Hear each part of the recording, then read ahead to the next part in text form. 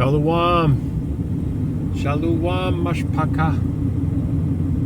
Watchman Yirmiyahu, Qadashayam of Yasharal, and Narrow Path. Back at it again. Just coming off of an amazing break at home. Several days. Let me see. What was that? Sunday, Monday, Tuesday, Wednesday. It's really kind of 4 days because it was a partial Sunday and it's a partial today, which is Thursday. Today is the pagan day, June 19th. I'm not even sure what day it is on Yahuwah's calendar. I hadn't checked in a while. I should check. June 19th. Let me go in here and take a look and see.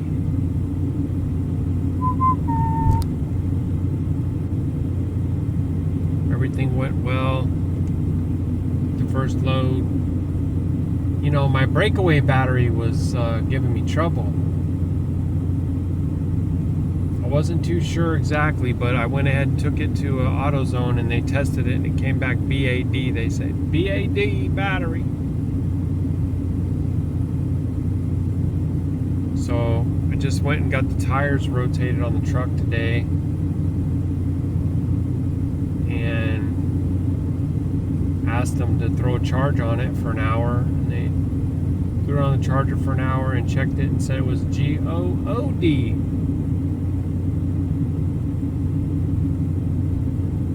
So I know it's the 4th month.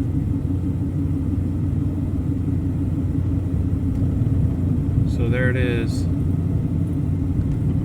The 8th day of the 4th month, or the beginning of the 2nd week. And actually on the 29th, so we have all this week, all of next week. So we have 3 complete weeks, and we're going to see the renewed moon of the 4th month. And so the following day is going to be Feast unto Yahuwah. Feast of Shupar. New Moon Day. Halu Yahuwah. So we'll certainly need to be home. How about help me do everything I can to be home at that time. Try to coordinate my loads. We really need to get some bigger loads. So I'm pretty much coming into this with the mindset that, you know, if I need to be gone for, I don't know, more than 2 weeks, then we're prepared to do that. Of course, barring any radical moves by the enemy. It's coming. It's coming real soon. So I hate leaving. I hate having to leave. I hate it. I feel like it's what I have to do, and I'm trusting the Father in His protection and provision for me and for my house while I'm away. Tada to my Aki who gave us the 1970s model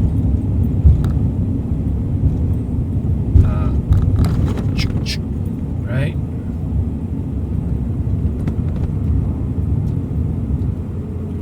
Home defense for Mama Bear.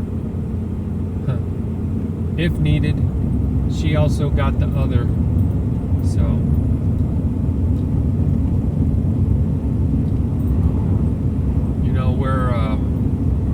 equipped with the sword, but we're not in a hurry to use it at all, right? But if push comes to shove and you have to protect someone you love, or you have to eliminate a threat that's basically, you know how you got like a rabid dog frothing at the mouth that's uncontrollable, unconsolable, and just out to destroy? Well, imagine that being multiplied by, I don't know, 90% of humanity. Some crazy thing like a dang movie actually coming true. They do put a lot of truth in movies, you know, and then they put lies in the news. So that's part of how they flip the script. That's how they convince an entire civilization of people to believe in something that's not true. There they go doing some strip mining right there. See what they're doing to the mountain? Yahuwah's mountain. All the mountains are Yahuwah's, you know. He does have his Qadash mountain, Mount Zion, but he's sovereign over all the cattle and all the hills, so every mountain is Yahuwah's mountain, and that kind of stuff right there is not going to go unpunished. That's a big thing. I don't know if you're going to be able to see Mountain Index, but it's coming up right now and going way up into the cloud, looking really mighty, and I mean like steep like this. Bing! Top mountain straight ahead of me. I have to go like this just to see where the cloud is, and I can't see the tippy top of it. It's up there, Baruk Atah. We'll see what happens when I come around this bend, because I think even if it's going to be in the shot, you won't be able to see the top.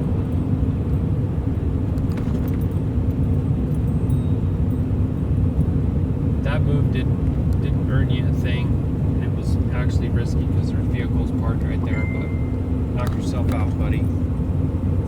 Oh, Mama Bear sent me a voice clip. Okay, I'm going to get to that in just a second. I got to make sure I'm on a safe place.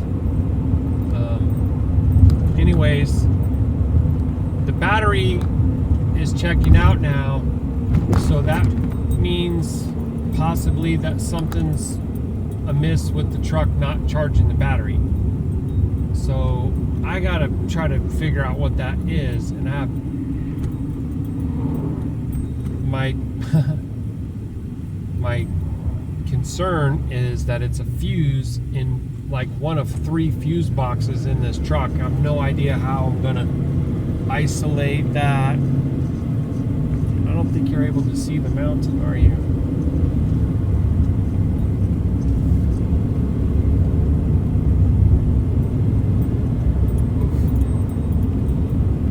So thinks that it's not the battery.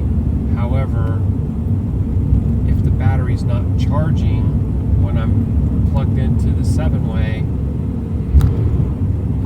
this is not well. It's not well. So I'm like, is that something that I'm gonna have to try to get looked at like right away? Probably so. I floated the question out to our Facebook group, and of course, if you have any recommendations, you can throw it in the comments and help me out, because I'm not really sure what I should do, and if I need to go to a shop, like how involved is that really? Is that something kind of easy for them to do? Seems like it would be if it's just a fuse. But then again, when it's electrical and there's troubleshooting, it seems like it can be a big fiasco.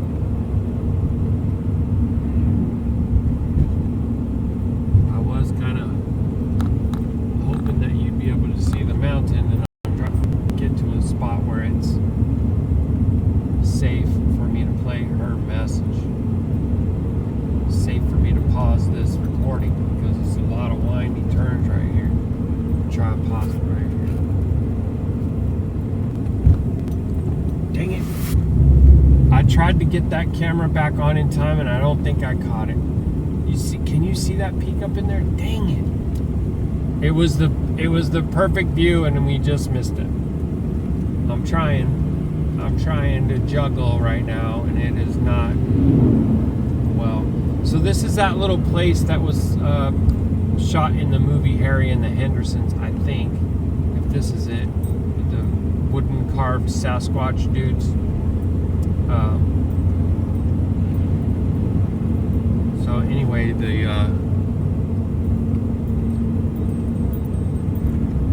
get a clearing and get a shot through these trees, like there. Maybe you can see the top of that mountain. I mean, these mountain peaks right here in Stevens Pass, they're pretty mighty, just because of how steep they go up. They're just like bing.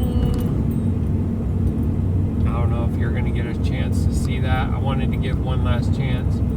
Also right here, there you go. Hallelujah. Over here on my side, you get these little waterfalls where there's just constantly water falling down off the top of this mountain. It seems like in every season. It seems like all the time. I don't know. Maybe we don't come up here in the hottest part of summer or something like that. But it is filled with beauty, all esteem to our King, Yahuah. Mount Baker, Snoqualmie National Forest. Be right back.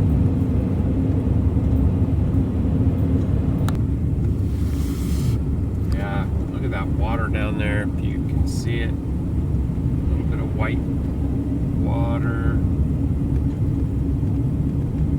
So anyway, the view going up into the mountains from where I stay is really it's just so dang pretty, you know. It's a reminder of what it is about this place that we love. It's literally just arats. It's literally it's literally just the creation, you know. Earlier there was so much spraying, and I'm just calling for curses on those who are responsible. Just Yahuah rebuke you, you know, like Abba, look at what they're doing. It's so sick, it's so gross.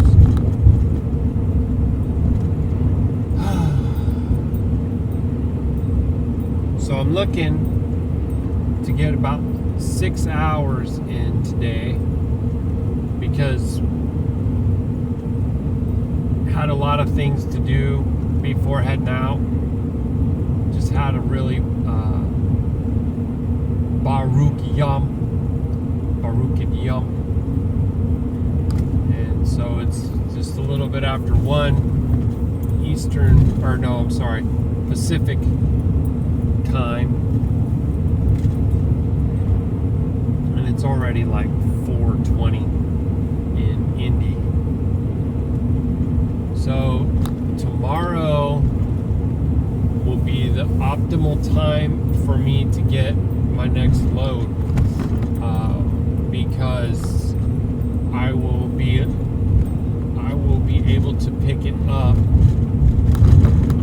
anytime up to Monday at 11. So if I get dispatched on Friday, even though I'm probably not going to be able to be in the area until Sunday,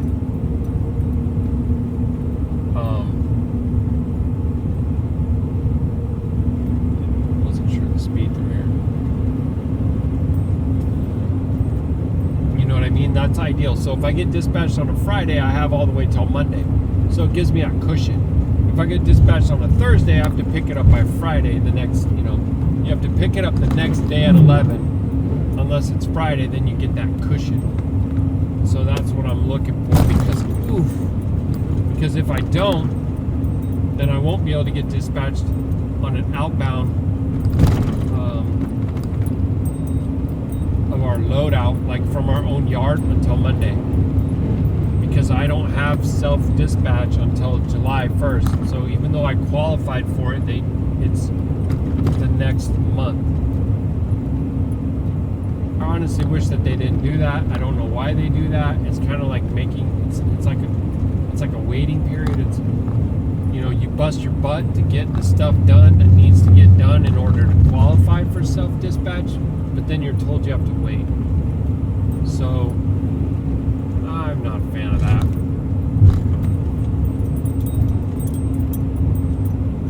And it's not like you have to re-qualify every month, so why have a waiting period at all? If that makes sense. Like the Flying J pilot rewards program, you earn a certain amount of points and you get free showers for the next month. That kind of makes sense. You got to do it again to get it every month. You got to keep earning it, right? They'll even give you, this is funny, they'll even give you the rest of June once you hit it, and then plus all of July. So maybe we should do something like that, guys. Wave Express management, what have you. If you get new drivers that qualify for that, flip the switch and get them rolling on it. You know what I mean? Just a thought. I don't think that that's a huge thing for a company to do, and that would be like a really strong favor for their drivers, for their independent contractors. Yeah, because I wondered about that too, because like Michael's making a point. It's like, if you're 1099 and you're an independent contractor, then shouldn't you be able to pick up other jobs from other places? Like if you're an electrician or a plumber and you're like independent contractor, you bid a contract. I mean, I guess there would be some jobs that might tell you that you need to be exclusive to them, available to them only. So I guess I can kind of see how that goes. It's probably somewhere in the contract that we all sign, when you're reading the fine print of all those pages and that. So, yeah. It's kind of like you can say, well, I'm my own boss, because you can kind of make your own hours, and you can decide whether you want to take certain loads or not. But also, if you notice, there'll be times, in fact, a perfect example is a Friday afternoon when there's not any new loads coming, and it starts to get slim pickings, and you can take or reject any loads you want. But if you really need a load, you're going to be more likely at all. So by regulating how much gets released at a time, they're also ensuring that loads that they need and that people might not want also get picked up, which makes sense to me, because they're just trying to run a business. So I get that.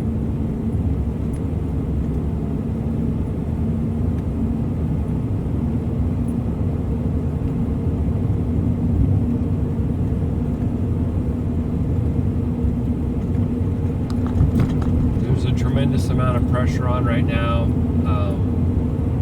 my house, to actually turn a profit in a real quick way, and I ain't gonna lie, a little bit, it's a scary thing, but also knowing how ready everything is to pop off the beast. like when we're reading in Daniel, and we're reading about this, the ram and the goat. That's an interesting thing. There's a conflict between a ram and a goat, and trying to discern like who that is. It probably manifests itself in the flesh before and will again, and also is probably true on a spiritual sense.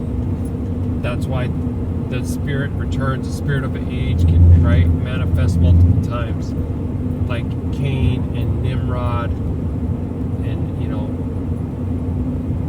the coming little horn, whatever, like that.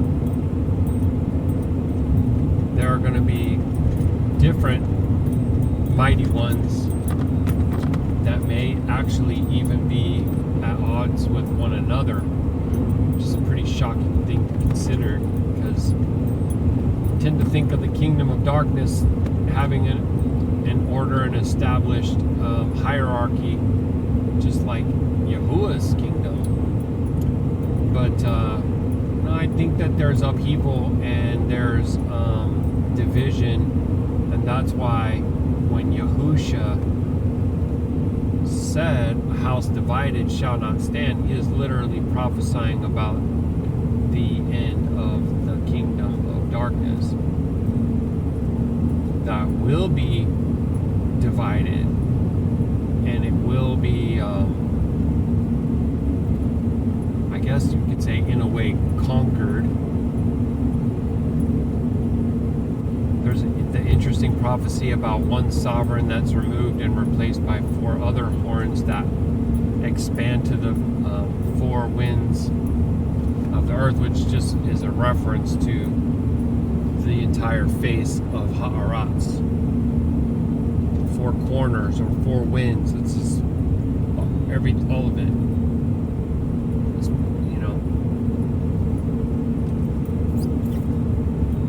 So, what will that be? In some ways, you can see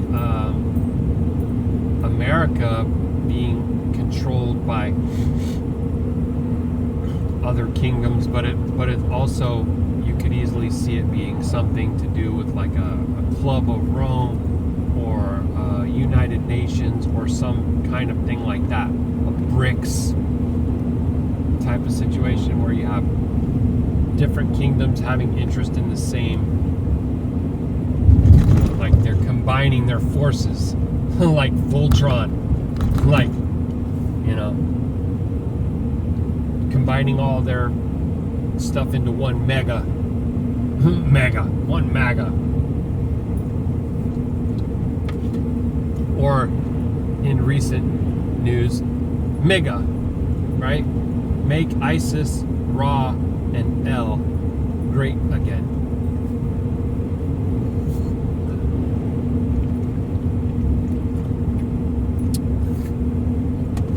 And I still actually believe. Oh, I got another message from my baby. Sorry. Sorry, my baby. I did not realize I was there. Oh, there's so many turns in this section. It's a little bit difficult. And the narrow bridges. Be right back, family.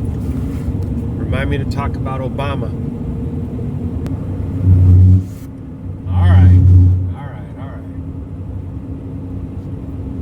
Little Toyota family over here acting like they want to pass, but they don't really actually do anything about it. So now they're, after riding in my blind spot for 3 minutes, now they got to fall back because the passing lane is over.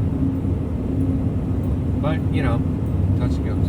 Okay, so I said remind me to talk about Obama, and of course I know that that's funny because this isn't live and you can't actually remind me of anything right now.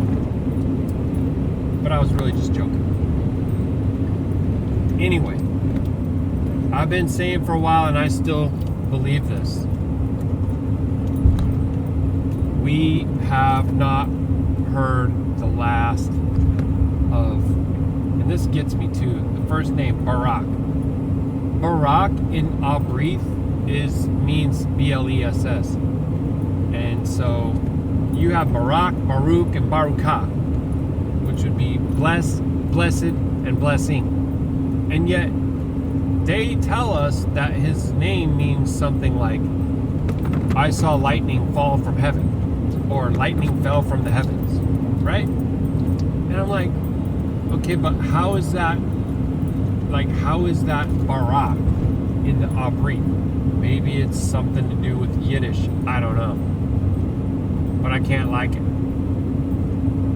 And then Hussein, very, very interesting part of a guy's name that seems to just get overlooked and forgotten by those who see him as being clean, and pure, and virtuous, and whatever. And then so the O Bama, if you really wanted to look at it in the Abrith, it's not O anything. It could be Ua Bama, maybe. But either way,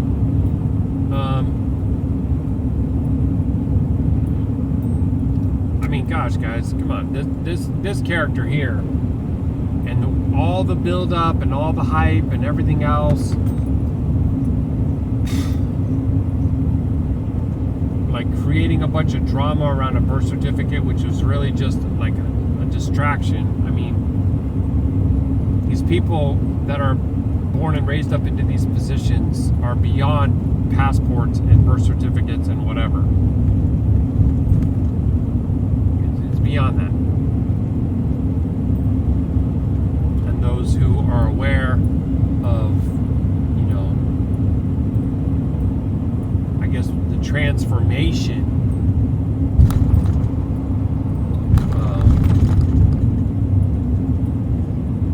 of the home life or whatever, like, it's not a normal situation. There's a lot of flip, invert, upside down world, whatever, manufactured, family tree and all the rest. So the idea remains to me that after extreme chaos,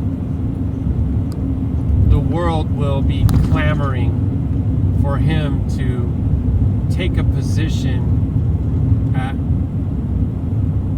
the head of the table, that table being like the head of the United Nations, right? Oh, remember when you were calling the shots and running the show? Remember the way that you were able to, you're the great uniter. You can step in and deal with this situation. We got this maverick, rogue, wild man gone completely out of control. He's a power-hungry, narcissistic, bloodthirsty, warmonger. He's worse than the mustache man, that kind of thing.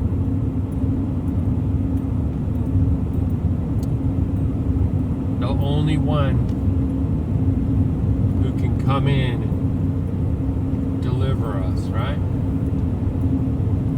I've been feeling this, thinking this, saying this for a really long time, and now I'm no less seeing that as a possibility, as a major possibility.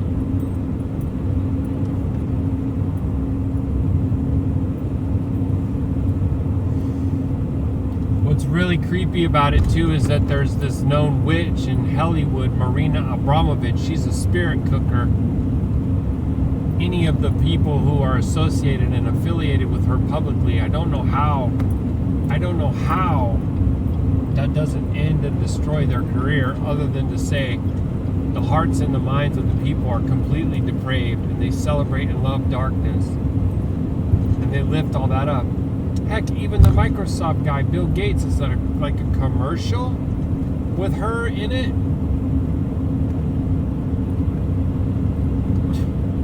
I remember making a video about that years ago. That stuff is crazy, just so crazy. But nothing to see here, folks, as you were. Eat, drink, and be merry. You know,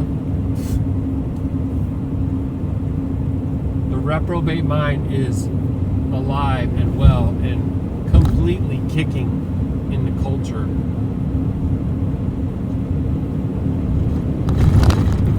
Completely. Excuse me. So,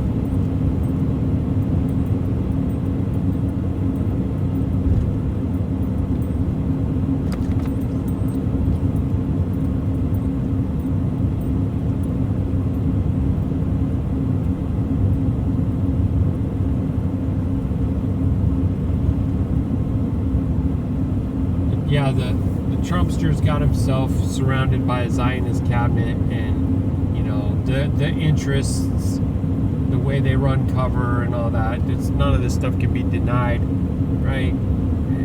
It's blatant, it's obvious, and it's really sad how much folks that claim to understand Scripture justify this as if it's biblically endorsed. It's like, what? You have no understanding of the Scripture whatsoever.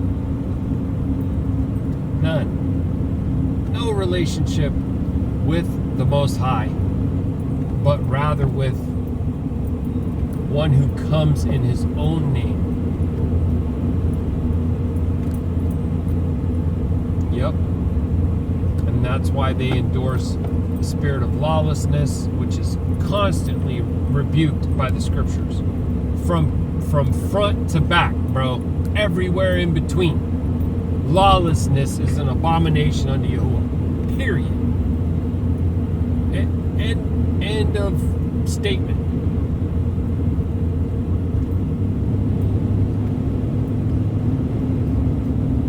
And therefore, and Mighty One says, that's okay. That's done away with. I took care of that for you. Right? At the crossroads.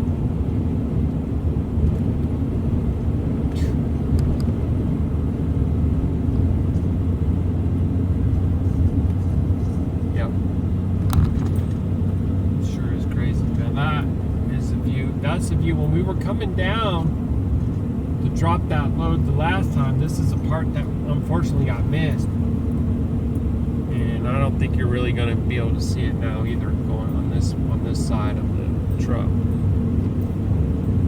But Abba willing, you will. I try to remind myself to not be so concerned about what you do and do not see, because that's up to the Father. You know, there's going to be a lot of people who regularly watch who don't watch these because they don't feel like it. They'll watch whatever they want. You know? But I'm still going to continue to put these out, and I want to kind of try to create some content that's laced with the truth all throughout, but also has that slow-tainment factor where you can just kick back and watch the creation go by. And I would encourage people also just to mute the sound and play some music in the background.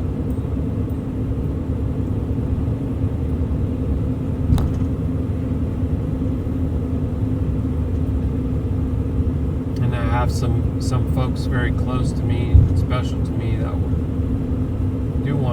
do want to watch that and listen and see what's all going on and everything else. is so gorgeous. This is unreal right here. This view.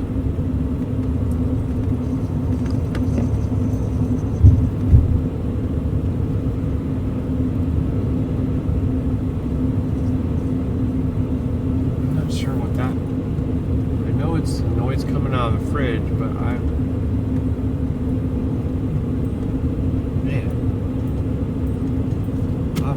this fridge and all this stuff, all this equipment, this whole truck to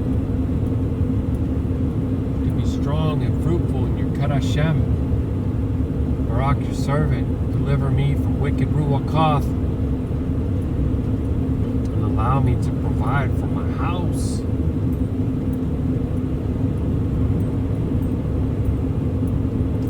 I end up having to buy $60 worth of diesel down there in Monroe at like $4.70 a gallon. It's the best I could find without going, too far in the other direction. So I just wanted to try to get enough to get me to, it's called Superior, Montana. Oh, we're coming down to 45 right through here. This is the actual path. This is where a lot of folks actually come to go skiing. In fact, there's the bottom of a ski lift right there. And up around this bend is where they have a few large parking lots.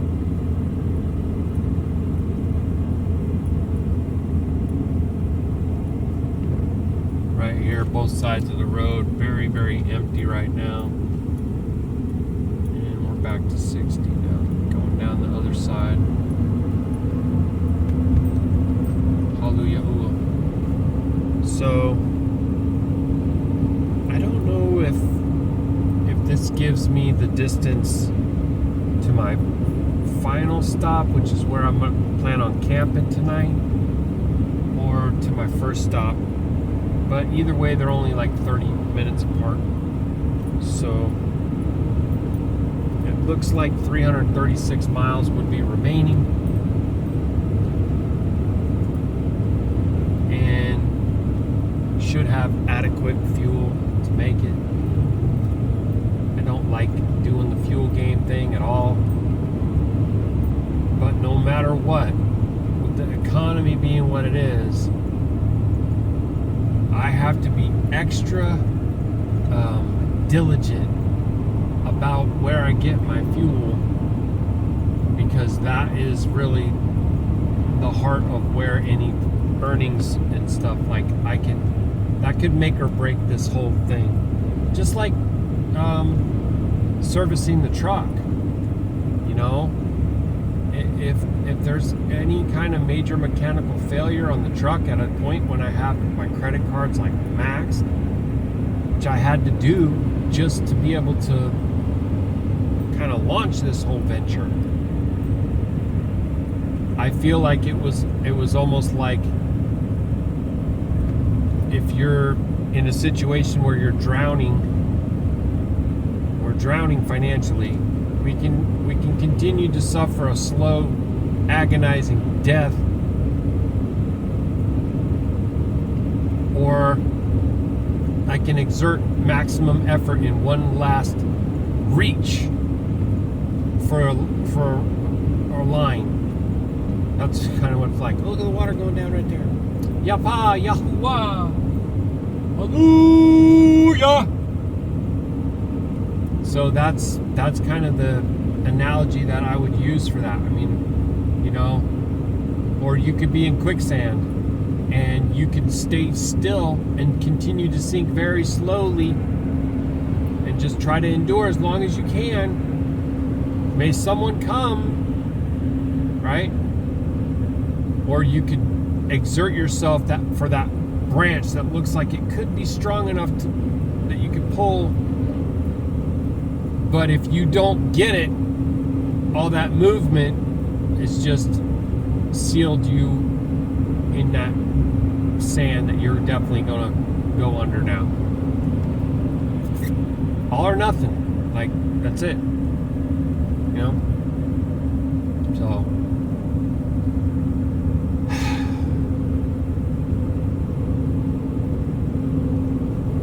and maybe a sports analogy is even better because it's literally like down to the end of the game, and you got to go for it, all or nothing, and win, lose, or draw, whatever, time is about up.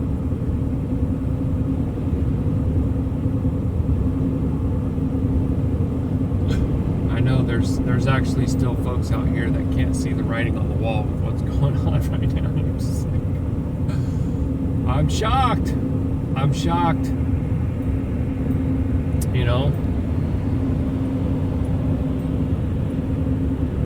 And really the only reason why we would continue to try to earn bread or whatever is because that's part of the call, the stewardship, that we're in the world but not of the world. The other day I was reading, just on Shabbat, we were reading through the book of Daniel, and the prophet was talking about the curse from the Torah of Masha. And I said to my Ban, you know what he's talking about? You know what this is about right here? And he'd say, the commandments and precepts, and I said, these are great answers. This is very specifically talking about Deuteronomy 28. If you go to the second half of that chapter, the first half, Masha is telling Yashar'Al, if you listen to these words that Yahuwah commands you this day to guard my statutes and my precepts, Baruked will you be, like when you come in to your house. Baruked will you be when you go out. Baruked will you be in the field. Baruked will be your cattle. And this is all like you're going to prosper and do well. That's why people who are without the Ruach of Yahuwah think that if I do this, if I get this, if I get that on my resume, if I get that job, if I invest in this stock, that's going to be what gives them their Barukah. That's not book. That's not scripture. The scripture says that it's your obedience to Yahuwah. Do what your loving Heavenly Father instructs you to do because His instructions are for your well-being. That is fire. That is the meat of the whole matter. Submit and obey Yahuwah. Right? And so I shout these things, Abba. I'm saying these things over and over. I'll never stop saying it. It is the message.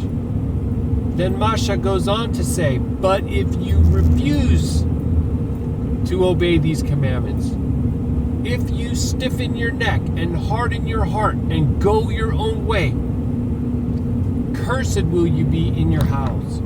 Cursed when you come in and when you go out, and when you in the field, in your basket, and in the stores, and your livestock, your herds, the crops of your field, the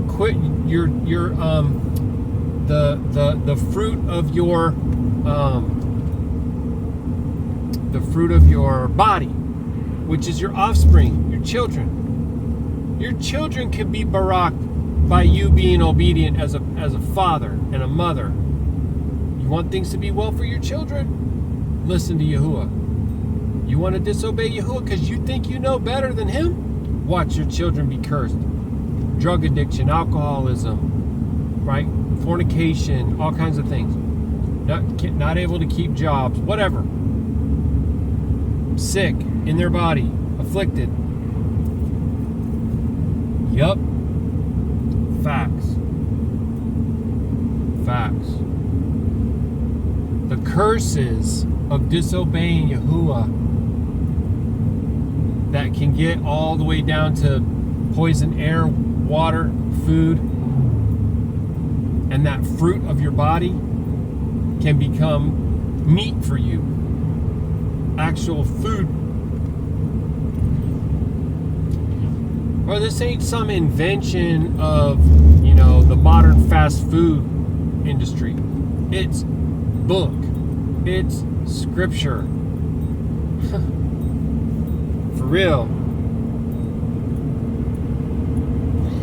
There's unfortunately a lot of people that are quick to look at that and blame certain entities, which are vessels that are means by which Yahuwah uses them to execute his own judgments and his own wrath. Better recognize, we're reading it right there on Shabbat, and I know that it is in other places, and it will say that Yahuwah will bring evil upon you. These religions are liars. Christianity is lawless idolatry. They try to teach you, all just like loving, kind, and forgiving. Do whatever you want. We would never do anything like that. Liars. Listen to what the scriptures say, not these wolves in sheep's clothing telling people what they want to hear. They are going to lead you into the pit. You better fear Yahuwah. I mean, fear like awe and reverence. Again, like the scripture says, fear not the one who can destroy the body, but fear the one who can destroy the Ruach, the spirit, and the body forever in the lake of fire. And the lake of fire doesn't make Yahuwah an author of evil. It makes him just, Qadash, righteous. Even the prophet Daniel is saying, we went astray. We disobeyed your commandments. It's all our fault. You are pure. You are righteous. You are filled with mercy. Spare us not because we're worthy to be spared. We're not worthy to be spared. The elders broke your commandments. All the people of Yashar'Al, all, he says all, again, multiple times, have gone astray, disobeyed you, like we deserved everything that you would ever give to us. But please, for your own name's sake, because you put your name in Jerusalem, because you put your name on the people, Yashar'Al, upright peoples of Elohim. Spare us for your name's sake. How you think that's received by Yahuwah? Well, favorably. That's a sincere repentance. That's a sincere lamentation. Palal, sackcloth and ashes, not fake. You can't fake out Yahuwah. You can't deceive him, silly. Right? Bro, come on, man. Yahuwah knows the beginning from the ending, and there would be no beginning or no ending unless he ordained there to be time. He is outside of time. There would be no such concept. Even matter, this rock, tree, or rock, wood, all that. However you want to break it down. Matter, material, flesh.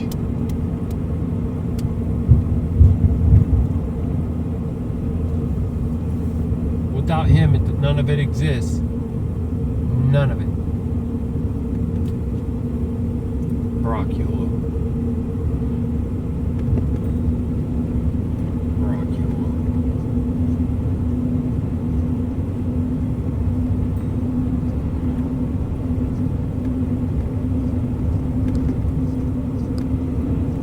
There's like this really weird sound. I don't know what that is. I feel like it could be the refrigerator, but I don't know. Probably a grand view right here, except for whatever it is they're doing up there to those clouds. And the truth is that all of these forests too have been harmed. All of them. Because the heavy metals that rain down are actually a part of a deforestation project, which you would think would be a weapon that you would use on something other than your own land. Oh, extreme fire danger. And so that's what happens when the things are going up in ways like, because from the inside out, they're weakened. It's like they're sickened, poisoned, basically.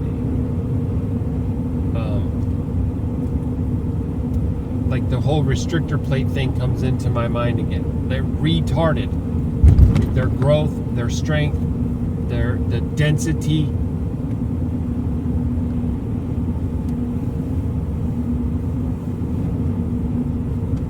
Yep. And you can go look and probably still see research. I mean, I don't know, they scrub a lot of things. But we have a lot of evidence of them actually like burning from the inside out.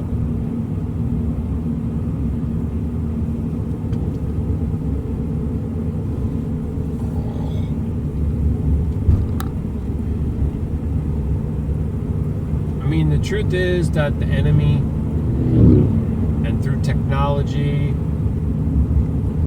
and what I call is ancient intelligence, this artificial intelligence, is not human intelligence, extra-worldly, out of this world, beyond this realm, right? Like fallen angel, Nephilim hybrid, ancient intelligence, which is far superior to the knowledge of man. But so far short of Yahuwah, right? And halal Yahuwah for that, Baruk Yahuah for that. That he's going to destroy all of it with the breath of his mouth. That his own word says that he had to cut short the last days, or else all flesh would be destroyed. You know, that's the end game of all the evil. That's the fruit that comes from that rotten tree. Total destruction, total chaos, etc. We already know that Yahuwah is going to be the one who renews the earth. Now I'm thinking they probably even wish they could destroy all of the earth with some kind of NUKE.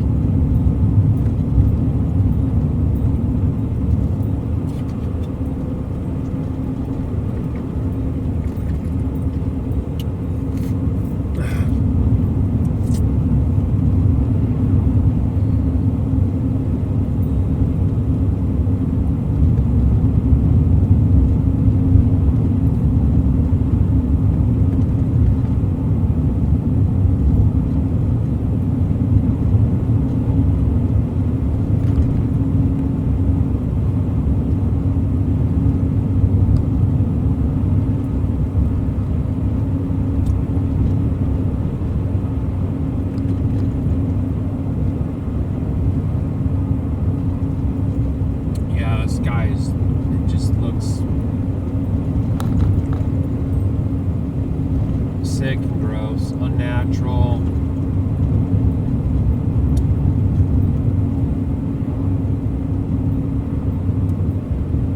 Altered. Excuse me. I need to pop this leg off.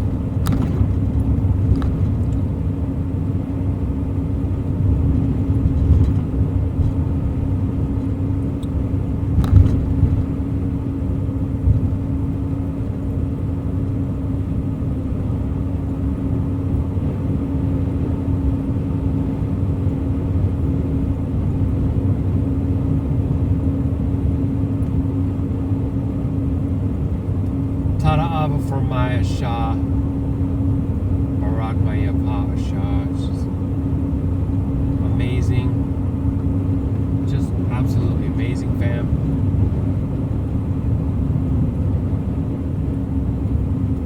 Strengthen her in absence. She really done a great job. She's does so much to care for my house, my household, for our household. But it's not easy. So this is not easy time for either one of us. But, you know, she whipped up a huge batch of chicken salad. I got raw ground beef that I can cook because now I got my own little propane. I bought a little butane burner. And you know what? I didn't realize, like, no, that's not what we want. We had trouble finding the butane, and then we're like, you know, just get this propane one. It's gonna cost a little bit more, but you can find propane a lot more places. We were having trouble finding the butane, and you get I don't know how you guys would say, but it looks like you're getting a better deal. You get 2 large canisters for $10 instead of 3 small ones for $7.50. I don't know which one lasts longer. Not sure. But she also made up seasoned ground beef with scrambled eggs, and it's like a mix, and it's like almost like a taco-y type of treat. It's absolutely delicious. And I think she said there's 14 servings of that. Baruk Yahuah. And then there's also, like, I'd say there's 6 packages of chicken, which look like they could be maybe like 2 meals or so. And she also made jerky and also like raw eggs, because I can actually just crack and fry up fresh egg too. So I had plenty the first time, but I feel like I am better prepared this time. So may Yahuah Barak it, and thanks you so much, baby. I love you, honey. I got cream, I got butter, I got oil for my little skillet. I got a skillet now that I can use. So I'm gonna try and stay out of the hotel. It's just, you know, if I get one, like, you know, let's say I travel 4 days and then I get one recover like that, because I need to try to take advantage of these shower tokens at these Pilot and Flying J stops. Not only is that where I literally get the best fuel prices, sometimes even $1 a gallon off for Yahuah, but I also get to earn shower tokens and shower credits, and the shower is like awesome. It's really hot water. They give you a fresh set of towels, a mat, a washcloth, and they give you all that stuff that you would need. It's like, you know, your own private thing. So you just go and shut the door. There's a toilet, there's a sink, and then there's a shower. There's a place to sit down so I can, like, do all the stuff I need to do with my leg. It's great. Baruk Yahuah. You know? Now, granted, I've only been to one so far, so maybe some of the other ones are older, they're not as great, or maybe some are newer. I have no idea. No idea.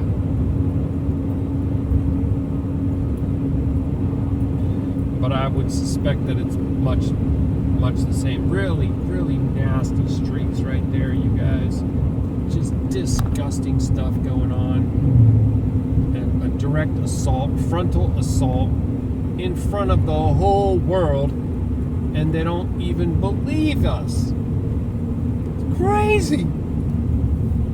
It's crazy. They could do dang near anything now and then come on the news and say, oh, this story made up, BS, lie. Trust me, believe me, I'm for you, la la la la. And they'll be like, sold. Totally sold. They're given over to a strong delusion, and it's sad. I do want to see if you guys can see this this mountain. It's gonna be. I think you should be able to see it right here. It's like all the trees are down, and it looks like really barren. And I'm like, what happened? I don't know if you got to see it. I don't know if we're gonna get another glimpse of it, but it's literally like right up there, up. It's probably that my picture should be blocking it. We've seen them before.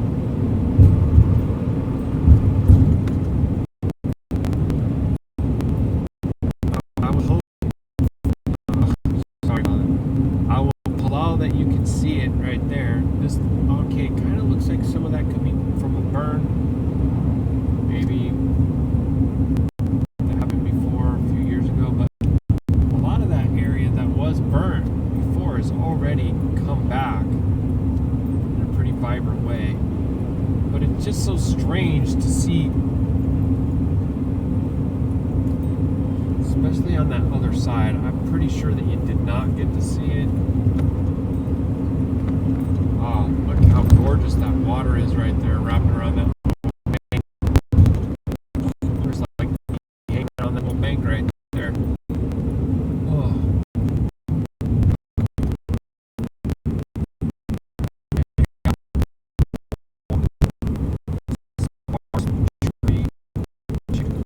Right here.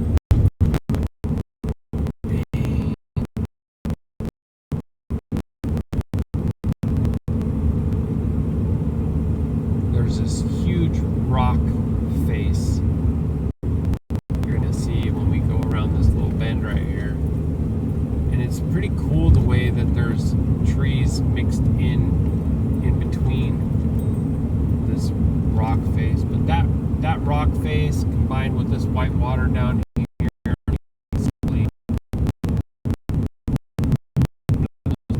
beauty-filled views right here that you can get. See, so a lot of these trees over here, they do look burnt out.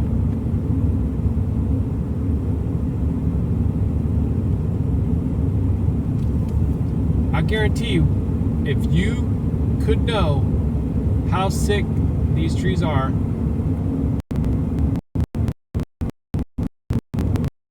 if you hear from the tree,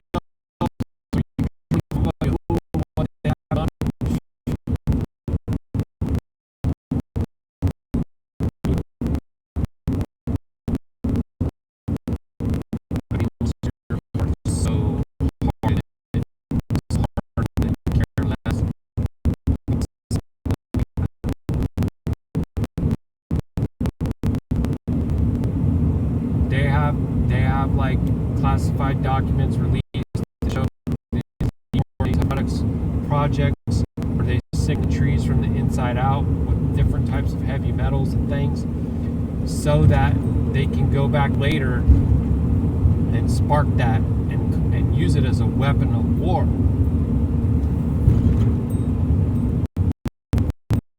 So I'll ask the question that I asked before.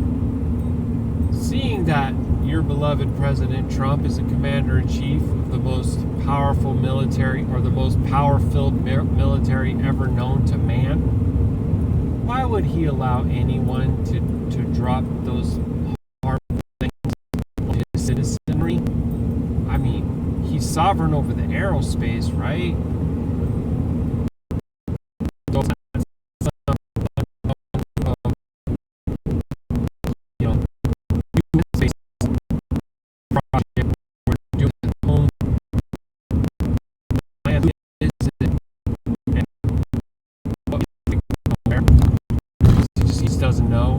maybe he's got more important things to do, like saving the children.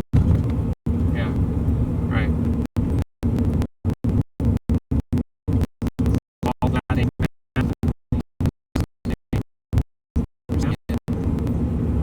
Whenever we get into like a term, you feel the forces shift. It does it. It sounds kind of like a Freon type of sound to me. But it is telling me.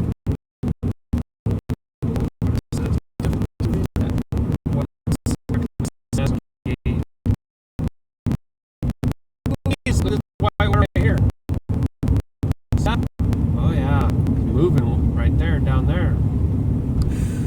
That's so pretty. Oh wow, look at those rocks going up over there too. That is gorgeous.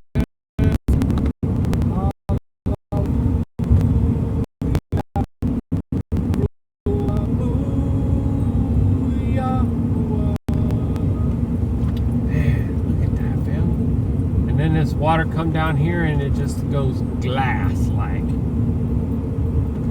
still water. Left turns ahead. Okay, we've been having left turns and right turns this whole time. What you talking about?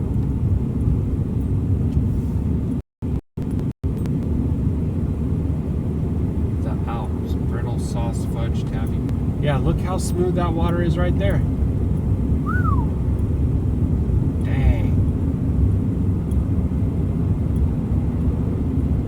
That's Yapa, or filled with beauty.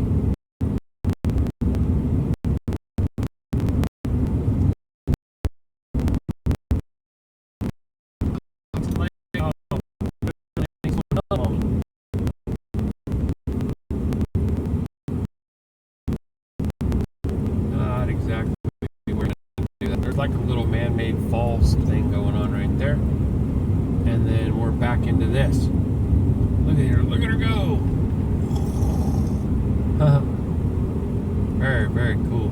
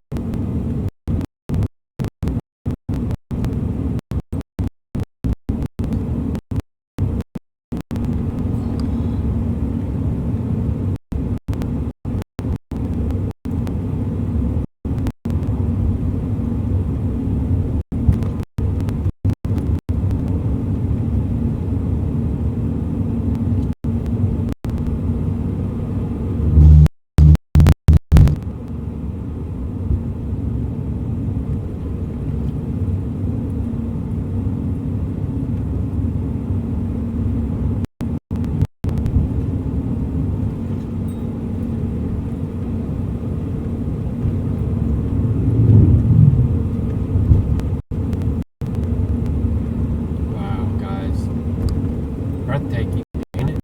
Look at that.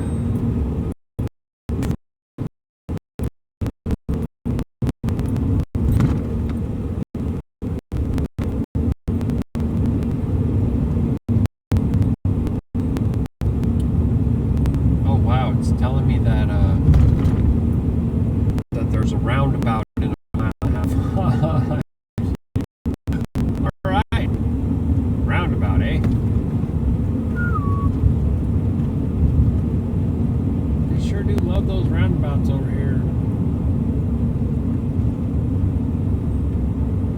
Washington.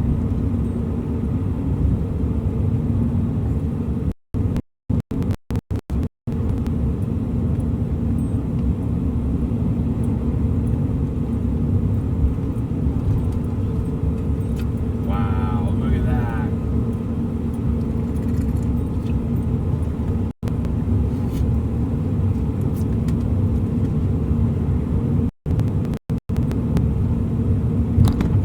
I guess when you think about it, the fiery mountain, it's not a matter of like if this thing's gonna blow and wipe out huge amounts of it is just a matter of when. It don't have nothing to do with this idea of a globe and then the all. And like when you're warm, it ain't got nothing to do with that. It's got everything to do with judgment and wrath. You need to understand. See, powers want to convince people that there is no Most High, there is no Yahuwah, right? So you got to come up with a way to explain things that happen. And the icing on the cake is that they convinced the whole world that people had to invent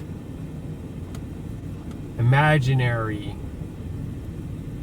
father to explain things that just occur in natural science. Okay?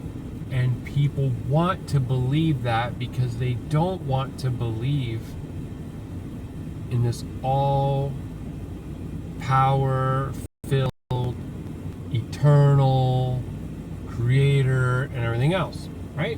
They don't want to believe that. Because that comes with a lot of that means that you have to listen, obey, submit. You can't just do what is the politically correct, socially acceptable norm, and you can't have your secret side that you do in the dark and blah, blah, blah, whatever that is. It's unmeasurable what it is to different people and different things. Ultimately, that people, because of the fall, they don't want to submit to him and his instructions, even though those are actually for their well-being. Oh boy, these tricky devils, man.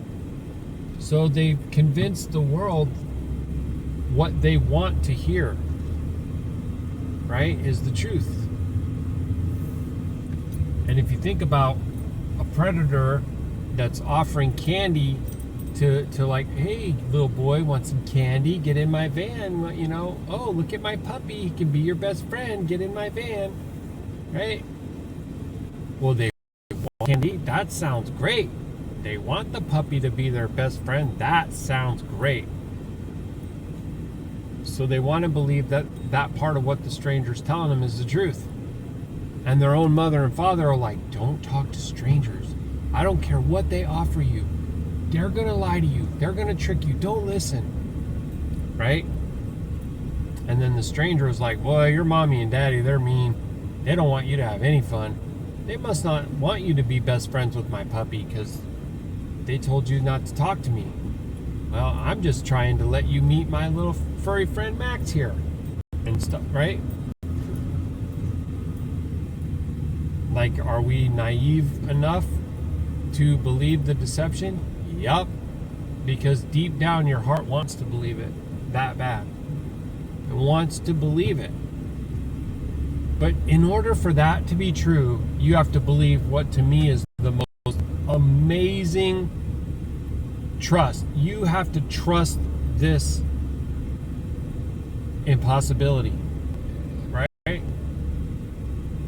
Because you have to actually be able to believe that everything came from this point of singularity, right? You have to believe that there was this explosion, and from that everything came into being. Well, where did this point of singularity come from? Like, who created that? How did that happen? Right? And so they theorize and say, oh, well, that was when all the matter of the known universe converged in upon itself and created this ever-expanding, right? Well, where did all that come from before it compiled and exploded? Like, so at what point did the matter come into being at all? And then you'll see like their biggest stars, priests of Baal. Why do you even ask the question to beg the question that where did it all come from, that it was created already presumes that there was a creator? So if you just ask a logical based, like a logic question, like, well, where did it all come from? See, that's against their religion. You can't be in their cult if you're going to dare ask something like that.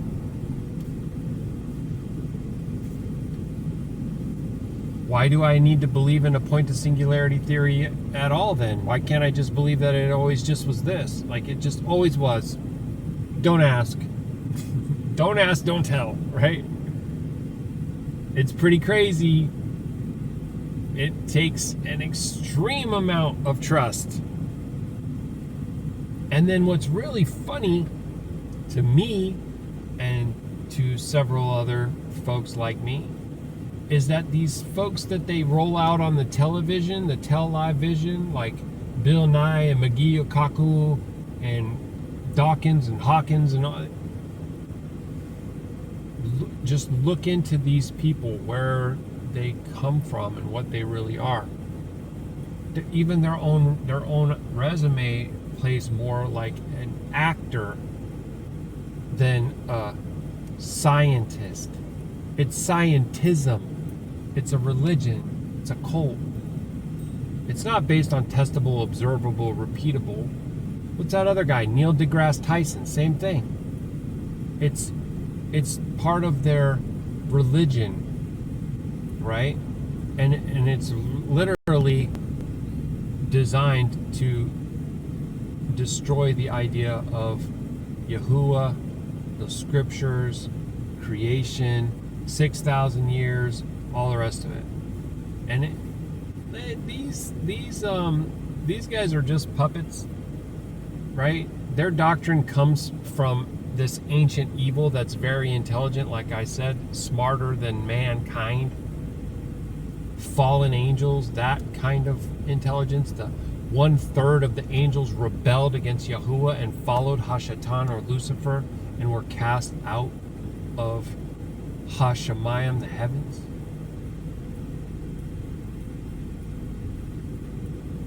And they have long game plans. They didn't just come on like with a all-in frontal assault. They tried to systematically destroy different things and raise up other false things, and they flipped. There's a quote from one of these Luciferian characters who says that our work is complete when everything that the American believes is false.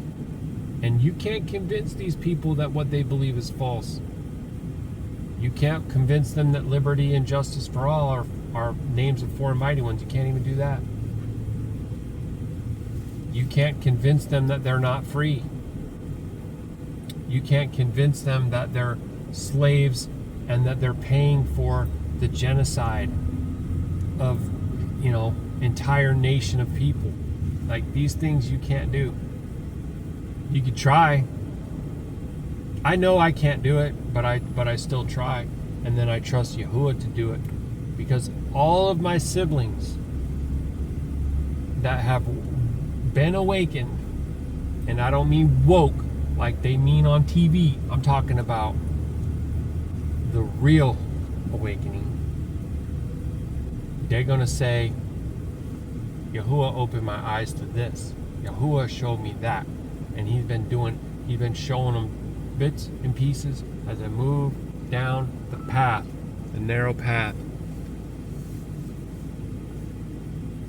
Baruk Atah Yahuah. I don't know if you guys remember the last time we passed through this town, we were able to just go right through. Now look at it. I told you. It's like Disney out here. You know, it literally is like a souvenir, whatever, driven place. Let me take advantage of this opportunity to try to pull this leg off because this thing is bugging me immensely.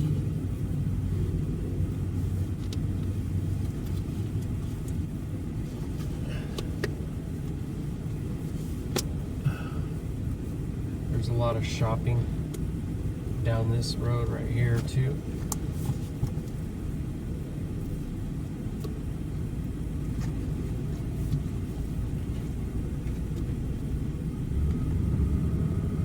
I'll be the last one to get through your little light, Gustav.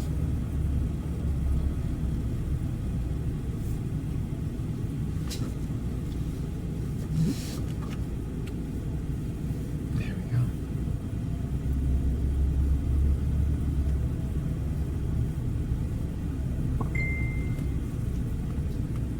Got another message or something? I don't see no pop-up. Oh, she put a heart on my message.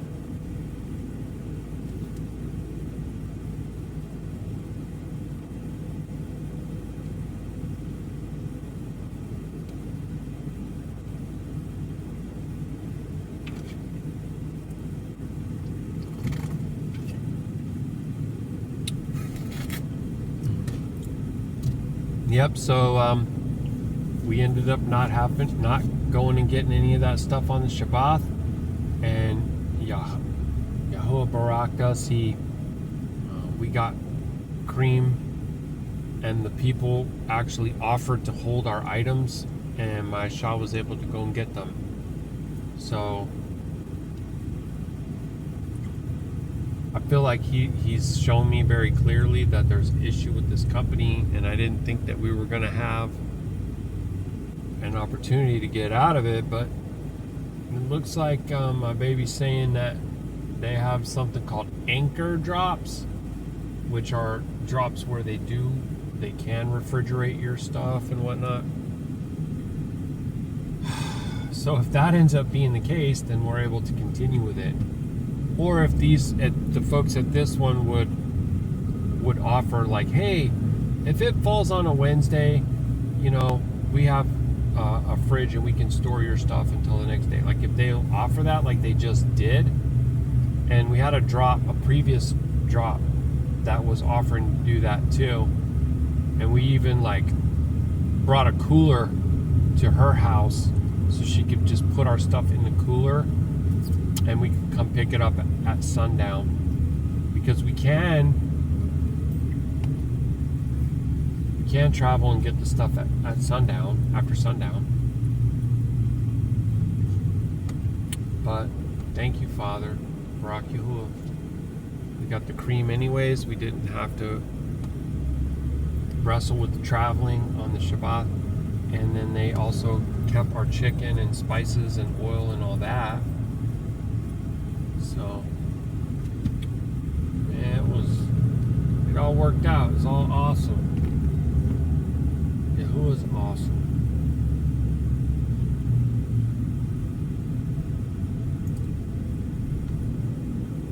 And I'm really excited and curious to see what he's going to do with these loads now. Now that I got all this other stuff out of the way with the orientation and the outfitting, you know, and I'm even, this would be the last unit that has a restriction on length. After that, it's open, and I'm honestly wanting to get larger fifth wheels. I mean, this truck is a full ton, and she's able to pull it, no problem. I got the right hitch, the fifth wheel hitch, and I mean, even like this fifth wheel that's coming up right here, I don't know if you'll be able to see, that's an Arctic Fox. Pretty RV. Those guys and and bigger. I mean, up to 14,400, I would be allowed to hitch up to.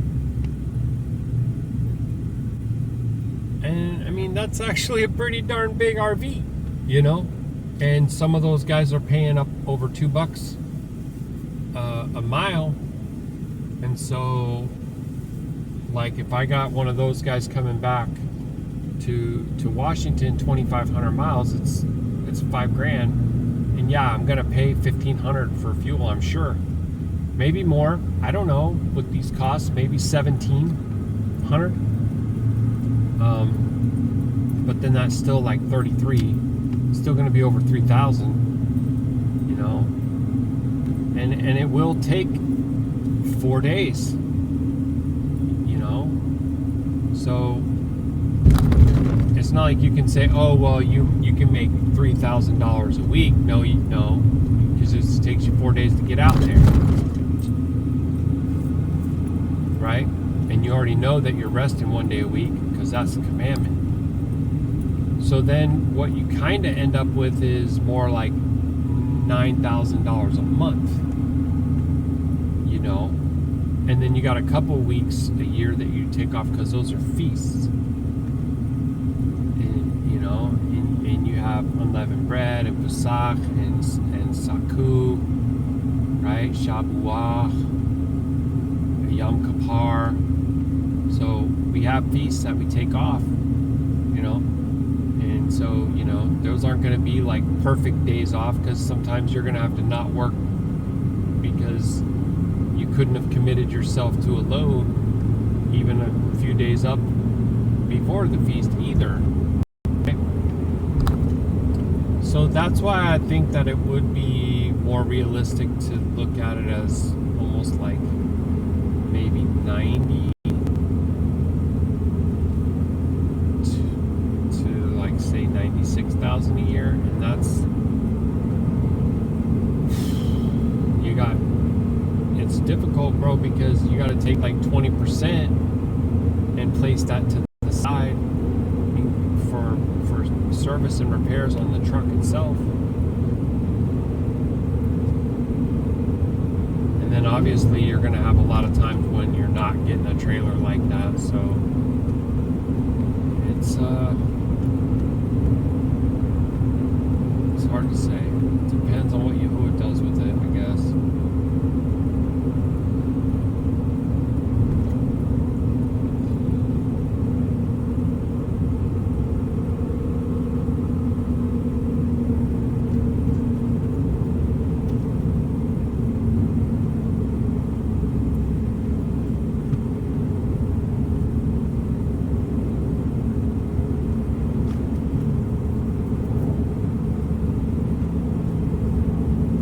Anybody who's a big MAGA supporter / Trump supporter, whatever, please explain to me what's going on with the fuel costs. I really would like to hear how you would justify that and explain that.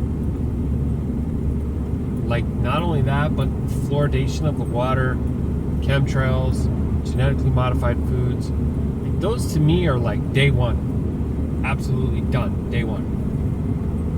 Even other countries allegedly don't have those problems. Although I don't know yeah. We can't really say anything for sure about the chemtrails. That's everywhere. That's everywhere. Yeah, because that's just condensation, Jeremy. That's what happens when wings pass through high altitude moisture, extreme altitude and speed. Okay. I'm pretty sure that will work on folks that are born in, like, I don't know, maybe they're born after 1988 or something.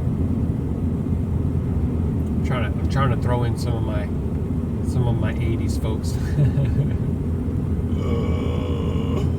What the heck do they call that anyways? Generation, what do you call it if you're after Generation X? I forgot what you call it after that. Not millennials. No, millennials. There's some tweeners there. that I kind of feel like we should adopt them into Gen X. You know, which I'm only joking about this whole thing. I think it's funny that to me that stuff makes about as much sense as you know, Virgo, Leo, Aquarius, all four mighty ones. It's freaking crazy. But it is true that some folks that are older can remember when it wasn't like that. They can remember when clouds wasn't like that. And then a lot of us have actually seen evidence where they're inserting these things into movies and TV shows and even remastered old movies. So it just seems normal. They had chemtrails in the John Wayne movie, for example. Yeah, right. But if you go look it up now, you might see it. Oh, bro. And don't call it a Mandela effect. Yo, it's crazy. It's crazy. So we're down 1/8 of a tank. So we still got 7/8, and we got 300 miles to go. We were up to 16.9 miles to the gallon until we hit Leavenworth and crawled through there. Now that'll kill your fuel economy sitting in freaking traffic for half an hour. That ain't helping. 50. We're going 50 right now. Stay on 2 east, 14 miles to 2 east. So we're already on 2 east. But in 14 miles, we stay on 2 east. It's doing that thing again. My favorite thing. Yeah, being sarcastic. It's not really my favorite thing. I don't know why they do that.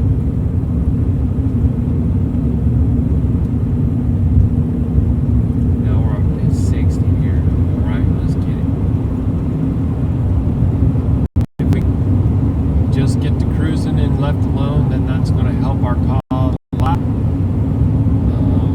$60 worth of diesel that I bought at Fred Meyer's, just to, like, insurance, that I can make it to the Flying J.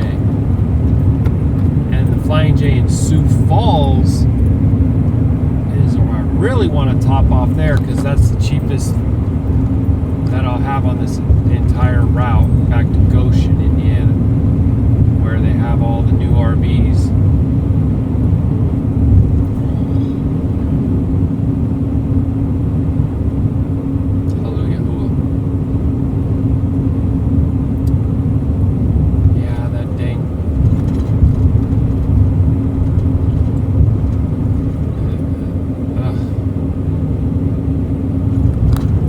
Breakaway battery is not being recharged. What is causing that? Another thing is, I remember a couple guys talking about not grounding the trailer, or like when you go to hitch up. I think it was, be sure that the 7-way is disconnected when you install your battery.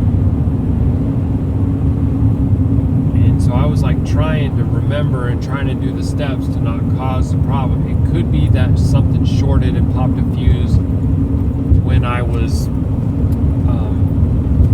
hooking up. So I need to be more cautious. But I don't really know exactly like how I caused it or when I caused it or anything like that. So it sucks. But I kind of feel like that would be something common that would happen to a lot of people if it's really that easy to do it to yourself, kind of thing.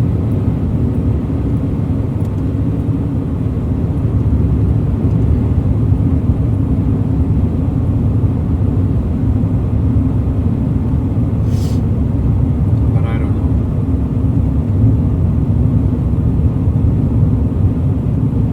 No matter how much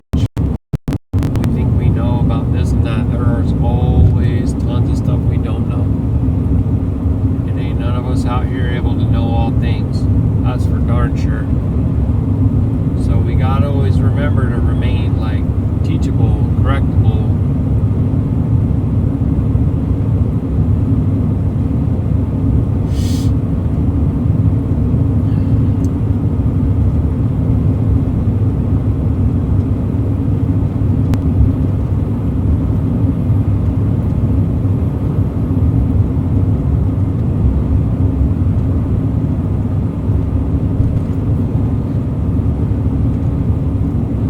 Like a little bit of a difference in the landscape already now that we've come into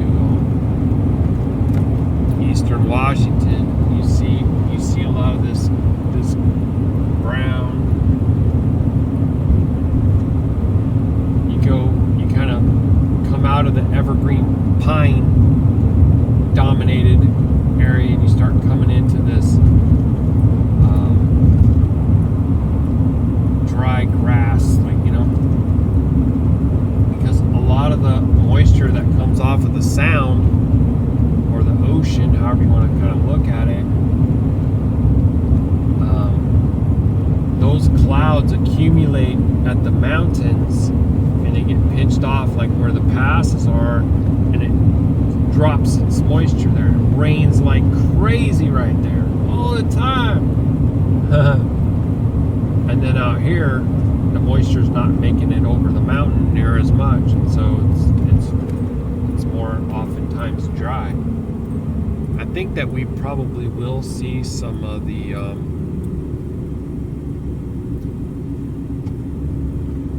land spouts or the little miniature whirlwinds that happen in these open fields out here. I feel like we got an increased chance of seeing it today because we're coming through a little bit of afternoon hours, so depending on what goes on with the wind, right, we'll see. I'd love to capture some on video and be able to share with my Bob, because he really loves that kind of stuff, and he pays a lot of attention to weather, clouds. He loves water spouts, land spouts, all of that stuff.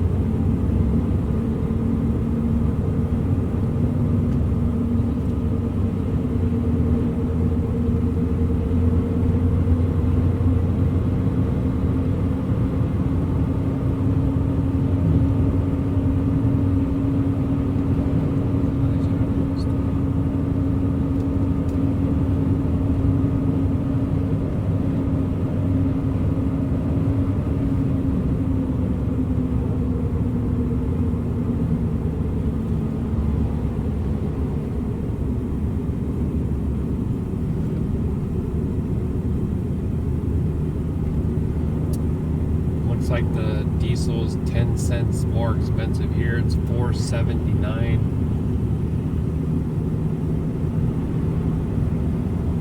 Obviously, if you live and work around here, you're going to feel pretty darn stuck because you don't really have a choice. $4.64 at the station right there. Like, that's interesting. I wonder what the comp data card can do there, if anything.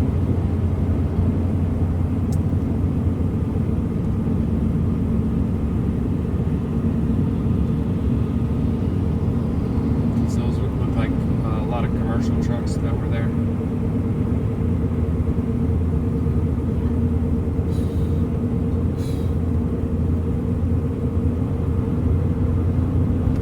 What are those boxes piled up? What the heck are those, bro?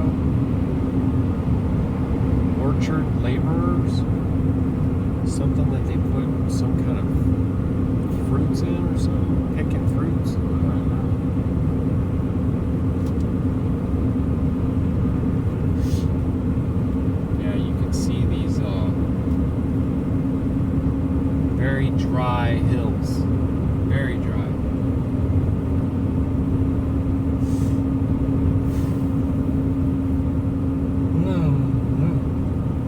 State Patrol.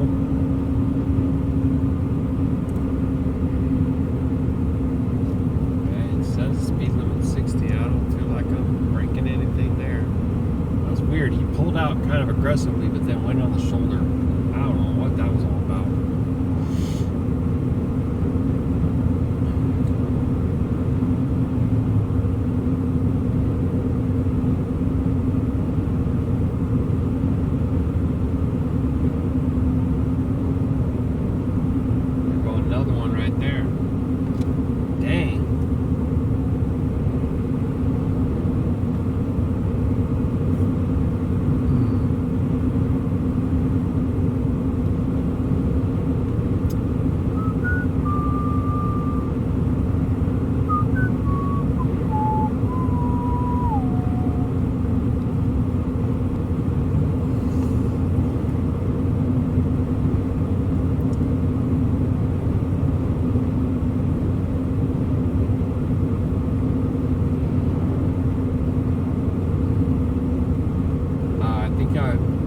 Seeing a bunch of apple trees out here.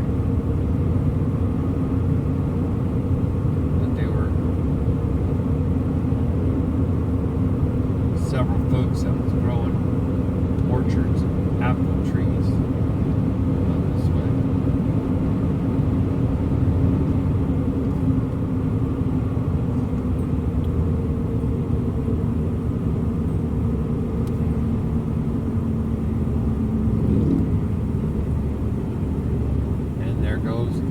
Another one.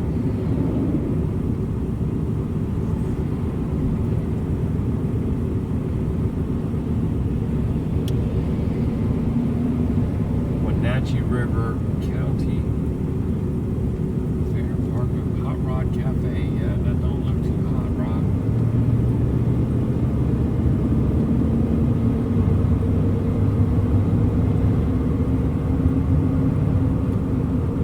Wenatchee River County Park, that's what it was.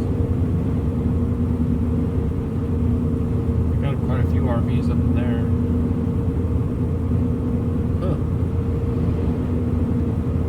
I wonder what they pay to stay there.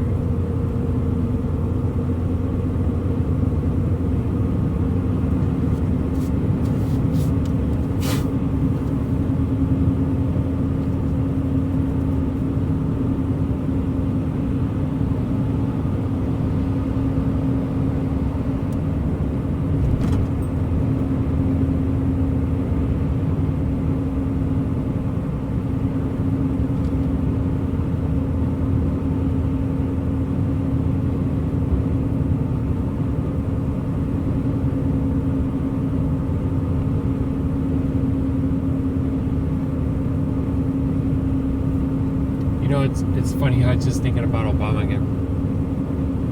It's kind of funny how they've already like arranged the stage for some kind of a like ultimate showdown between Trump and Obama.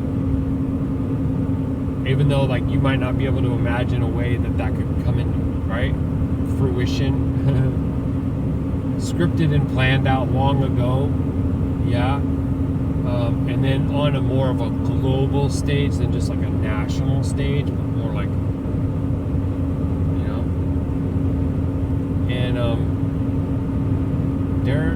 they're actually more like really buddy to buddy, but people would never imagine or think or see as that. It's crazy. It's so crazy. But it's just like Putin and George W. Bush.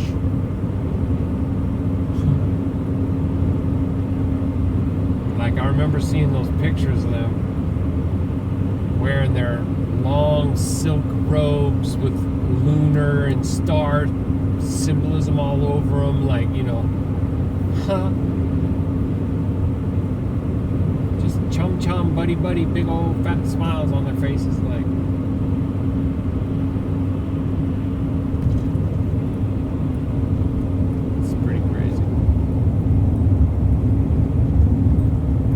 This area. Whoa.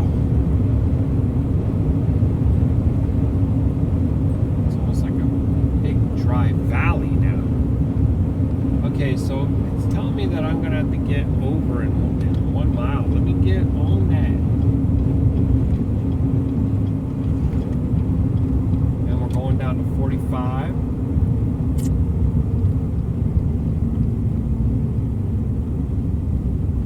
So this is 2 east and 97 north.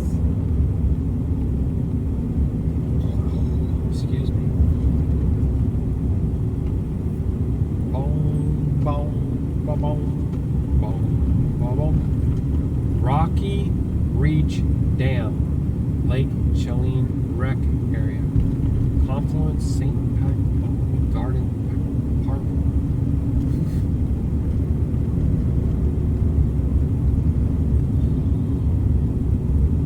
So we're gonna go on this little corkscrewy thing here.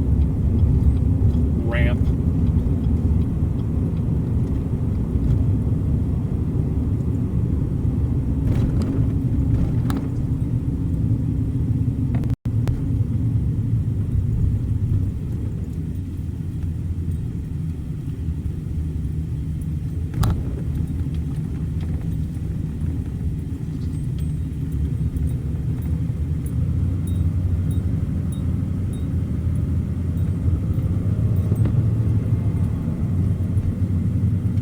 Still watch Live Vision?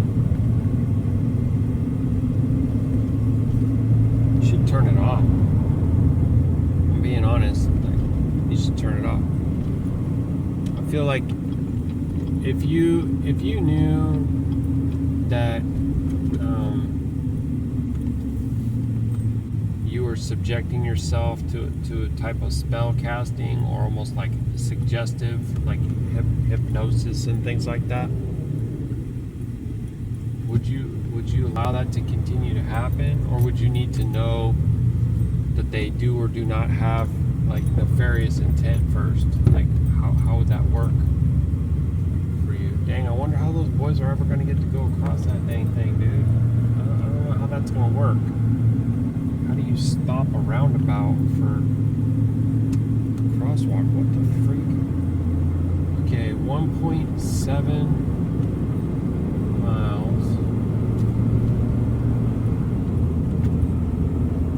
45, here we go. Yeah, it's like they had this thing with subliminal messaging, and they're like, yeah, we outlawed that a long time ago. We don't do that anymore. It's okay for you to keep watching this stuff, but it's literally like suggestive programming non-stop. What are you gonna do? That was your plan? That's how you planned on merging? Wow. To just meet me right at this spot. Okay. And it's kind of funny because you were actually accelerating to bump right into me. If you would have just slowed down a little bit, you could have come behind me. Ain't nobody behind me. Scam sometimes with these folks, man. It don't even make no sense. It makes no sense at all. So all of marketing, advertisement is manipulation, and you already know, I think it's scientifically proven that you have a patented mind control device, and then you also can look and do research and find that it puts your mind in this, like, I guess they call it maybe like an alpha wave. I don't know if it's a beta wave, a gamma wave, whatever they want to call it. It's a suggestive state. So really the reason why a lot of folks watch it is because they're comfortably numb. They would never admit or own that it was able to do to them because they're too strong for that to happen, right? Wow. So wild. And they most likely will not go and look into what I've just said, research it whatsoever. It's literally a patented mind control device. Literally. And some of the richest people on the face of the earth invest huge amounts of resources to manipulate you to buy their products.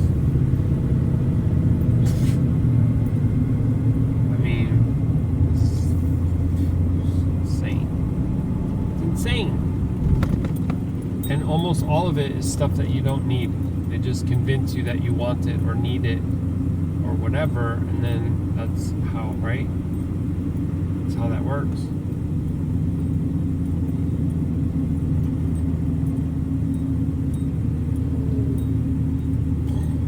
Excuse me. I don't know if you can hear the pretty little cling, cling, cling coming from my keyring. But it's a gift from my Yahusha, my beautiful wife, or my beauty-filled wife, forgive me. And it always just reminds me of her every when I hear it go cling, cling, cling.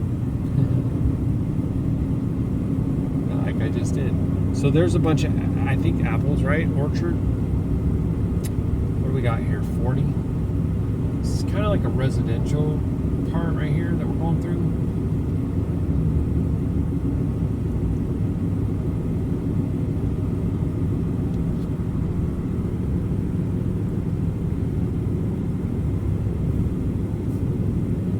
I feel like we're making pretty well time so far, too.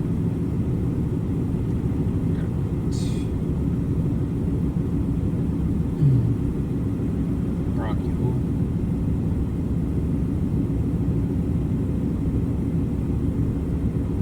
I might even have to have me a piece of that jerky my baby made me. I didn't get as much this time. She's going to try to make more next time, but it's going to help a lot to have just Qadash road snack, because it's maybe going to be only 1 or 2 times a day that I'm going to actually be able to like break out the stove and cook and all that. It's going to need a little bit of practice being efficient at getting the camp up and down, but that's I got plenty of time to work on it. At least if this continues. Who knows, you guys? It's literally like any day that they come out and say, you know, some Iranian group or whatever has attacked U.S. military assets, and Trump is like, it's on like ain't nobody's business. It's on like it's on, you know? And it ain't gonna matter like really what anybody says. It ain't gonna matter. You know what I mean?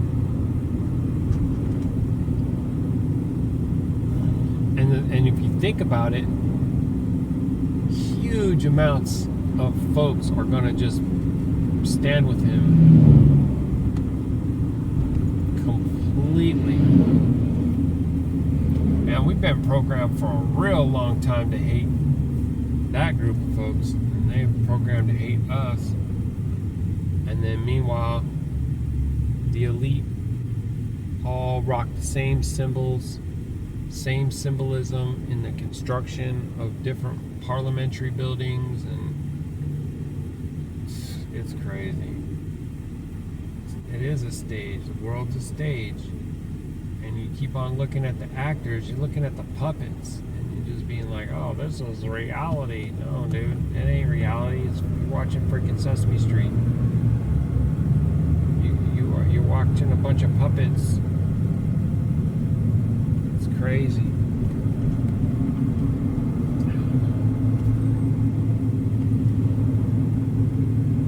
See, we can't, you know, you would ask the question, well, how are you going to help people like that?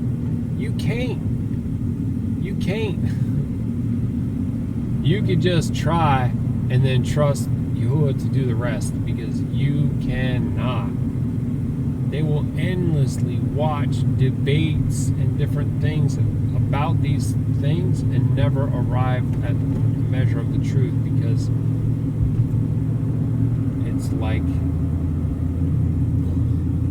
the scripted reality is the reality, and anybody who actually talks about the true reality is seen as some kind of crazy person.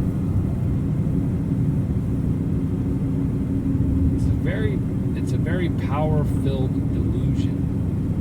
Very much so. I'm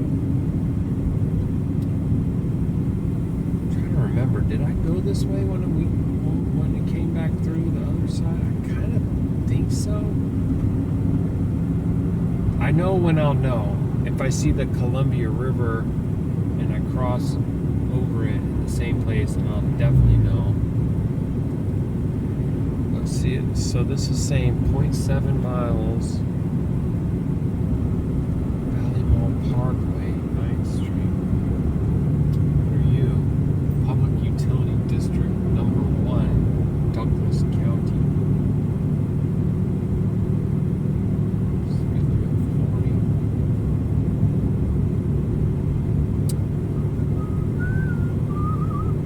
There's like a bridge right there. 28 East Quincy, right lane, that's me. Dude, are we going over that bridge or is that a train? What is that bridge? That looks so cool, man. Is that a walkway? Is that there like a pedestrian crossing bridge you got there, mister? It's under construction and yeah, it does look like it's also taking a pipe across or something. Friggin' bizarre. Bizarro. There's a bridge they're driving over, but we ain't going over that.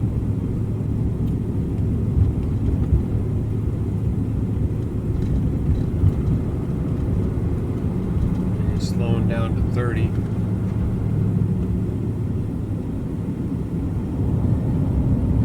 They won't let you walk through there, so don't walk up to it and then get stuck at the board and have to turn around and go back wherever.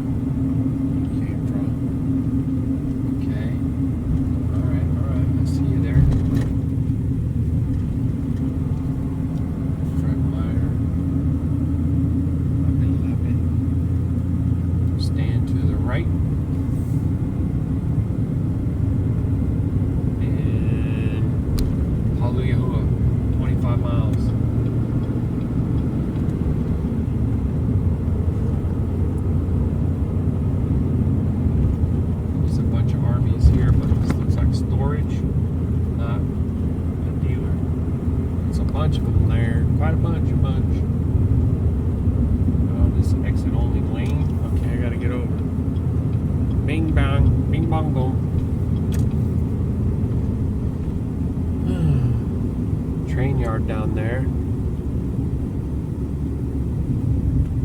bunch of mix industrial and residential on the side of that hill.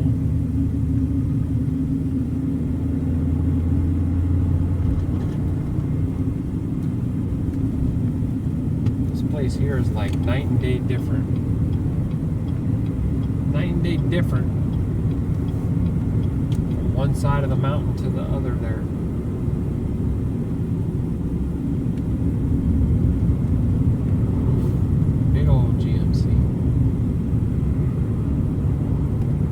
Spokane's 167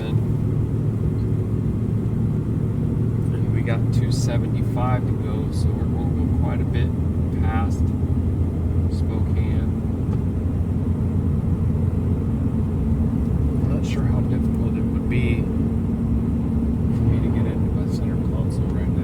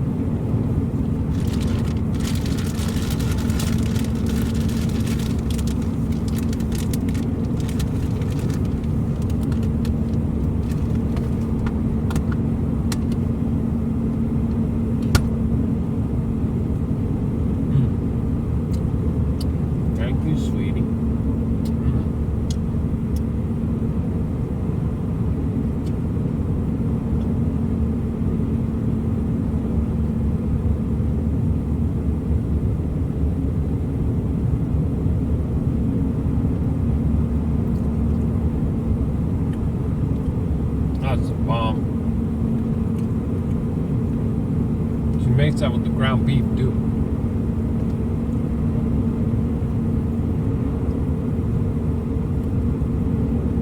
Incredible.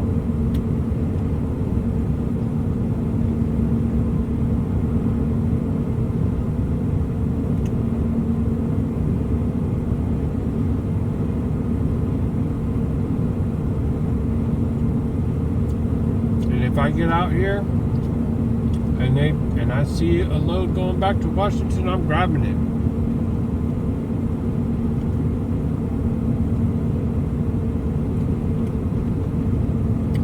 Obviously assuming that it's not like some really low rate, like when I want to do that. I need to try to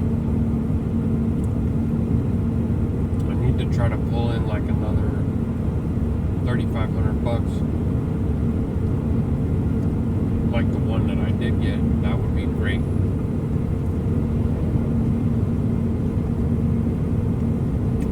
But I wouldn't even be able to stay home as long. I gotta do a quicker turnaround because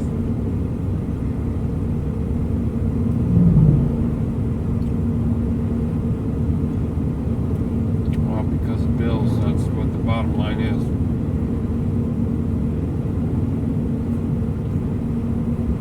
So sad.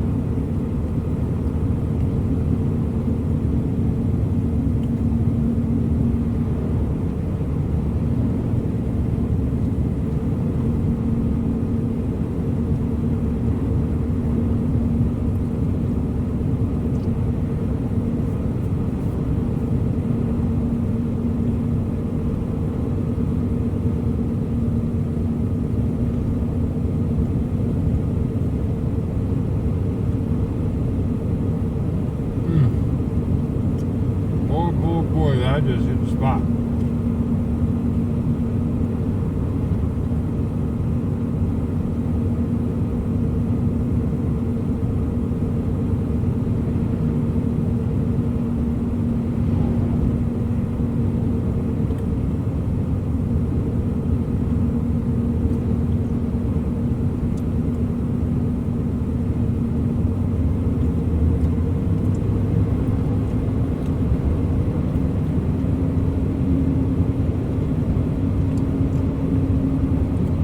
Quite a bit of water right down in there for all this land to just be looking so dry. Huh. Interesting, huh? Yeah, this hillside this little hill over here looks straight like Arizona to me. Look at all that. New Mexico, Arizona, you know, Texas. Parts of Texas anyway. Pretty crazy.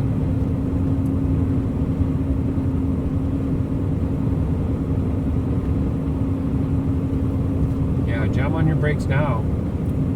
Mister, I'm gonna fly past you and then I see flashing lights of the popo and I will pretend I didn't do nothing wrong.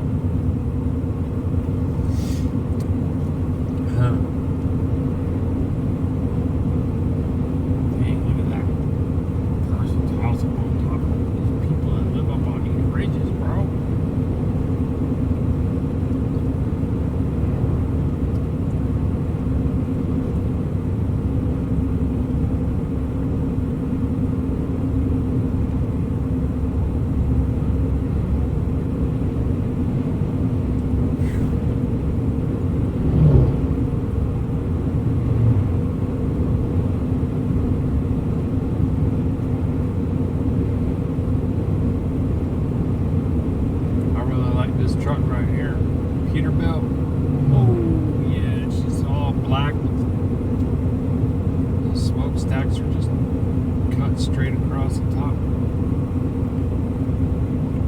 Very, very pretty truck.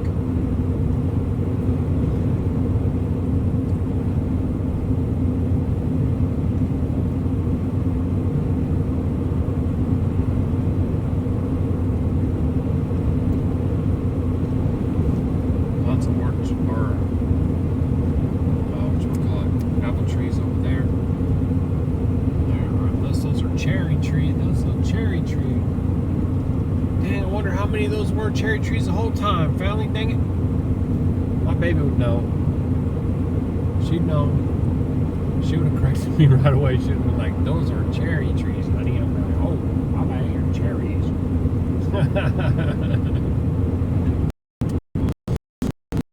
I got so I can tell the difference between cherry tree and apple tree. That's funny.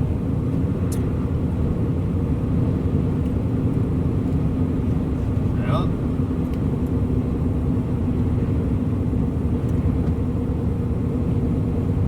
Whew. 18 miles to White Trail. Racist. Kidding, I kid. Dang, no, chill. Now, boy, chill out there.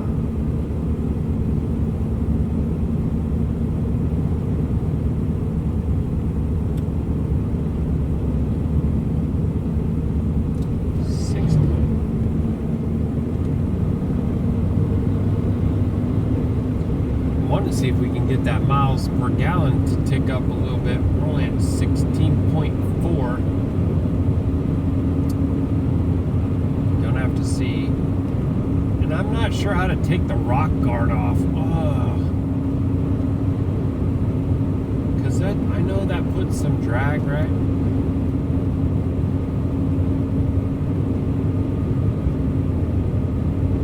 And I don't think I could wedge it between the toolbox and the tailgate because it's probably too long.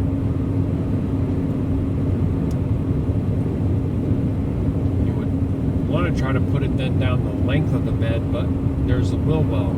So what's that gonna do? I don't know.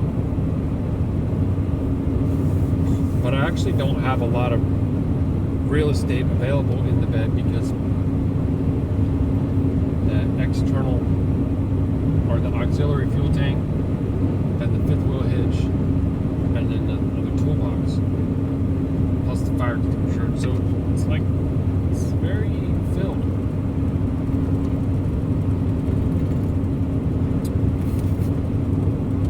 And it's kind of why I was saying that the long box is the best for this work because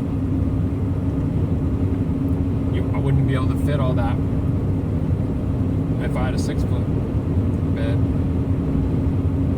And if you had a short bed, you definitely not going to be fit. Really going to have problems. And it's hard for me to imagine not having that stuff. Now, I went and trimmed down a lot of what I had. I just have one camping bin now. Coffee pot and coffee grounds and the butane cooktop and I do have a water jug in there. That's a smaller one, a half gallon. And I have a little, I'm not going to call it an air conditioner, but it's a fan with a mister built into it. So for like $35, it's amazing. Now, if you want to go and spend $350 to $700, then you can get yourself an air conditioning unit and figure out how to do the pipe, the tubing, and all that. But what are you gonna like? That's gonna take up a lot of your space. And for some folks, they can do that. But I would say that's probably because they don't have a 53-quart refrigerator powered by a 1,000-watt solar battery bank, you know? So that battery bank down there will charge all my devices, run my refrigerator and that cooling fan, plus make coffee and recharge while I drive. And so that's functional for me. Obviously, it's different for everybody. There's probably some folks out there that would never dream of not having an air conditioning unit in their vehicle, but they're pretty large and they definitely require a lot of energy to run. So I don't know. There go another right there. Oh, I'll tell you what.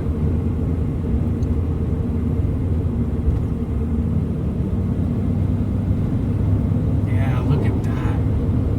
Now just imagine if there was a cave right up there that you could dwell in. And you could somehow make your way to get fresh water. You go, but you need to go. Oh, there is some caves. Hey, that's a pretty cool cave right there, but that's gonna be tricky to get in and out of. Dang, dude, you might have to rappel down to get to that, because if you try to climb up that, it's gonna just all slide out from underneath you. But that is the types of cave I'm talking about. Interesting. When you see the land in this configuration, you oftentimes do see that you have a slide area, and then you have like a face, and it's like a plateau. And on the face, you'll see these caves quite often. There's a couple there, but they're pretty narrow looking. That one had a large mouth, and you can definitely.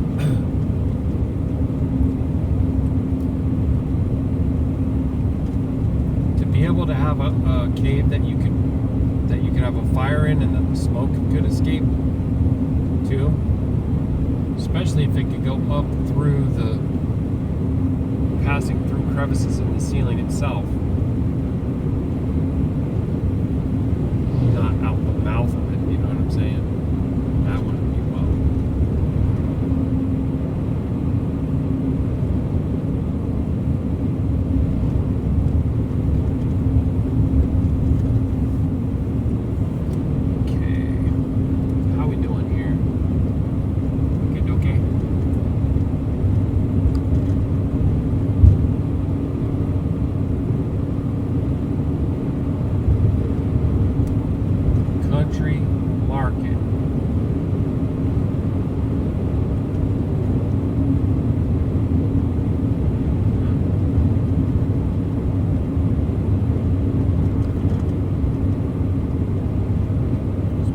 Riddled with power lines. So kind of crazy. Maybe there's a source nearby here or something.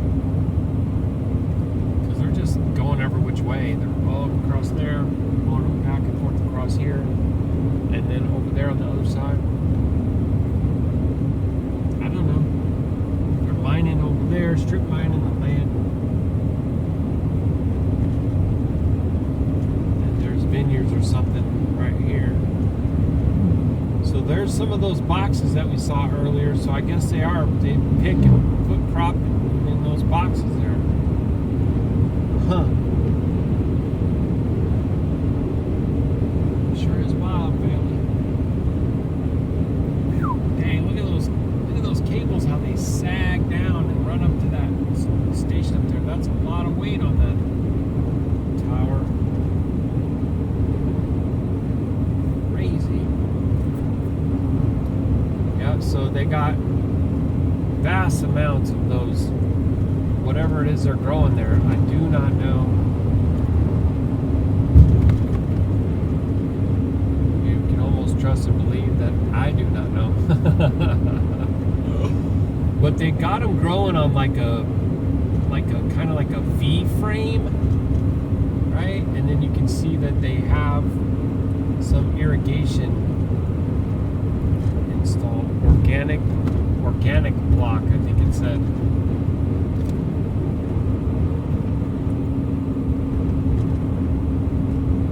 How much stuff do we buy that says it's organic and it's a label, and because they paid certain fees, and it's, or like if I wanted to do harm through food and I knew that there were some people that were wising up and they would only buy organic, I'd make sure that they got the wrong stuff. That's for darn sure. Of course, I'm only trying to think like a serpent. I'm not a serpent. But you should be wise as a serpent and meek as a dove. Do not be a fool, or or do not be naive to the devices and the workings of the enemy. You need to know your enemy. You need to warn people. That's commanded of you. Baruk Atah Yahuah. Yeah, so they're definitely growing. Look at that. It's a bunch of it right there, too. It just goes on and on and on. It's interesting because this doesn't seem like it would be the area that has ideal. Oh, they're doing a bunch of construction down there or something too.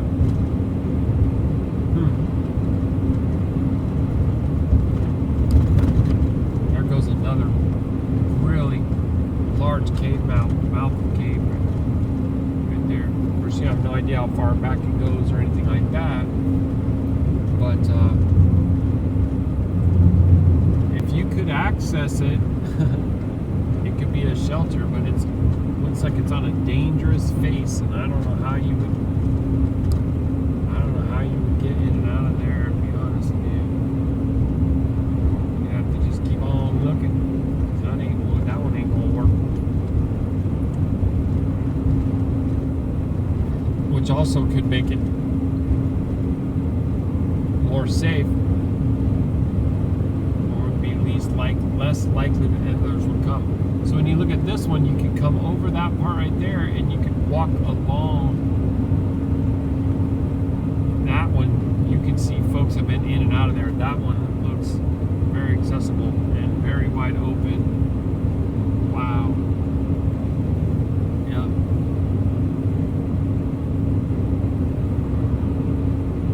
But when everything goes sideways and completely south and whatnot, you're talking about a third of humanity not being here anymore. And it ain't gonna be no gas pumps, ATM machines, cellular telephones. Ain't gonna be none of that stuff. And you're gonna have to eat some serious crow because you've been listening to people warn you about that type of stuff for a very long time and thinking that they're just crazy. Well, everybody's gonna think it's crazy till it happens.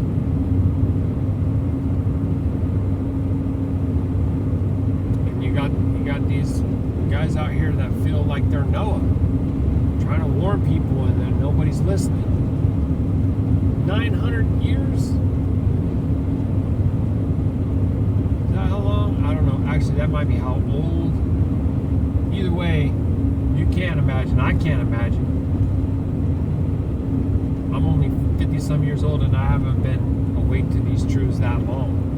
And I try to say things and warn people and whatever, and it's like, now imagine doing that for 500, 600, 700 years or something like that, and how long that they were actually working, building the ark. How long was it? I can't recall right now, but I'm pretty sure it does tell us in scripture some idea of that. Have to take different pieces and kind of put it together to figure it out, but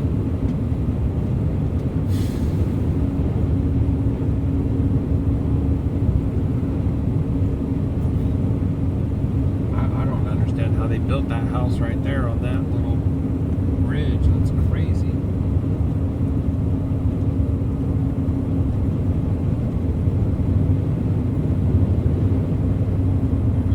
That sand right there.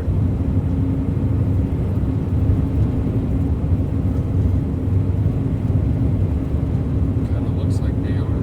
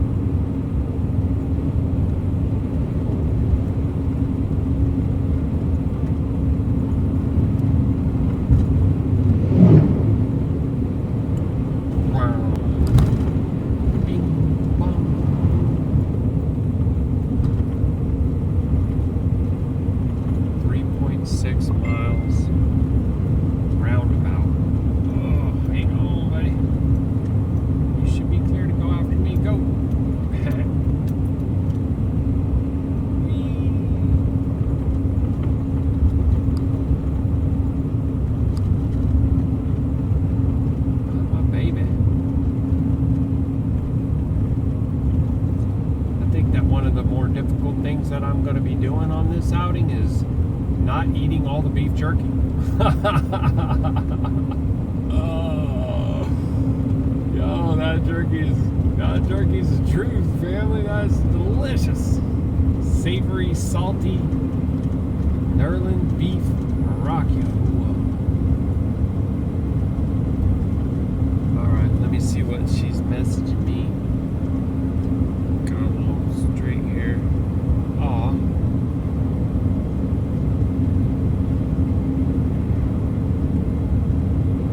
Thank you, Yapa. Baruk Yahuah. Love you. Mwah. I think I have like 3.5 hours to go.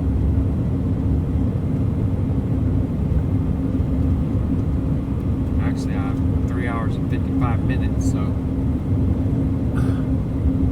little bit more than I just thought, but that's all right. I still think that we're making great time overall. I don't know if I'm gonna get to pass this big rig, but I sure would like to. He's struggling. He's got his flashers on.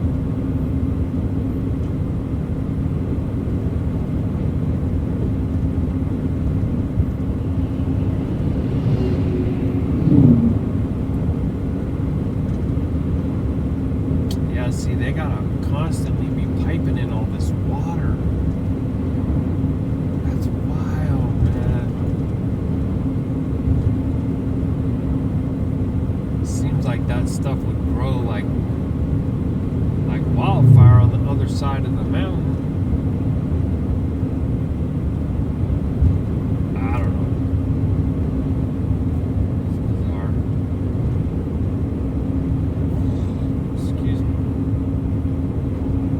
Look at the size of that 5G tower right there. That thing's just radiating.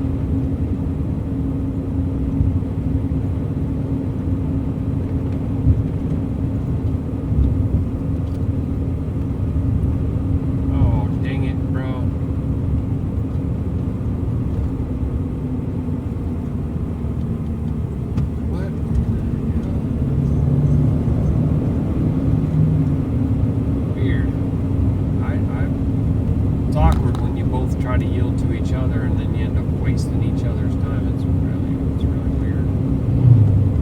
Here's the roundabout. So it looks like we're first exit. There, oh, see, Columbia Basin Project. I remember talking a lot about Columbia last time for a mighty one. I don't know if anybody even learned a dang thing. I don't know if anybody's really even listening. See, there's that noise again. It's the weirdest noise. I do not understand what it even is. Jones, Washington. I wonder what it is they're actually growing. That says organic orchard.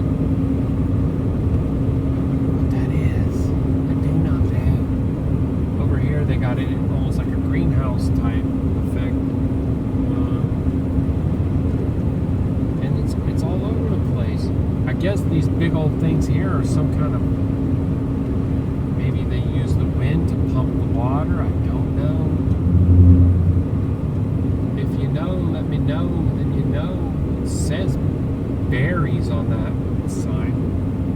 Asparagus, wine, cherries.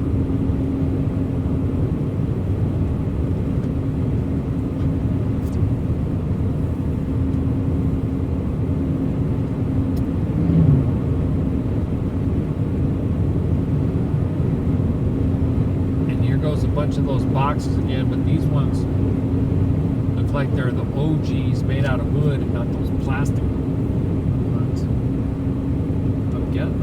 I'm thinking that that's what those are for when they harvest big crop. Dozens of little tractors. Not sure. That's all about. Yes, it seems to go on and on and on, huh? stretches way back.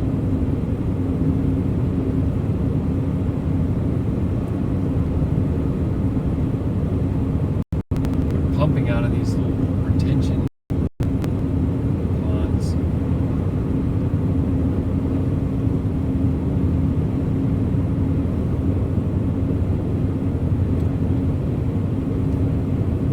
And this guy is not looking.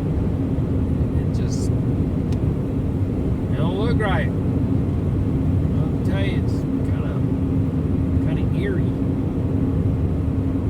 kind of ominous looking. You know, I'm going to see some storms. And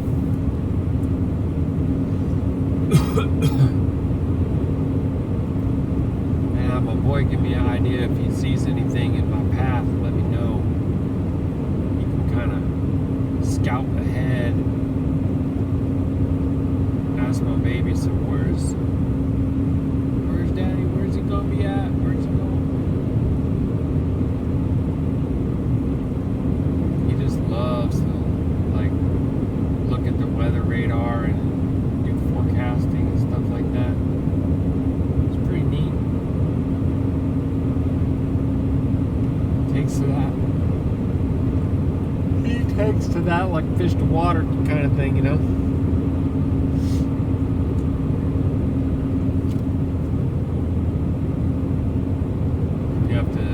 Use it to teach him and help him see, you know, how to not make something into an idol and whatnot.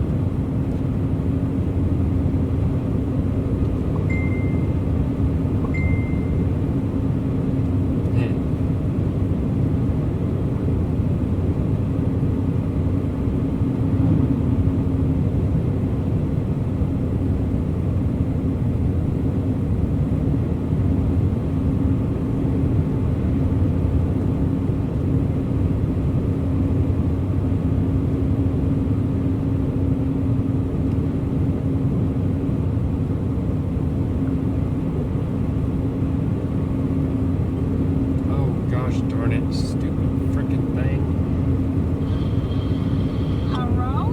Baby, I accidentally pushed a button. I'm so sorry. I'm trying to text you and I accidentally called you or something. Okay. I love you. I love you. Okay, bye. Okay, bye. Oh. Dang it, I hate it when that happens, man. Do, and I'm on a dang turn and everything else. Freaking drive me nuts. This happens to me like it'll be a little bounce, a little bump, bink. Press the wrong thing on the touch screen.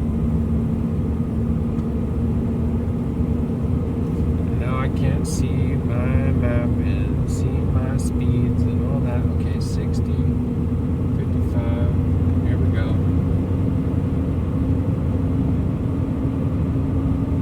I was going to say something about the puppies, and I was going to say that the puppies are doing great, and Mama Bear's doing a great job taking care of them. It does seem like they kind of turned the corner and started getting much better. Little girl, Gigi, she had her like kind of rash up underneath her neck and going down onto her chest a little bit, and he had like some thinning hair spots on the top of his head. Yeah, I think they're doing much better with all the ways that she's treating them, and she did get something for a certain type of mite too, so I just pull out that that's actually like helps and isn't harmful to them at all. I do not trust. I just do not trust the pharmakia, you know. But I am filled with thanks that they are doing much better, and they'll allow that our big guy Tiger gets better soon too, so he can get washed all up and come back on inside, because he's been dwelling outside for a while. We had to separate them because they were like contagious just onto each other. Of course, he had it worst. He got it first.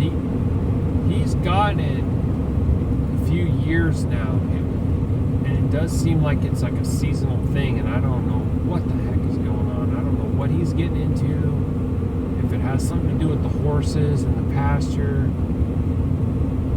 I don't know.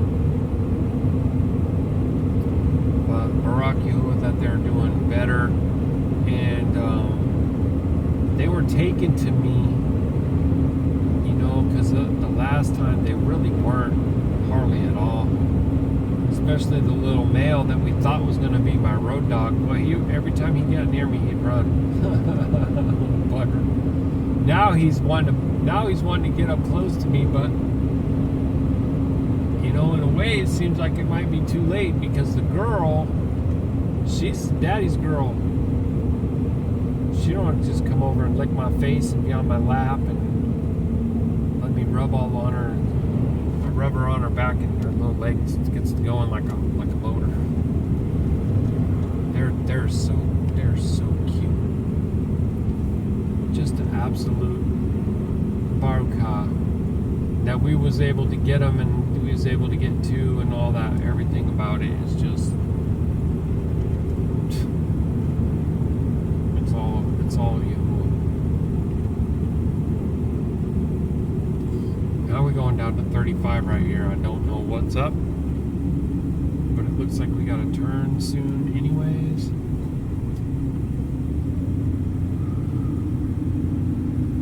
Out there working some crop in the field. These guys are out here just playing golf.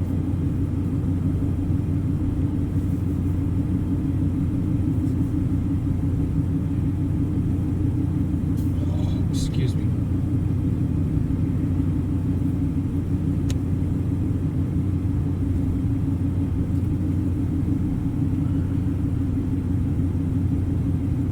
Six 45, 7:30, 8, 9, 10:30. Dang. It's gonna take me a moment to get kind of back on the schedule. Like, there's 3 hours of difference, right, between home base and headquarters. Funny. So there's always that going on.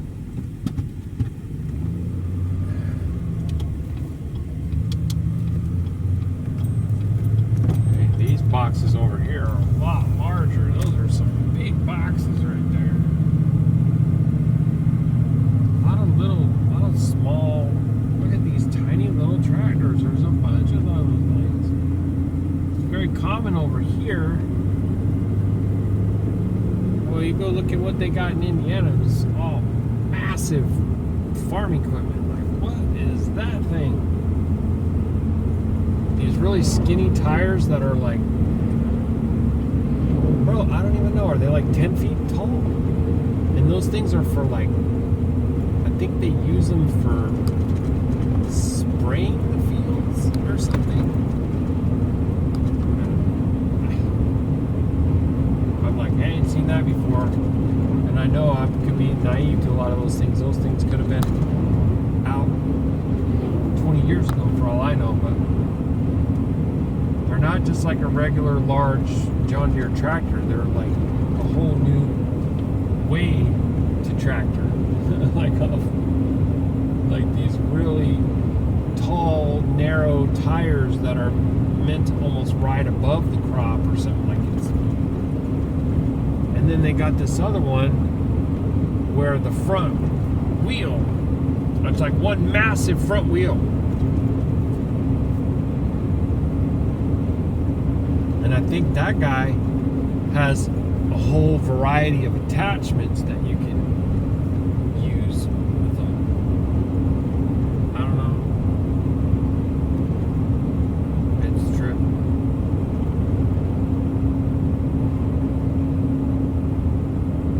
Of course, they always got to keep something like, progressing, evolving, changing, so that you're always going to get into something new.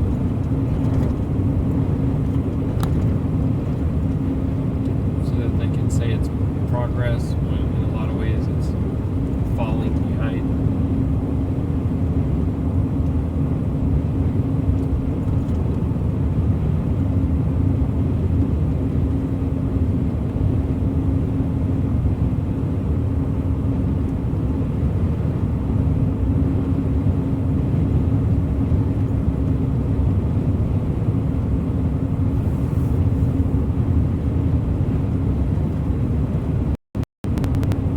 Okay, so it's telling me in a half a mile we're going to turn left, and the sign seems to be indicating that that is for the purpose of getting on 90.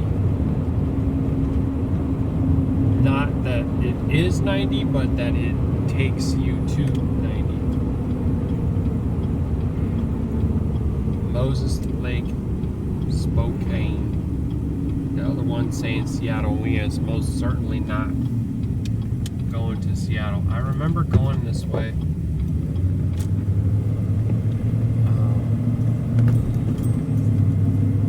One time too. Oh, I know now. Ha! That's so wild. We came to my mikvah immersion. We traveled pretty far to meet an elder so that he could immerse me in the name, because I became very convicted that I needed to be immersed in living waters in the name Yahusha by Ruach Ha'Qadash. And that's when I remember traveling through this area. I'll be right back, family. Yeah, so I am not sure, but I would say that it's been a few years ago now. It's on the YouTube channel, the video from my immersion. Dang, that's funny when I think about that too. Well, I was a big boy back then. That's for dang sure. But you know, sometimes folks will ask me about that. Like, again, if anybody wants to be immersed, please reach out to me, and I will do whatever I can, whatever Abba allows me to be able to do to meet with you and do that. And some people will say, like, oh, do you need to be immersed by an elder or things like this? I'm gonna say it like this, because Yahusha told Yahuchanan the immerser that he was to go ahead and immerse him, and this was to complete all righteousness, right? To F-U-L-L, fill all righteousness, it says in the scripture. So to me, if it's well enough for Yahusha to be immersed by an elder of Yashar'Al, which for those of you that don't know, he is a high priest. Yahuchanan the immerser is a high priest of Yashar'Al. Okay, and so then I would say it's well enough for us to do. We could follow his example in every way, Aman. And you know, like if it was unclean to have another man immerse you or something like that, then Yahusha wouldn't have done it. See what I'm saying? So I feel very confident to stand there on that. But I'm not going to come out and say that it's required, right? But also know that Yahusha taught his disciples to go and immerse in the name. And so if Yahusha was immersed in the name by an elder, and he taught ones, not tsarim, branches, disciples, right, to immerse, then I think that it is well. And I would encourage you to do so. Baruk Atah Yahuah.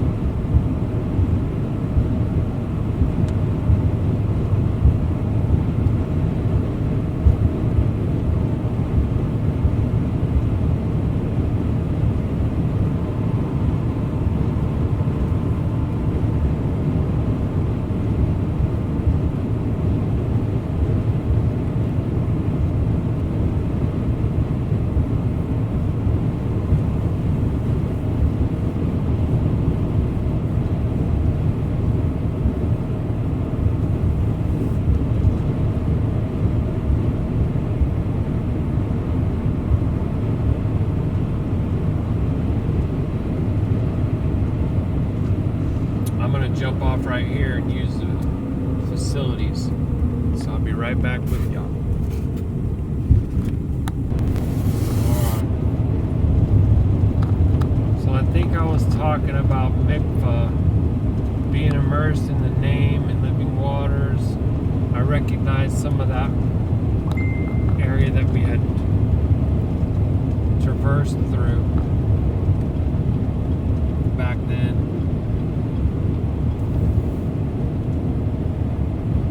Yeah, I definitely remember that. I went to Snake River and this, I don't know, this place that was like near the border. I want to say that it ended up being like near Moscow, Idaho, or some such thing. Weird. Anyway, this Moses Lake. I know that this area is, there's like, can be like large gatherings of RV, boondocking, off-roading, like motorcycles and quads and stuff like that end up like parking all around the lake or some such line. Seems kind of cool. I don't know. I think maybe we caught a visual of some of it too from the road here. But if I remember right, it's when we were coming from Florida and we were going west on 90, and we were like looking and wondering if we could like overnight there and stuff. I think is when we saw it or thought about it, looked at it, what have you. Anyway, we got 3 hours and 13 minutes remaining now. Looking really solid on the fuel side of things. So I purchased another container of the engine treatment hot shots clean, not the kind of like the regular daily use one, but the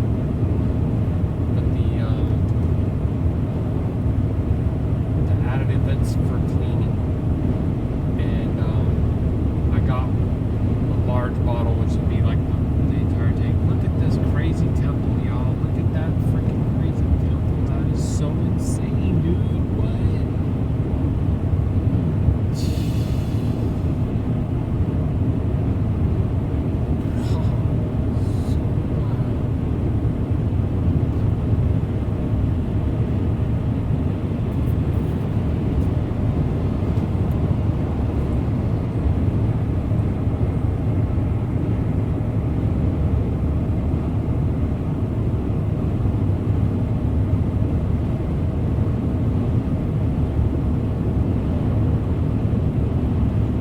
Do not know what that is, but I would keep an eye out for that thing to kill it. It's probably a mosquito hawk.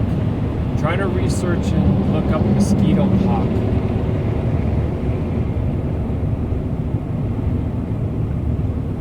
My bond sent me a picture of some crazy bug, but then he said it disappeared and he wasn't able to kill it, so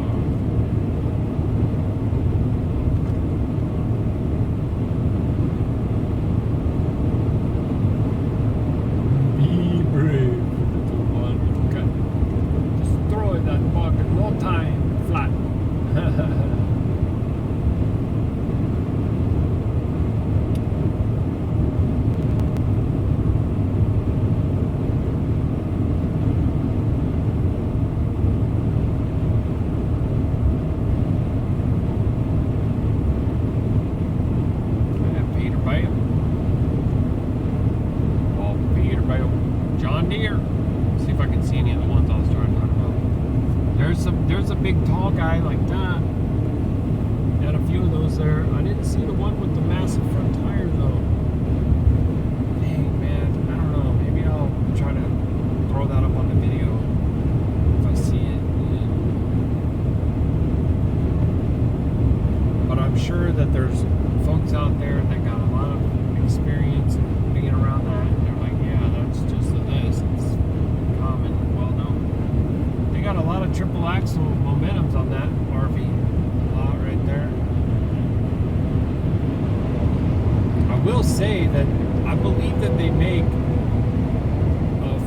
affordable, full-time residence type RV, triple axle with the garage section in the back that you can convert into a room. They have that patio option, but I personally don't find the sliding doors and the guards and all the stuff that's involved in arranging and closing up that to be that durable. I don't know. Maybe it's just our particular model, because I don't have a lot of experience with any of the other ones. Just only kind of like seen them, and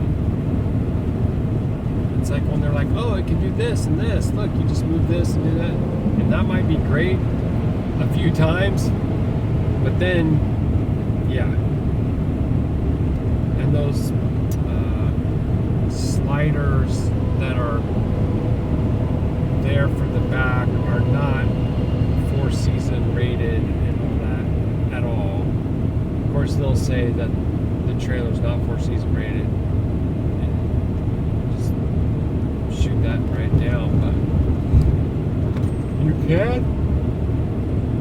can dwell on that thing all year round and in the snow, and where the water lines and everything would freeze if you weren't like trickling them, just running them at a little trickle to keep everything flowing. We're several years into that now.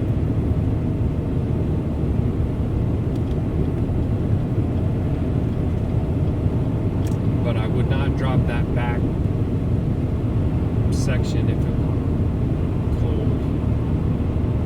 Just be way too difficult to keep that back room warmed up with that down.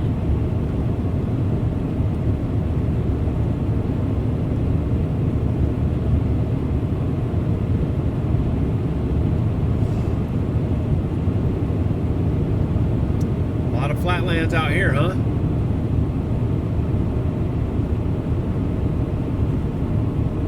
The map says East Low Canal. Yeah, there you go.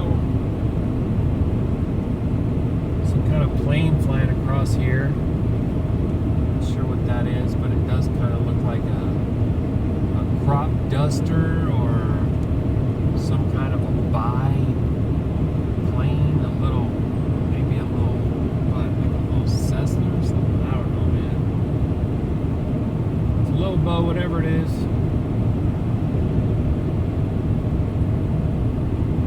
Freaked me out to be flying in that, to be honest.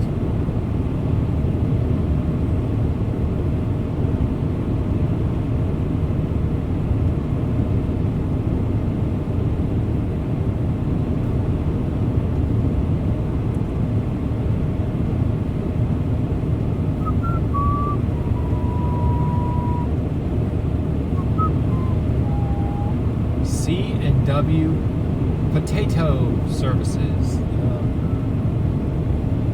Potato.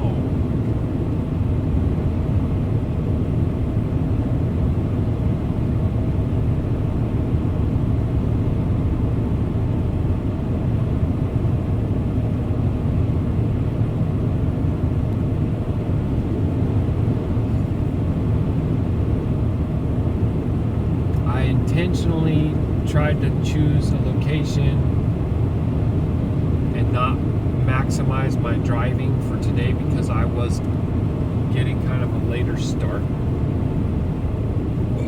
Excuse me. And I was really seeking for a place that I could get a well price on the fuel. Let me see.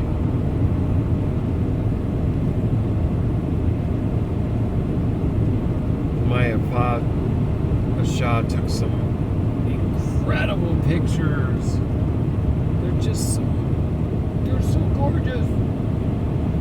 crepuscular rays coming all through the large trees of the pasture right behind us, and then this dawning fog that was there, and the horses on the other side of the white fence, and just standing in the misty. No, it's just Baruk Atah.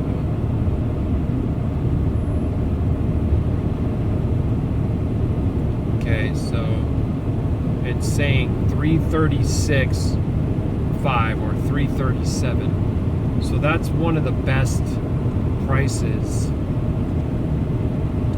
when you're way out here, and you got to go to Montana to get it.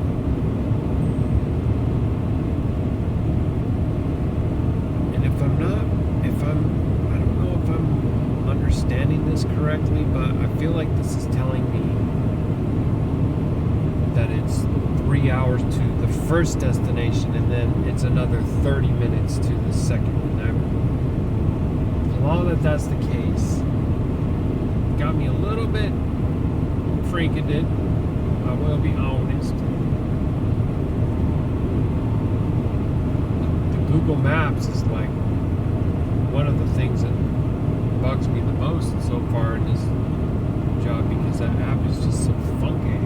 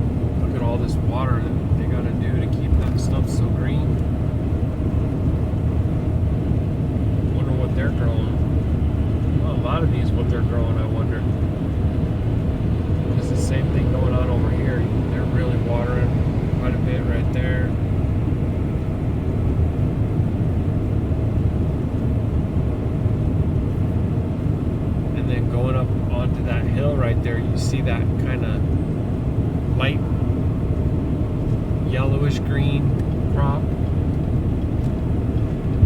and they're dropping a ton of water on it right there too. Yep, this must be the optimal time to do the watering, because they're cutting loose all over there.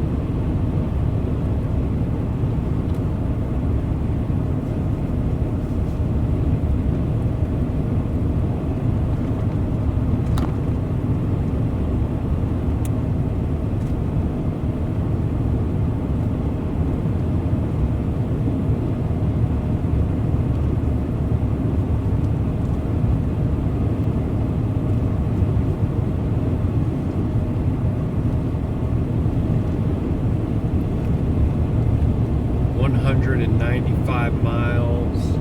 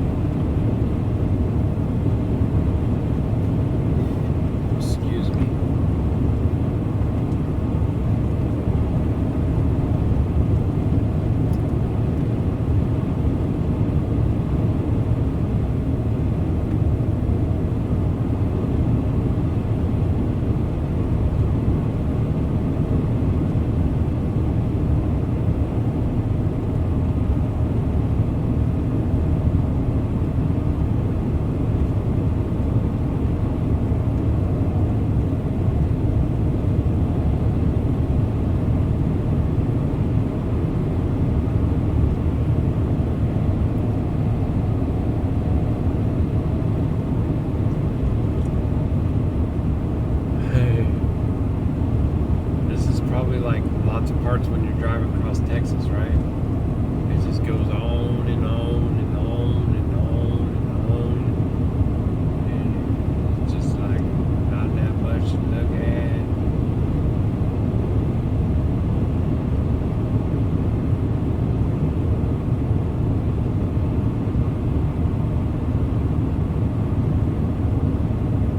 Pretty wild.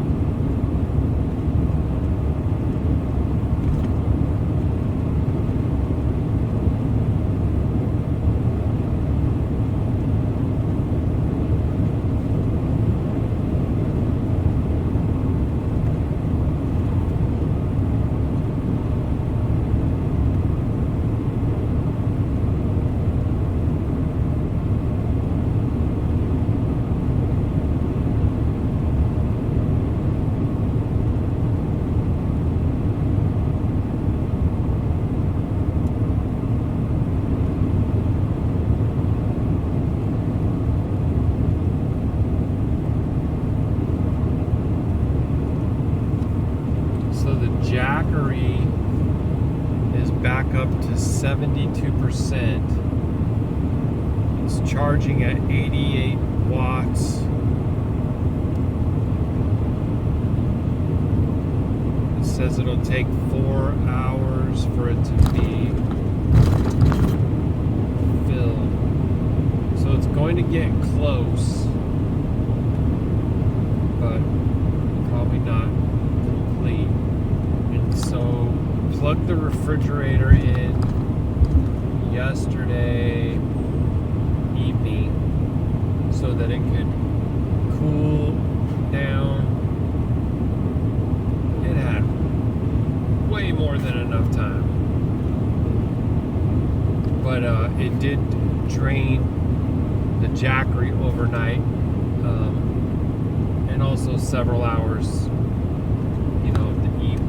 yesterday, and then also quite a few hours of the dawning and stuff this day. And it was able to charge a little bit when I to get the tires rotated, but the whole time that it was there, it wasn't obviously not running. So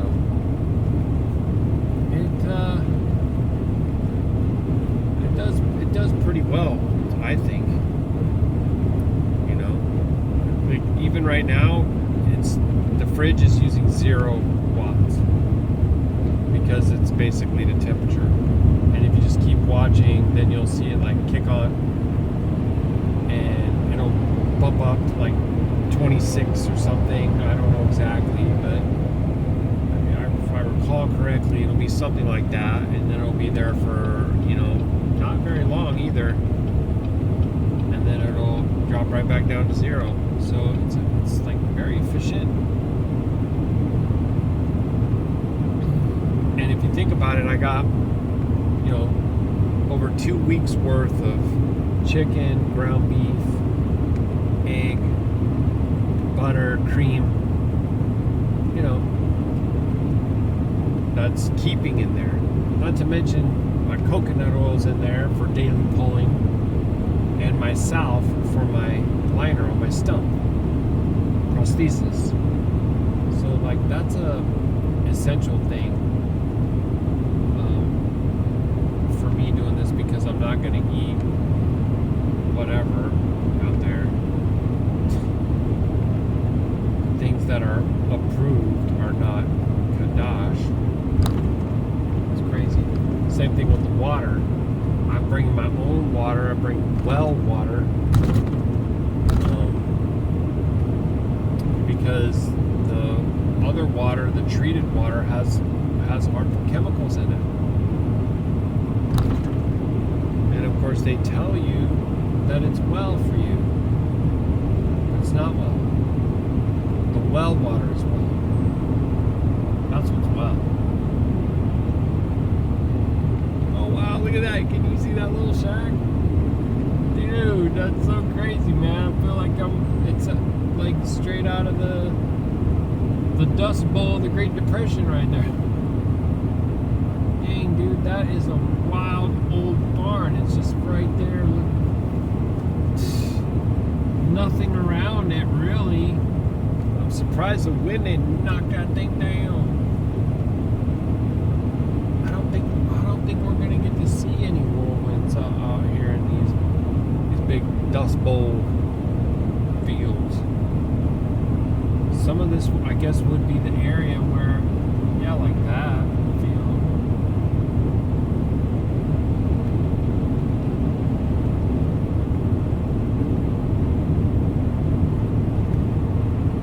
Wow, man, that tractor trailer's got a mega sleeper section on it. Dang, that's wild, bro. Studio apartment on that truck.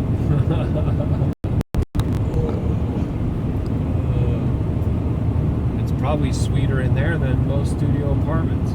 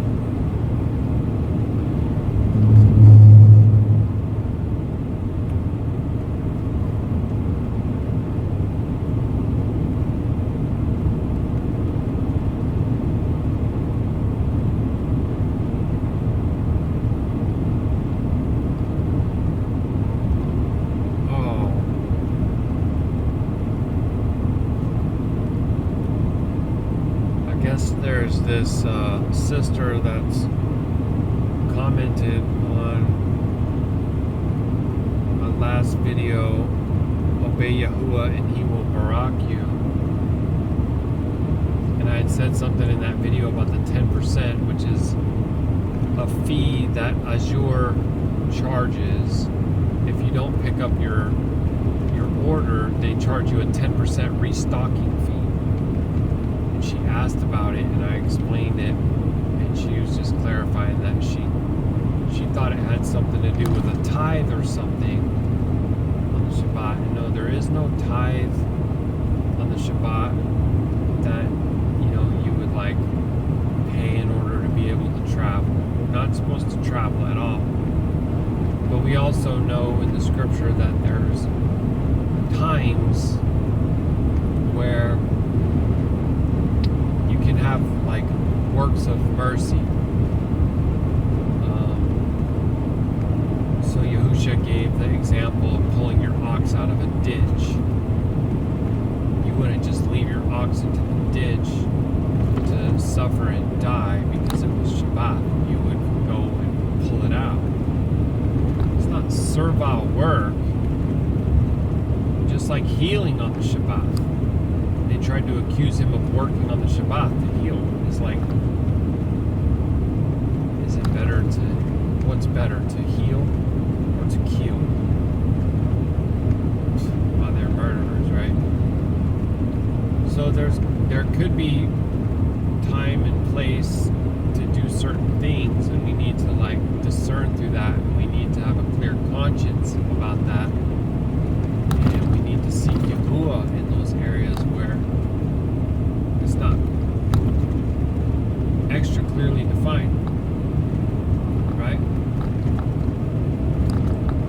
So Baruk Atah Yahuah, that my Shah and I felt like in agreement, and as soon as she mentioned to me about going and getting some of the things from a different grocer that had the same cream and the same chicken, I was like, this huge weight was lifted up off of me.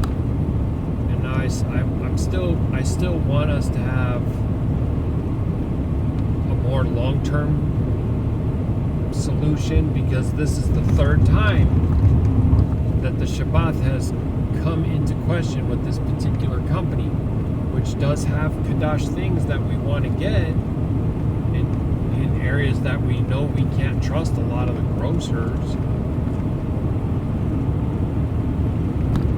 And honestly, Yahuah has given us a solution every single time. Every single time.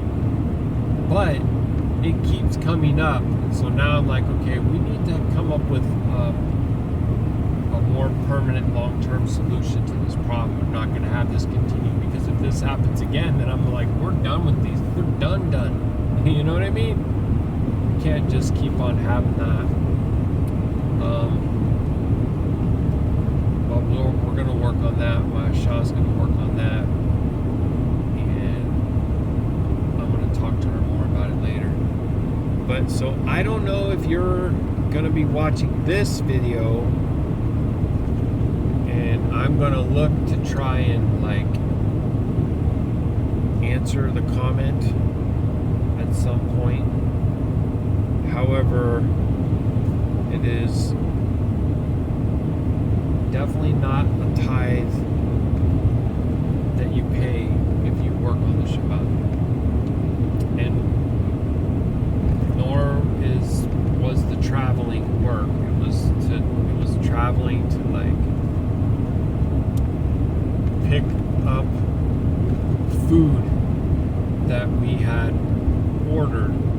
And the problem is that you never know what day of the week the truck's going to come through your area. That's kind of how this operation works. They have a lot of like clean food options that are unaltered via the, and it'll be like one large truck, and it will have several different drops on its route. So it could be like hundreds of families worth of items inside of there. And so, you know, you don't delay the truck. The truck comes, everybody works together to unload it. That's part of how it works. It's like a community thing, like a co-op type thing almost, right? And then you usually like place all the things out on the ground in alphabetical order before anybody takes their stuff. We get that drop stuff all spread out, and then you get your stuff, and that's part of how it works. And so then, you know, that's when they're coordinating when the next drop is going to happen. And I mean, the truck was within a few minutes of its scheduled arrival time. It was incredible.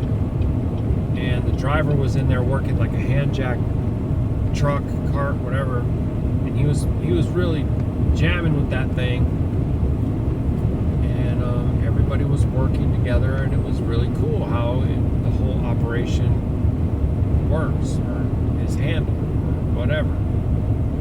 So I'm finding myself continuing to say the word work, and I guess in some sense people can look at it like it as if it is. And my understanding of that is not that we can do work if we say it's not work for us. No, not like that. trust. If anything is interfering with your salah, your rest, your shalom, right? Going through the scriptures, working it out. I mean, it's not work to me to go into the scripts. I love that. Reheating food that was prepared the day before, I wouldn't consider to be work, but if you were like cooking things from scratch, then you might consider that to be work. Are you trying to box me in, bro? Come on, youngster.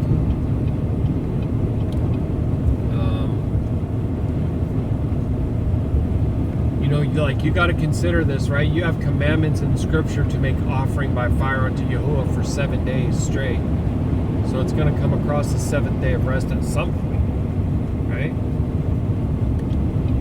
So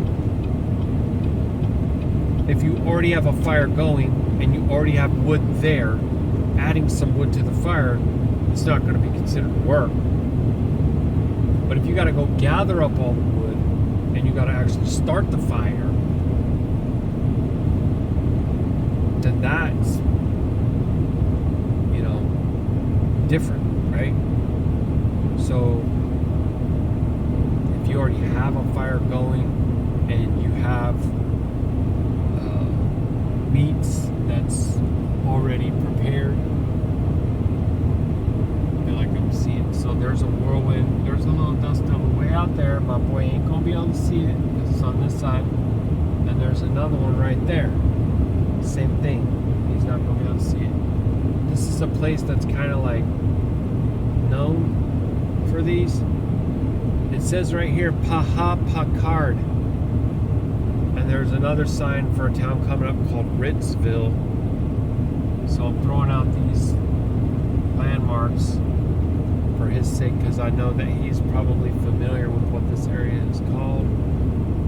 Look at the size of these open fields. There goes a bunch. There's one right there and one right there. Because there's a guy driving a tractor right there and it's also stirring some up. Wow. Well, may Yahuwah give us on this side very clear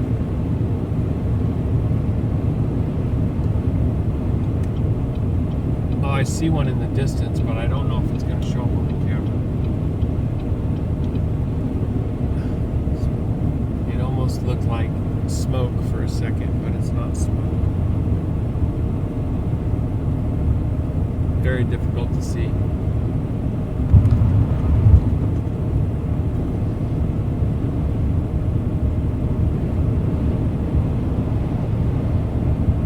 Probably not going to show up.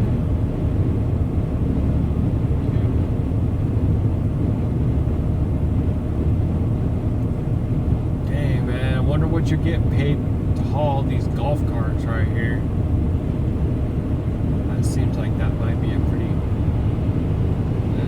it's actually Northwest Golf Cars, so it's probably not somebody that got subcontracted to haul those. Maybe they manufacture them or something.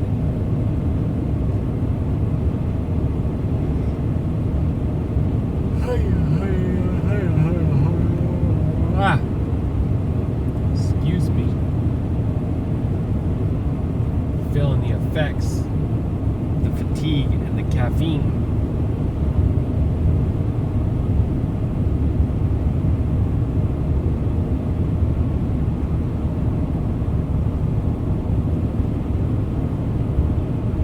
Ah, there it is. That's the one I saw.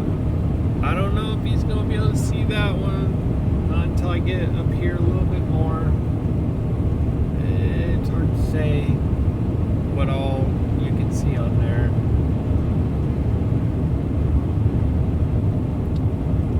It will be pretty cool if it does show up on there. You want to see it if he watches this.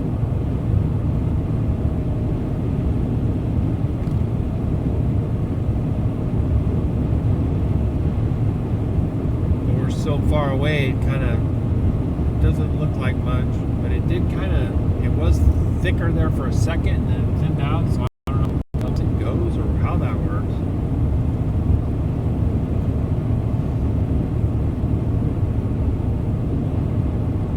Ritzville next to exits, museum, fairgrounds, downtown information. Pretty cool little spread they got going right here. Their trees and whatnot too. I like those. Those remind me of Utah. Interesting, actually. Tri-Cities. Say what?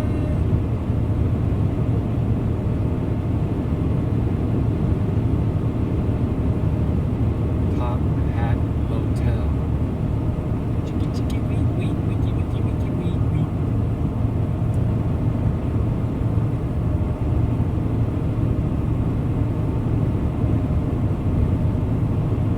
Pretty massive Class B RV that just went by.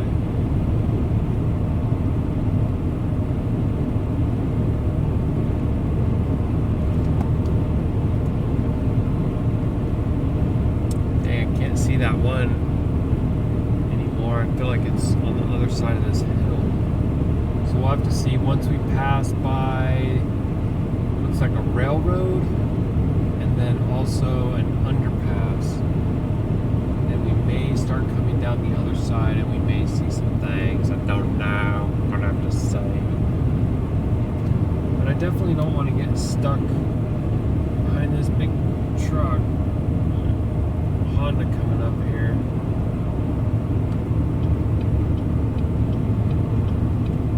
It's kind of crazy how these people like come on at the worst possible time. You had like forever to do it, but no, you want to just speed up at the last second and trap me like I'm not gonna let you over. Think again, pal. Okay. I don't see it. I don't see it.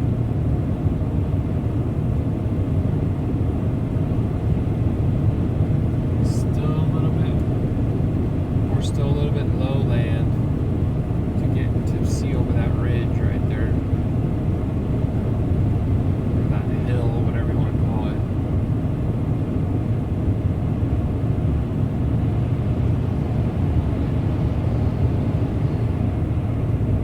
485. That's loco.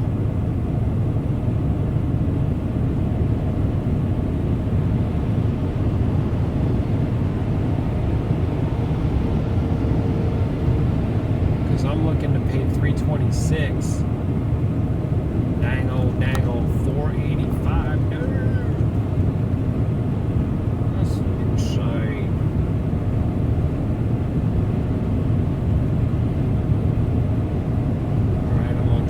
Back over here now so I can give Mr. Honda a chance to go by. Please show me that you're serious and on it. I wonder if we're going to see any rain. There goes some of those swooping clouds over there.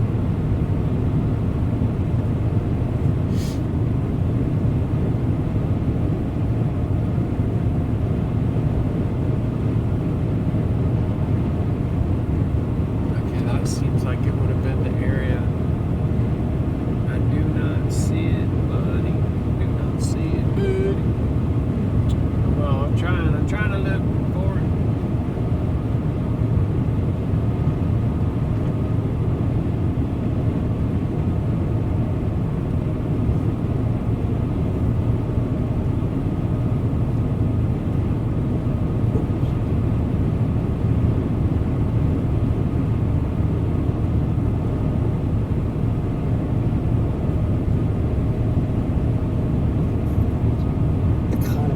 Is now stagnating.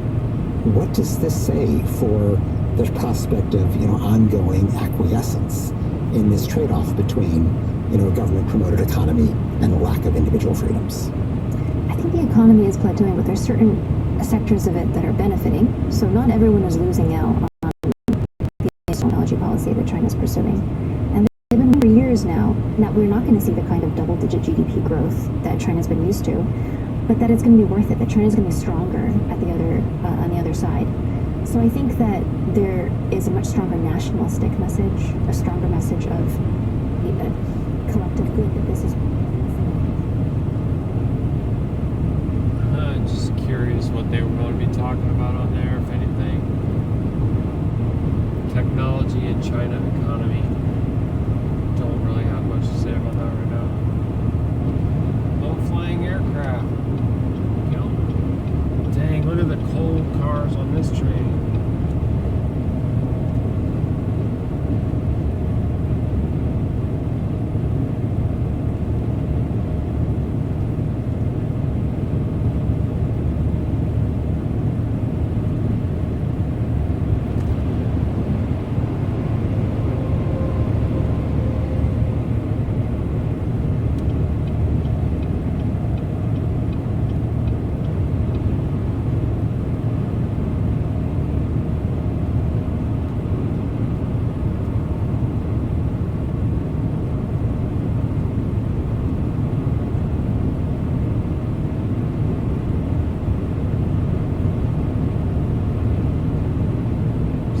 Skydiving place over there.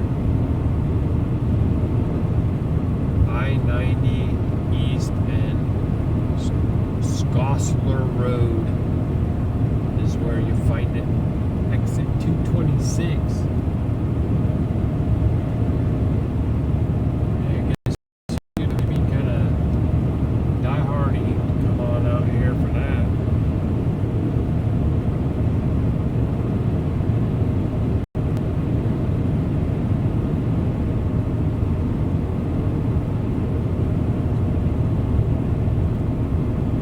That's that whole jumping out of a perfectly working airplane, right? I don't know, bro. I'm not feeling it.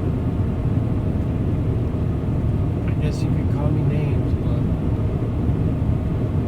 I don't really have a desire for my feet to be up off the ground unless Yahuah catches me up into the Shemayim. Then I want to go. I want to go then.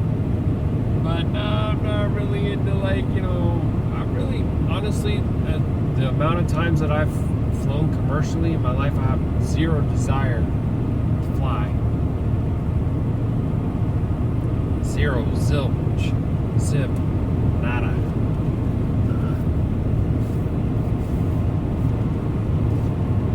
I talked about this some the last time too. You probably couldn't pay me. No, not you probably couldn't. You couldn't pay me. Nope.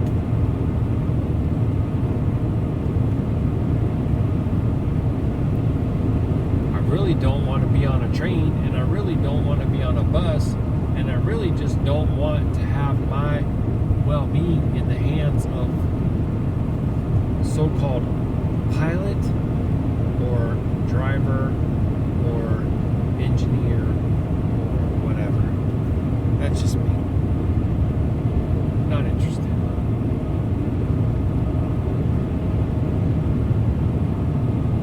Wow, what's this guy doing? They're spraying out both sides of the truck. The weeds? What? This whole freaking place is like, what? Are they seriously gonna go and just like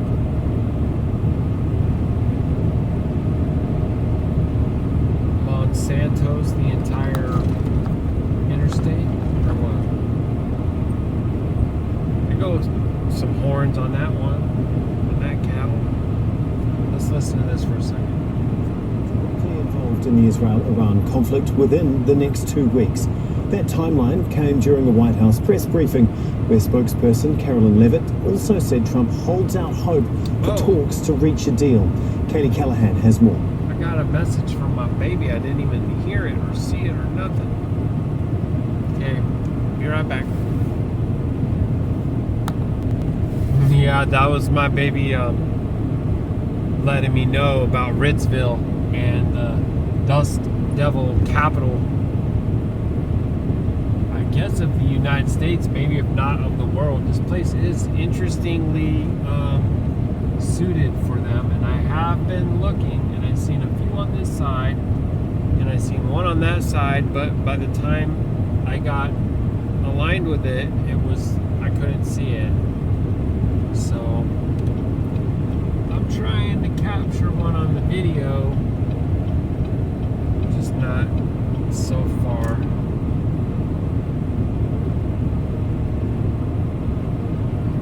But we gonna keep our eyes peeled. I'm trying to see now if what they talking about here with Israel, Trump, and Iran.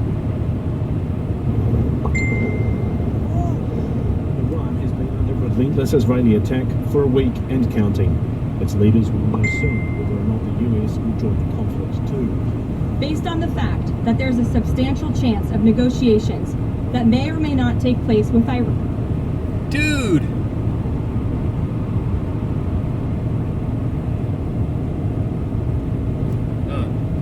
That's it. Just, dude.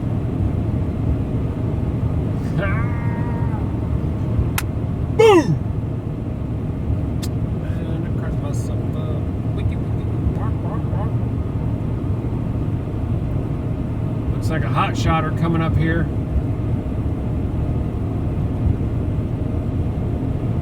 Chevy, white, black X, external fuel.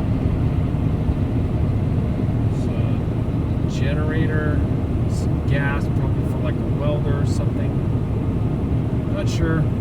Just what it looks like to me. I could be mistaken, but I think that's a hot shot transporter. All right, let's get back to dude. And in the near future, I will make my decision whether or not to go within the next 2 weeks. That's a quote directly from the president. The White House maintains any deal must include Iran stopping the enrichment of uranium. Newly released images verified by... I think they have some kind of, like, I'm supposed to pause it every certain amount of time if I want to do color commentary on it or whatever. It's kind of insane. Personally, I believe, you know, like, hello. Should be able to talk about these things whenever we want.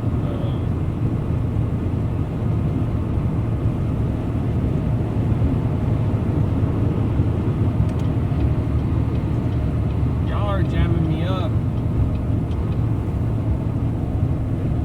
Just did get out around this Class A hauling a Mini Cooper convertible or whatever.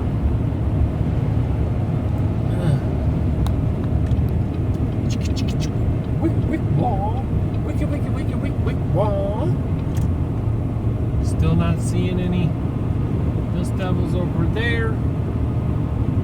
Can't see much of anything on this side because the shoulder of the road is up a bit. Give it another second and see.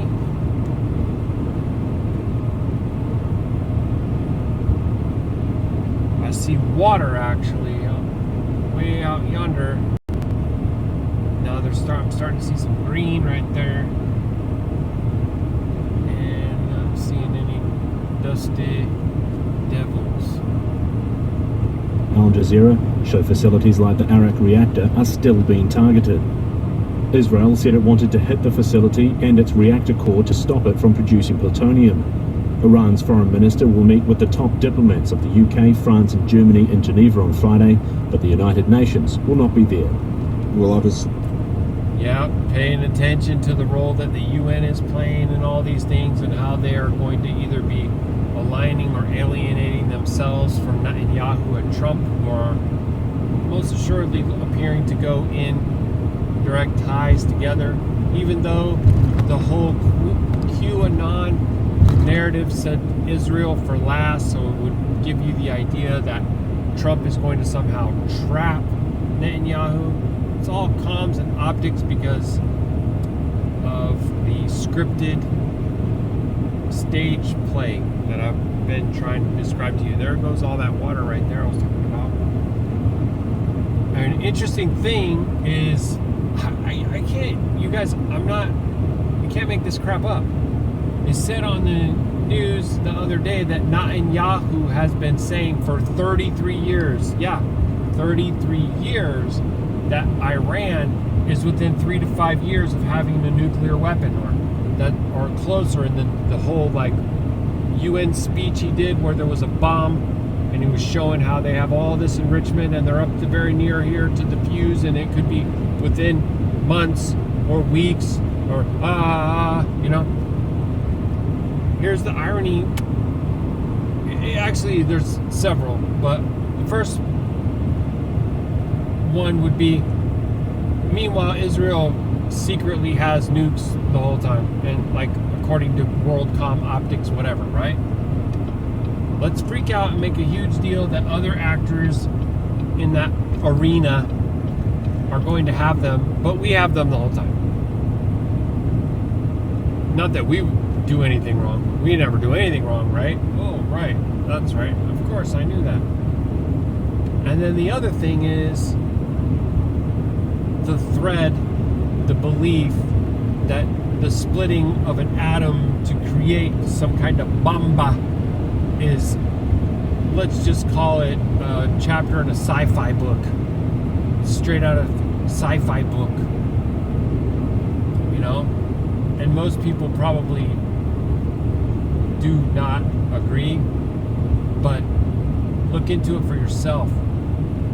Look into it for yourself. You want to see something really funny? Go back and watch the old black and white matchbook stick video propaganda that come out from the U.S. government showing them testing these things.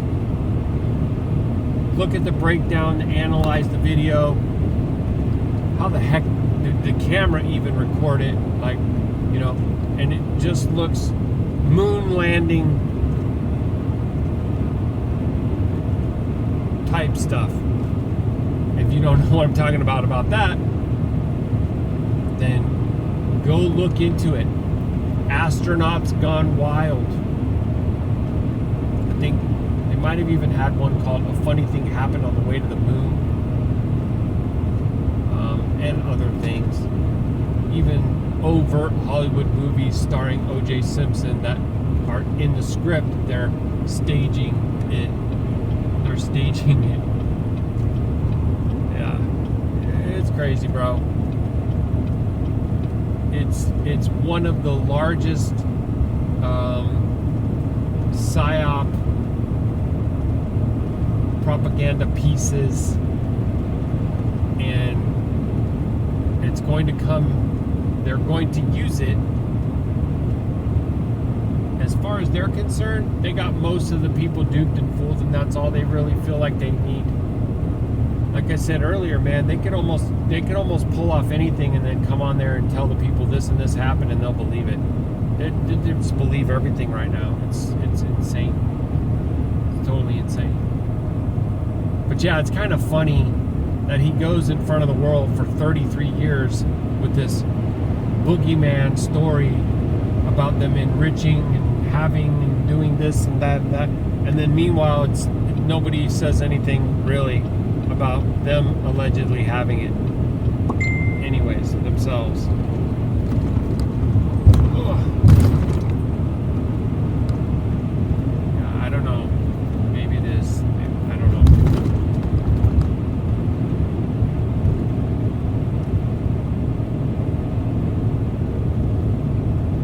Back to this now because I'm really curious to see. Now there's like a little something trying to stir up right there, but it's not really dense and it's not really formed.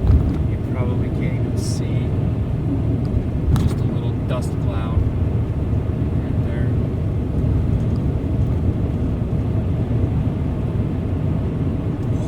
Excuse me. Columbia Plateau Trail State Park.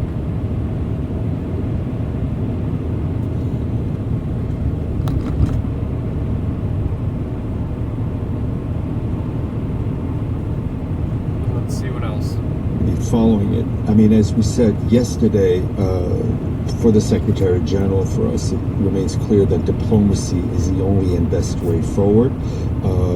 Let's let's see what comes out of this meeting. But the fact that there is a dialogue between Iran and those three European Union countries is positive in itself. But obviously, we'll have to see what the outcome is. While attempts at diplomacy take...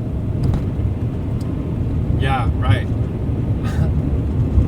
Isn't it interesting that over the past year and a half, maybe even 2 years, if it's been that long, I can lose track of time, it's kind of a blur, but everything that's happened in Gaza and with the UN and how they are like literally like a neutered body, like a non-entity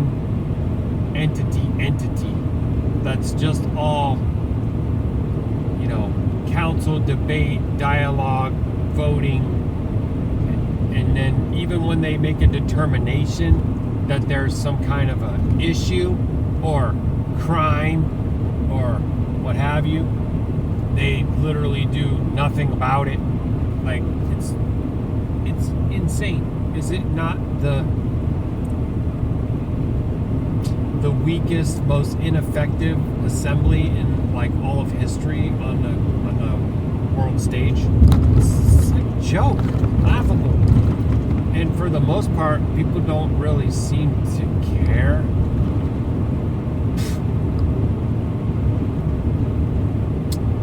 So interesting that it says Spokane 33 miles on a sign right there. Just like, what? Wow. Okay, all right, I know. I paid too much attention to the number 33. Maybe you should a little bit. Maybe you should just a little bit. You'd be surprised at the frequency and the location that comes up at. Yeah, you'd be amazed. Anyway, let's see what they're going to say next. Place, Iran continues to fire back at Israel. The country's air defense systems are struggling to intercept Iranian missiles, exposing metropolitan areas like Ramat Gan to attack. It was like an airplane going above us with a big echo and a big whistle, and then we heard the boom. The boom was like from 1 to 100, it was 100. It was like a tsunami above us. Iranian forces say they also targeted an Israeli military headquarters, which is right next to the Soroka hospital in Beersheba. Hundreds inside were injured and both buildings were damaged in the attack. Prime Minister Benjamin Netanyahu visited the hospital after the strike. They're targeting civilians because they're a criminal regime. They're the arch terrorists of the world. Projection, bro. Wow. They're targeting civilians because they're the arch terrorists of the world.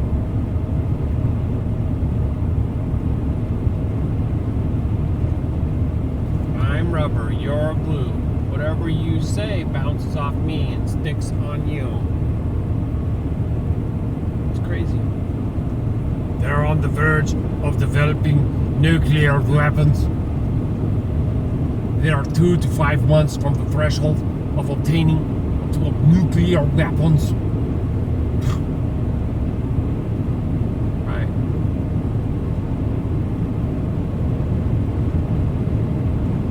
It's like some kind of tactic to keep people from talking about you ever. Just to continue to make yourself a victim and talk about the other guy. Look at, boogeyman. It's unreal. I've even seen video of this guy sitting in a living room with his family members and someone asking him, oh, what about the Americans? And what about the Americans? And he's literally like, what about the Americans? Like, they're in line with us no matter what we do. Like, we got that. It's already, no problem. They believe whatever we say.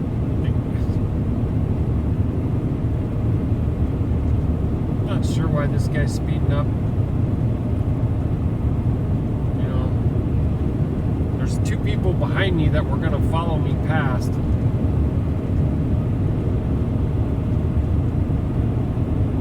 It's kind of weird. I don't get it. Look at that. I'll let you guess what the license plate says, where they're from. I know quite a few people very close to me that are going to get it on the very first guess.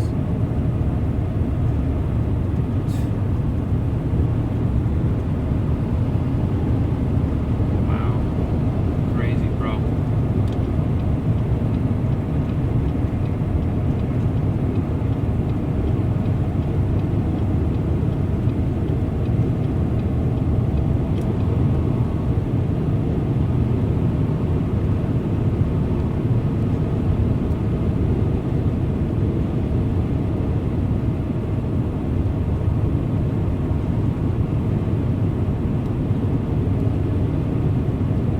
California. That's the answer. Did you get it right?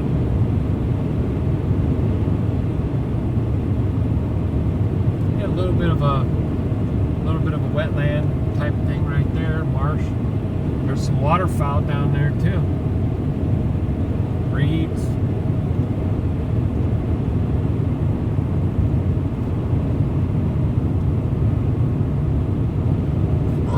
Excuse me. Pardon me. Dare we? But I have nuclear terrorism, which will put the entire world under nuclear blackmail, and they would use these weapons. That's what the Ayatollah Khamenei says that he would do. He would use these weapons to wipe Israel off the map. Well, he's not going to. We're not going to let him. With the anger rising on both sides, the diplomatic window to solve this crisis is quickly closing. Katie Callahan, Al Jazeera. Well, for more, we're joined now by Heidi Jo Castro, who is live for us in Washington, D.C. And Heidi, just a day or so ago, it seemed that the US was really on the brink of intervening on behalf of Israel. Can you just explain why the White House is now given this 2-week deadline? What's actually been going on behind the scenes there? Well, Tom, there has been really an intra-party conflict among the Republicans who back Trump, of course, on what action to take next. And Trump is really torn between both sides. They're the isolationists who do not want the U.S. to be further involved. And in fact, Trump had campaigned and pledged to his supporters that he would not get the U.S. into another foreign war. But then there are also the war hawks who may be appealing to some of Trump's own... Sorry, but it just cracked me up for a second. I will not get us involved in another foreign war. I'll get us involved in 7 foreign wars. Oh boy. Oh boy. Gotta understand how the whole thing goes is optics, groupthink, mass manipulation, the world, a stage, an event, scripted, fish, fried, fingers pointed, bird of prey on pole, so cool, Baruk Yahuah. It's the same story, same playbook. It's used to justify that the people want, they desire to, they're practically begging to jump in there. When the spark is ignited and the fuse is going, most of the people will be cheering as the bombs begin to go off. And it's crazy, bro. It's crazy, but it's true.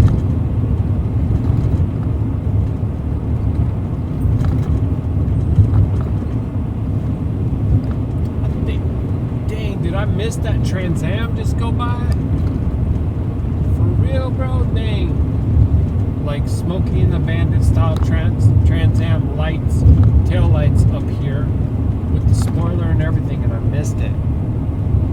That's alright. I think that conversation or that, thread was important.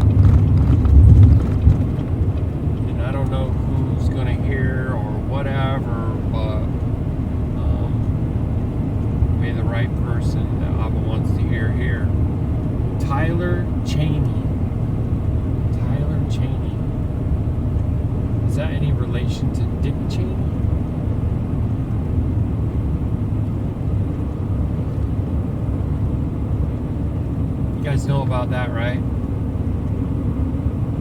You know about that character? Boy, he was up in it, that's for sure. All up in it.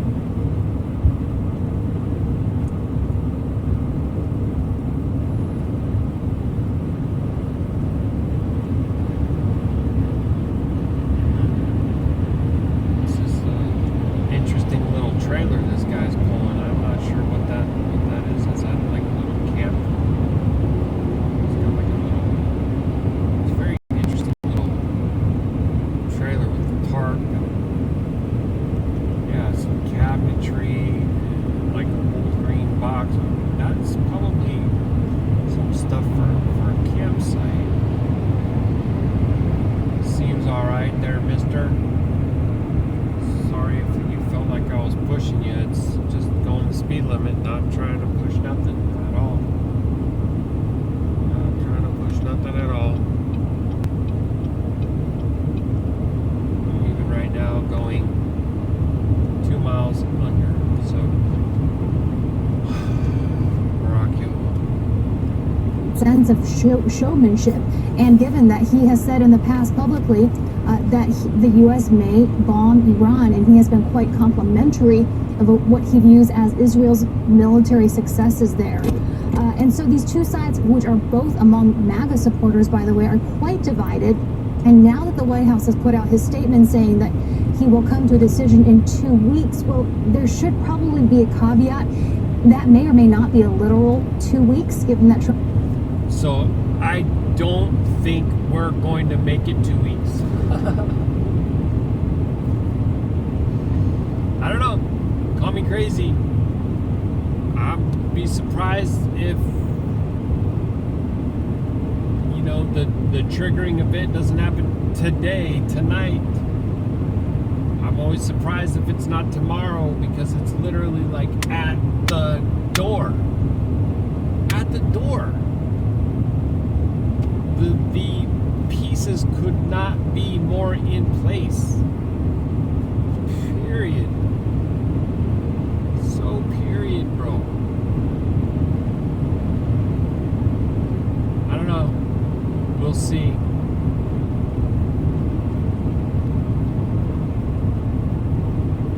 I still feel like things happened on the 14th that I don't know about yet or hadn't heard about yet. But that was a huge day, and so I don't know. We'll have to see. But that was the military parade, the Flag Day, Trump's birthday, and he said it was going to be a huge day and all that.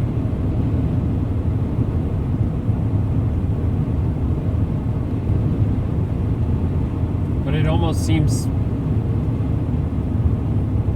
like a storyline, a scripted thing. Is like, oh, the MAGA camp is split. You have half of the isolationists and half of the war hawkies, and yeah, he's gonna take 2 weeks, and then oh well, we were gonna take 2 weeks until they freaking did that. And as soon as they did that, it was over.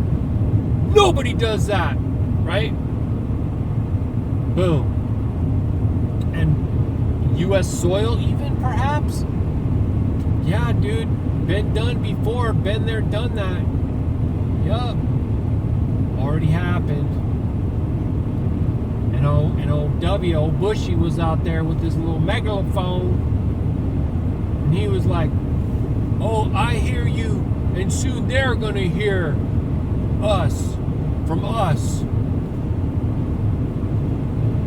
And it was like, and I was cheering. I was a little statist military brat, USA, F-16, you know, like all that, like, don't mess with it. F around and find out, right? Yeah. Yup. Because it's those types of events. Torah, and all that. Dick Cheney came on the TV and said, something like $5.3 trillion is missing from the Pentagon, and the very next day, the whole world changed again, right?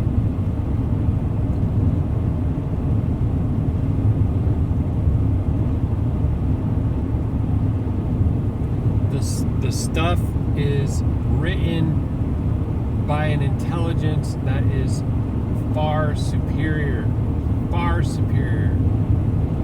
and they do work in a lot of numerology, symbolism, all that.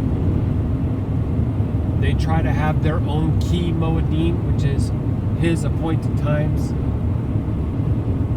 Yahuah does things on his Moedim, and they want to be like him. They try to copy.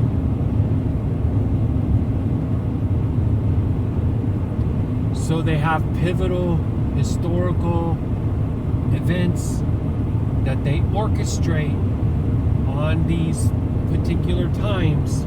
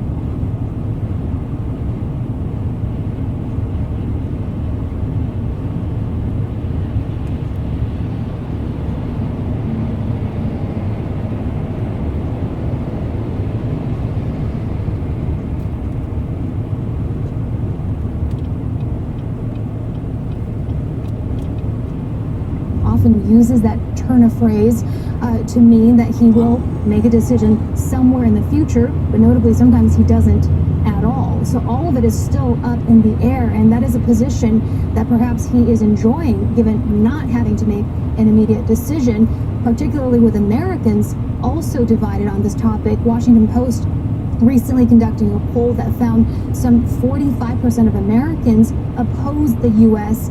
Attacking Iran directly, compared to just 20% who are for it. But notably, many Americans... And I don't know if I have to mention this, but maybe we might as well. The polls are as scientific as ball Earth cosmology. They're as reliable as election results. Whatever, bro. They're telling you, they convinced most of the people that a certain percentage of the people were for certain things that are like, no, not even. But somehow people even became convinced that most people agreed with that. Crazy. But you hear it, it's official, they wouldn't lie to you, it's the television. Why would there be lies on the television? That don't make sense. Yeah. You gotta really have some wisdom and discernment to even be able to listen to that and not get fooled again. You do. And the truth is that most folks don't. Most folks don't.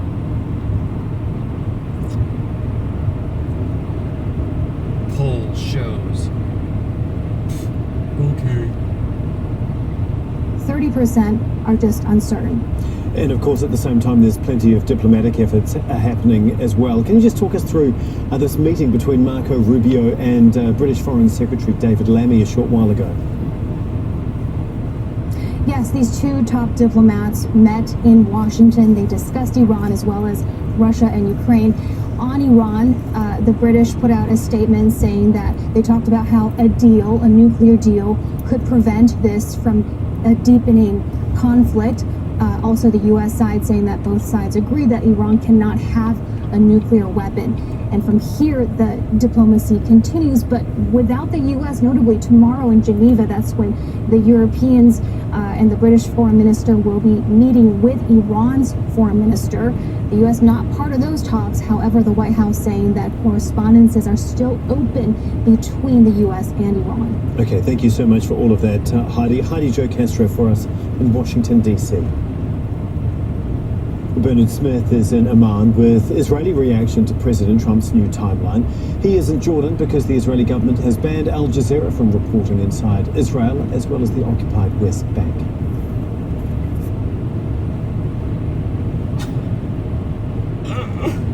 Oh, bro, that's kind of funny. I mean, it's kind of funny. We're all about our freedom of the press here in the United States of America, right? We just have to support Israel because that's what the Bible says, right?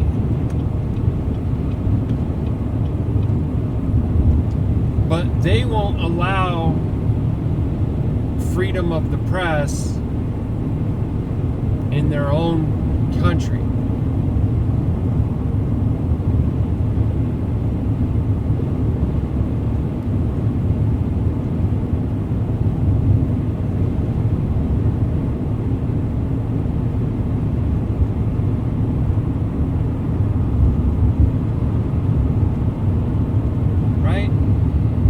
Independent third-party news, media, organization, whatever, is not allowed to go there.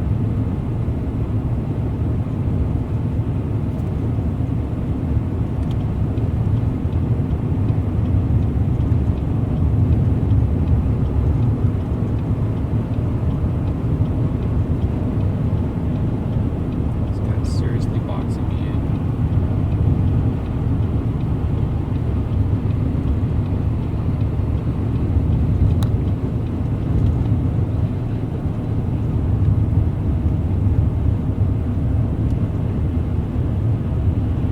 Shortly before the statement from the White House, Israel's broadcasting authority published quotes from Israeli officials suggesting they had prior notification of what the US was going to say, and the Israelis say that without US involvement, the operation against Iran will last 2 to 3 weeks.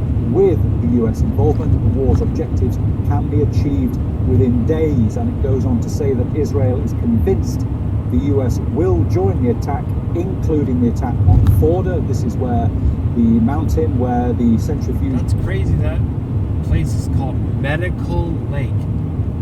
Medical Lake? What? Medical Lake. That's so weird.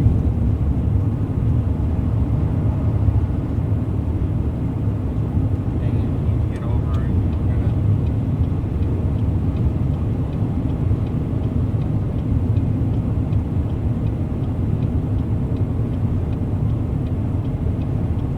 Hello?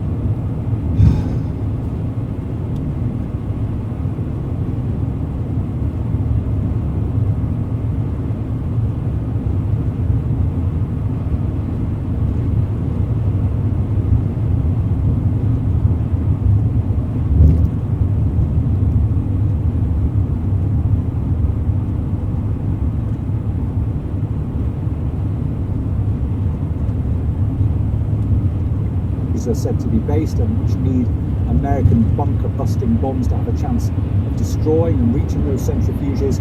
And the Israelis say, we appreciate the Americans joining if they decide to, but we will know how to achieve the mission and to accomplish its ends on our own. Meanwhile, Iranian missiles continued to target Israel on Thursday, about 40 missiles, most causing damage on Thursday morning, with a hospital area damaged and residential areas near Tel Aviv, including residential buildings in Holon and Ramat Gan. And the Israelis think one of those missiles had cluster munitions in it, which explode in the atmosphere and send smaller missiles in an 8-kilometer radius, and much harder, the Israelis say, for their defenses to intercept. But right.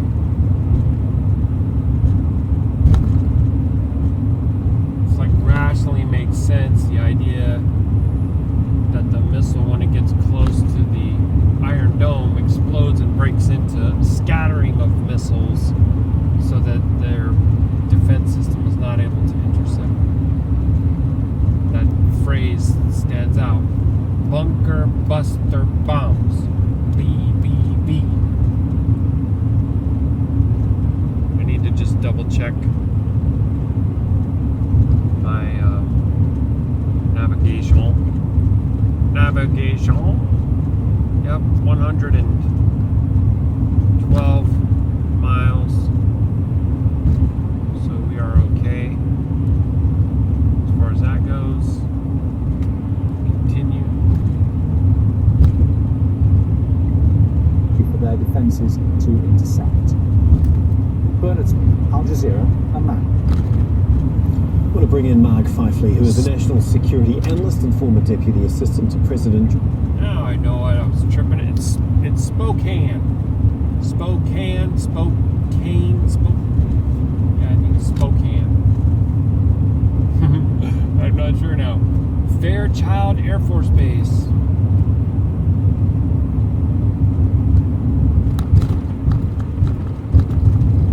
There's another one of those smokestacks that I've been kind of pointing out as we've been doing this.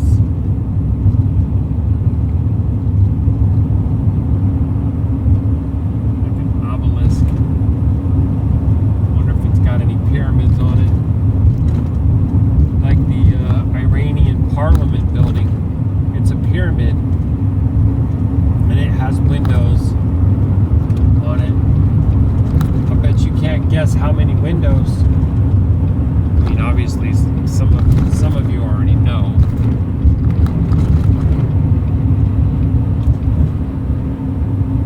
But if you don't know, guess how many windows are on the pyramid.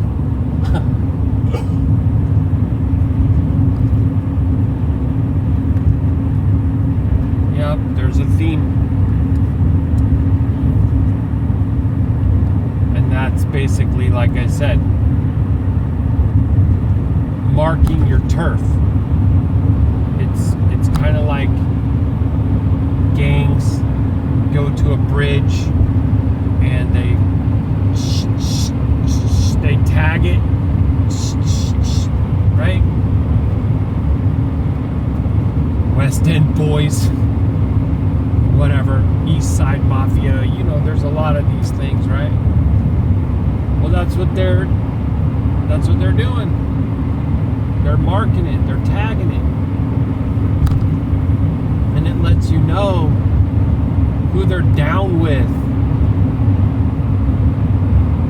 So it's really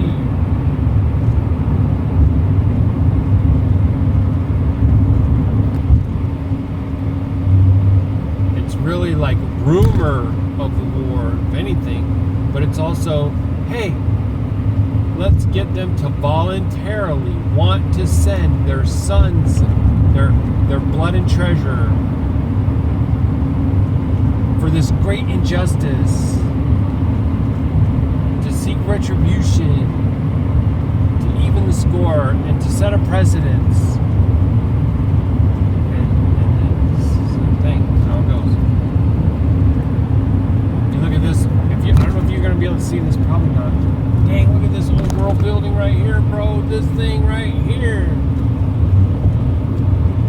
First Presbyterian Church of Spokane.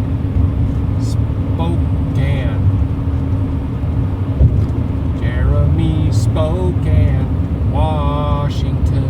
Oh, no, it's horrible. Sorry.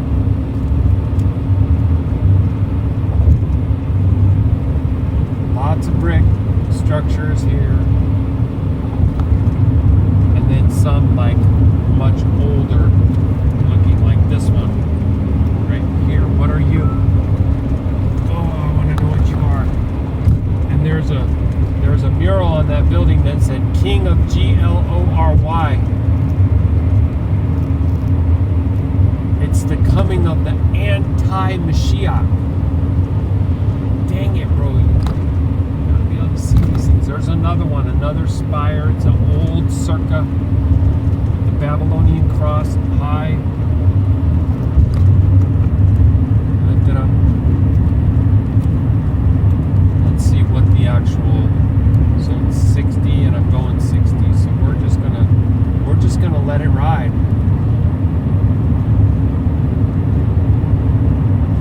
I got some kind of a message or something. Let me see if I can see what's going on. It's telling me stuff about my car.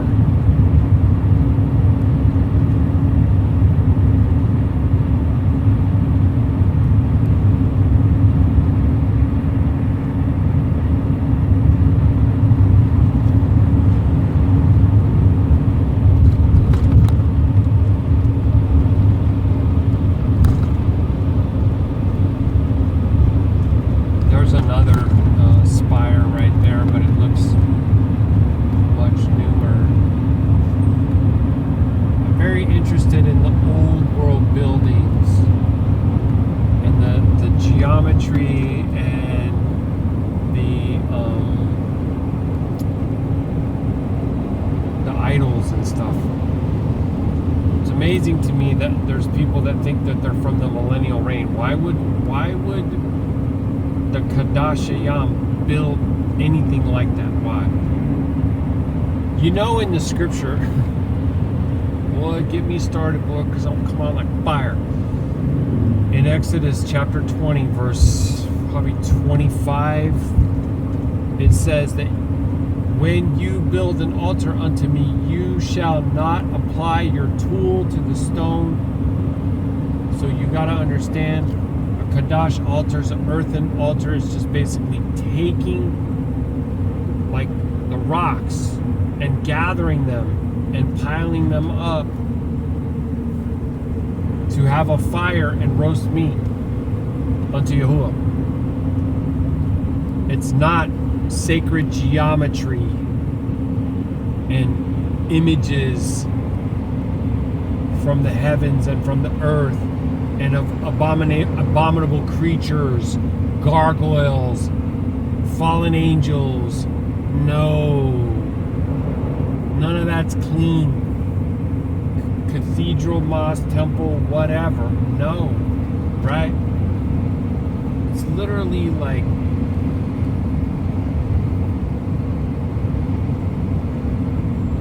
disturbing to say that those structures are built by anything other than evil entities and their minions that serve them, and then they actually have bones assembled under them, again in patterns, and you're going to say it's for frequency and for healing. How is that anywhere in scripture? Take the bones of dead people and utilize them for your healing frequency? No, dude. You know not the scriptures and you know not the Most High if you fall for any of that nonsense. You're welcome. Another radiation tower. Just make sure that everybody's well irradiated.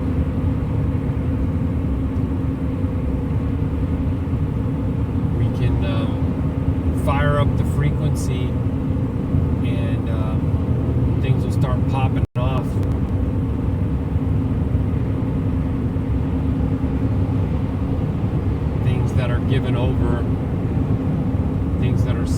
marked by the B system.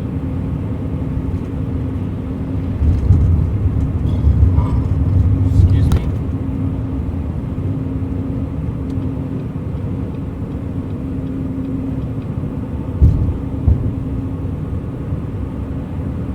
Yikes. You're very dangerous. Yeah, now you want to wave to me, okay? You're freaking dangerous, lady. Wow, this is crazy, bro. Mount Spokane Park. Skiing and snowmobiling. I'm sure it's quite a bit more than that, but yeah.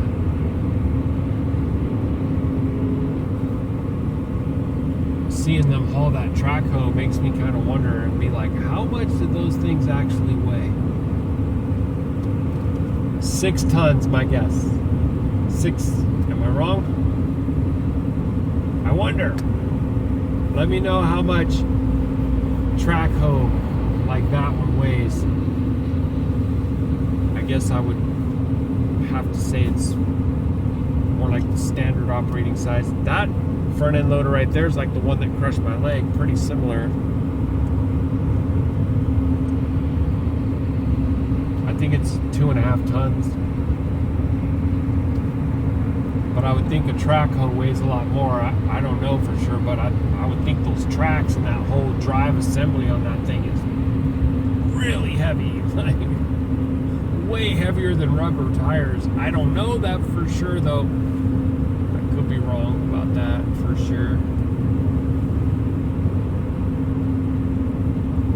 When it says MedTrans, it means that we deliver marijuana. That's what that means. There's got to be a lot of money in medicinal marijuana delivery, right?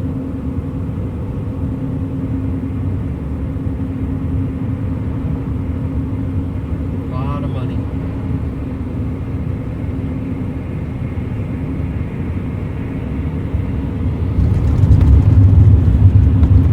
All right, let's see what's up.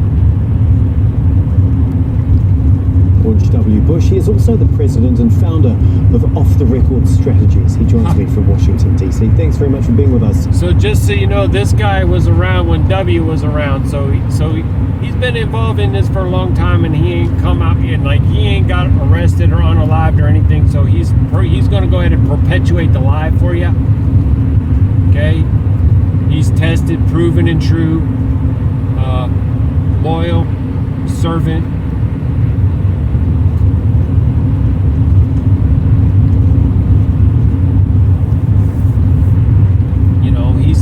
He's in the club. He's part of the brotherhood, that kind of thing. Let's see.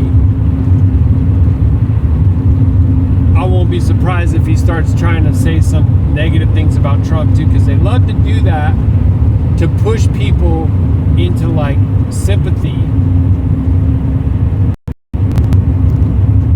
And they love to do it on topics where it's stuff that you would agree with Trump on. Like, oh yeah, we should do that. Yeah.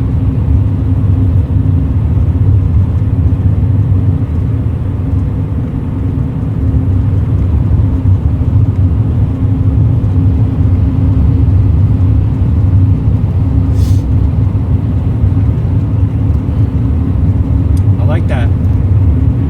Well, I don't know why. It's an Idaho license plate with like an elk on it or something.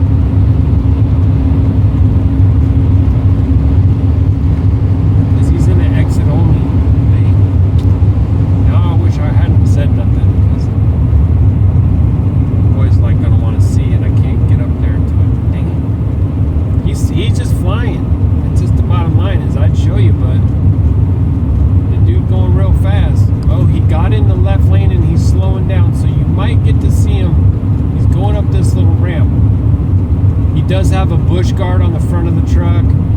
He does have that back window protection and toolbox. And it's got the color, it's a similar color to Abigail. Did you see? Hopefully you did.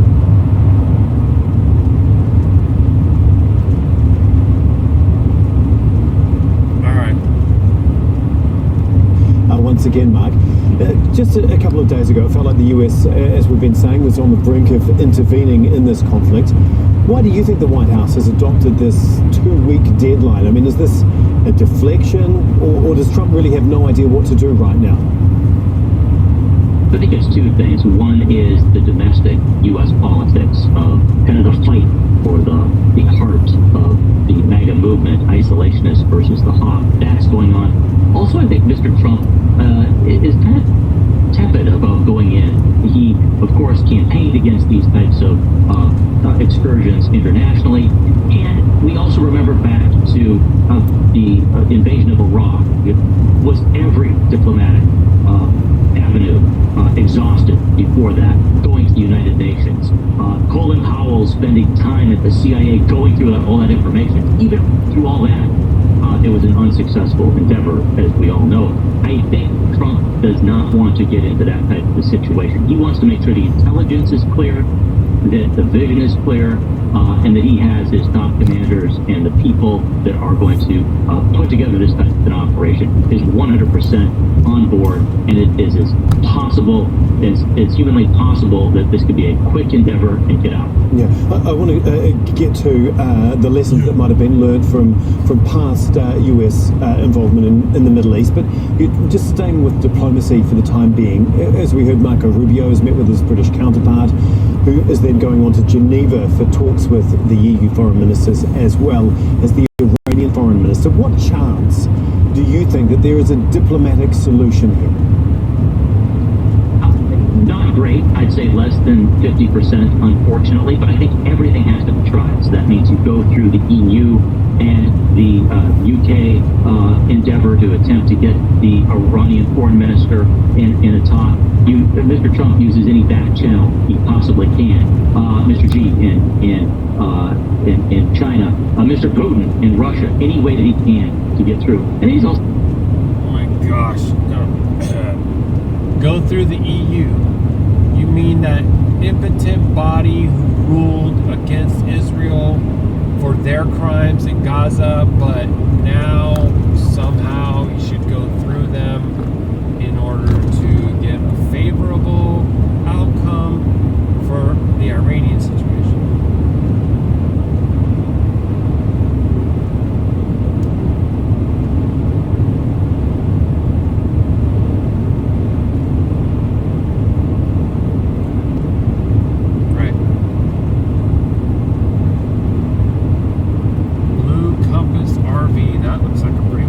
Right next to it, a camping world. Dang, bro. Do you think that they've got their plan after the other place and that they do that on purpose? I wonder. Then they put their lot there and then they have like a larger selection and maybe like lower pricing or something. Maybe more financing options. I don't know. Whatever it is to like draw that. Whatever business goes to that location, just a little bit more to them. Liberty Lake. I'm still super curious about like who actually the big financiers of Camping World are, and if they're even based in the U.S. I wonder about it. It's an interesting question.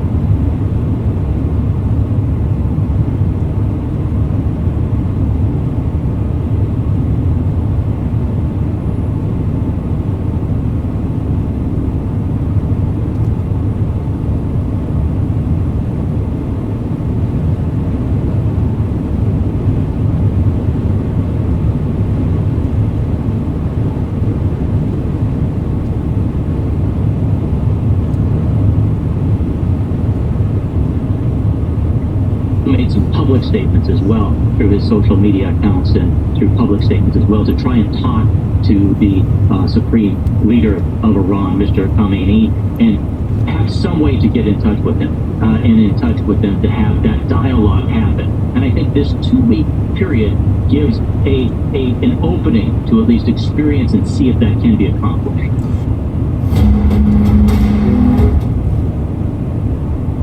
Some ads. Before, do you think that the US has learned anything from R&R, past RV involvements Center. in the Middle East, notably Iraq and Afghanistan, and if so, what? And do you think that Trump will take those lessons on board? I think so, and I think one of the things is don't listen to the experts that talk about the expats from that country, and that you're going to be treated with greatness and with rose petals as you go through this type of an endeavor, such as was talked about for Iraq. And the other thing is that there is a movement within Iran, of course, that was the Green Movement in 2009. I don't think that the Supreme Leader and his leadership is greatly admired by a lot of Iranians, but it's still a strong 3-decade-old leadership, autocracy in Iran that is going to remain there for the foreseeable future. And we believe that one will have to work with them in the weeks and months ahead. Thank you so much, Mark. As always, we really do appreciate you. That's another huge RV lot right there. For us in Washington, D.C. There have been multiple Israeli attacks across Iran overnight. In the northern city of Rasht, there has been an explosion on the outskirts of the city. There have also been explosions in the sky over Tehran as Israel targets specific locations in the capital. Al Jazeera's Tohid Asadi is in Tehran with the latest on the Israeli strikes. Just taking note right here because I'm coming up. I think I'm coming up to. Would it be like Idaho for a little bit first? I think so. I'll remember right. Coming up to some kind of state line here, and I'm not hauling anything, so it's not like I gotta be concerned about whether or not I stop. But I try to take note.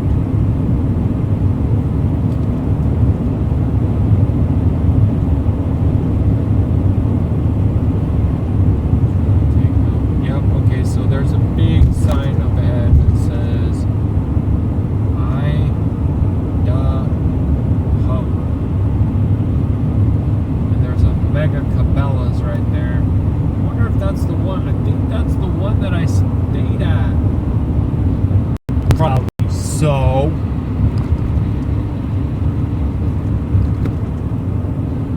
Probably so.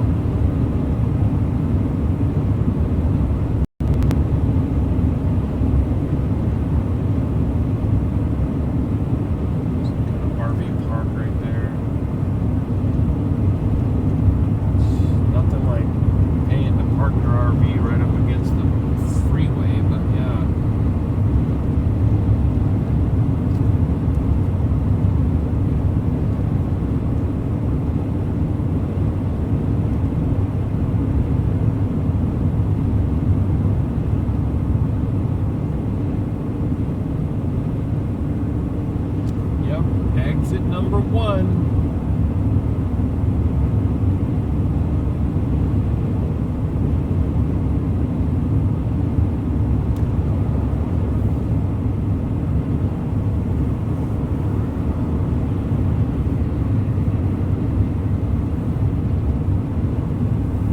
Another thing is, I feel like the speed limit can change a lot. Excuse me, when you come into a new state. So you gotta try to pay extra close attention to that as well.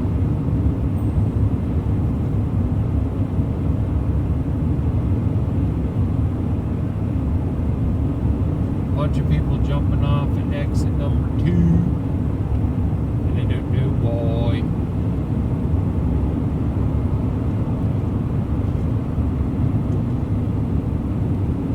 We got half a tank.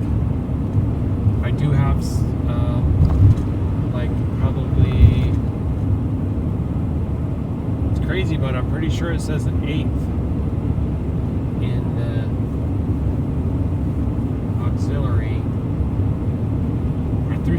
$100 in there, plus there was already some. It's like, dang. Wouldn't that get you like to a quarter? But I guess not. Alright, let's see what these guys are saying, man. Momentum thrives on escalations between Iran and Israel, as on the 7th day of escalations we heard different reports from across the country about continuation of strikes by the Israelis. Earlier in the morning we had a report from the Atomic Energy Organization of Iran saying that a center related to heavy water and research reactor in Khundab was targeted by the Israeli strikes. Also, here in the capital, in the early hours of night, we heard constant sounds of explosion related to the activation of air defense system targeting flying objects from the Israeli side. And also we have heard a lot of statements from the Iranian side saying that we're going to continue our retaliations as long as Israeli strikes continue.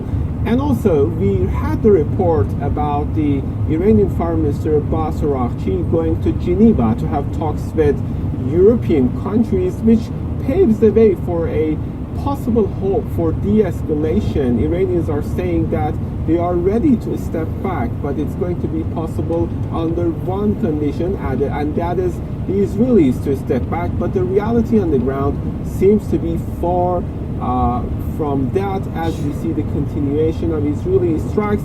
And speaking of the rhetoric from so much RVs right there. Wow, another blue Compass RV. Dang, that was huge. And I think it said that they were having an RV show. Oh, that looks like there's a restaurant called Hunters.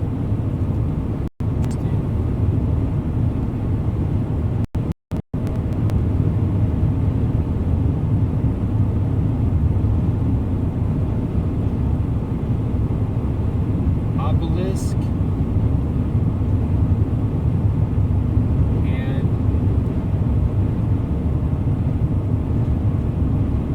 radiation tower. Idaho.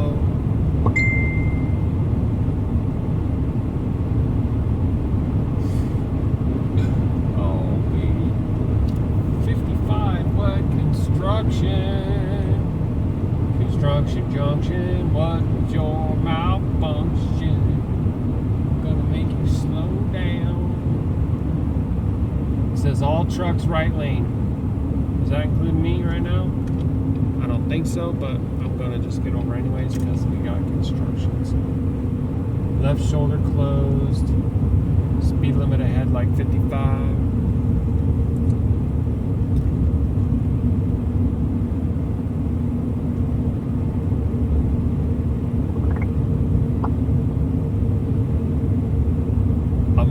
Aman Halal Yahuah. I love you, baby. Mwah. I'm looking forward to getting out the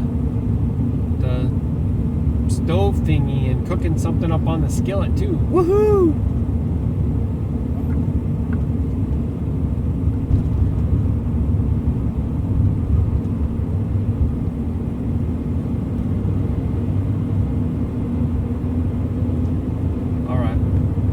Ramp 25. Well, we ain't doing nothing to do with the ramp.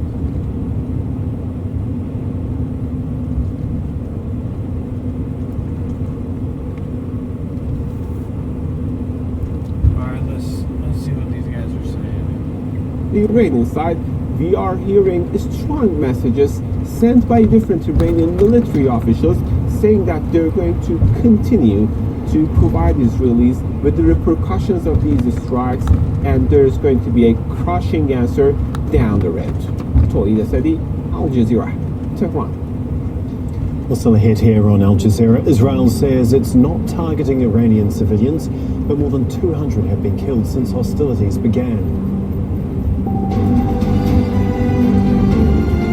Right, just like they're not targeting hospitals, or they're not targeting emergency workers, or the other people are the ones who are terrorists because they target civilians. Snap out of it, bro. Snap of it.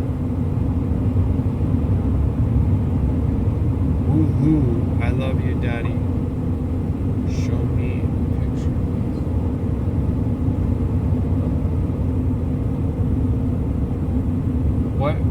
What you talking about, baby? A picture of the scenery around here? That what you talking about? Was I supposed to go to this way station? I don't know. I don't think so. I'm not even sure if it's open. Of course, I don't have to worry about it right now, but what if I was? What if I did have a load? You know what I mean? Also, did the speed limit just change? Wreck vehicle parking. Ah, dang it. I don't know. I want to try to pay attention to this stuff. And the people most certainly have, like, sped up here, so...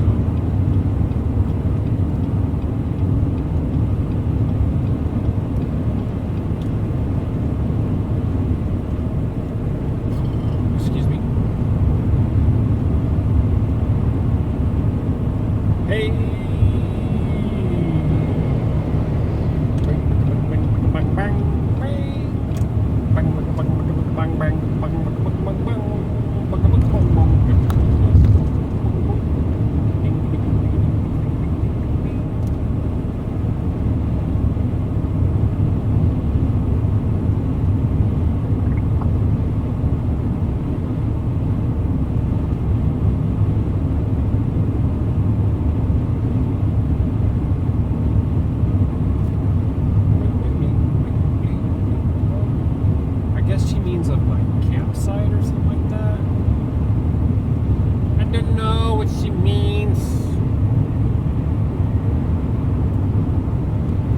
Down to like 80 miles to the fuel.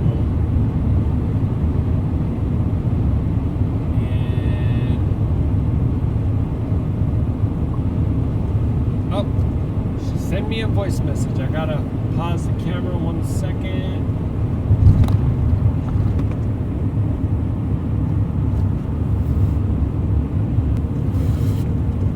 All right, let's see what they're saying.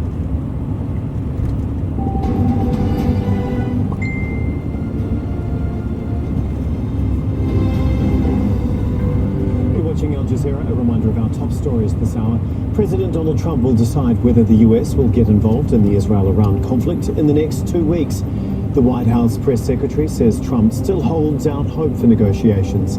The president has said he may or may not join Israeli strikes on Iran and has repeated his call for Tehran to, in his words, unconditionally surrender.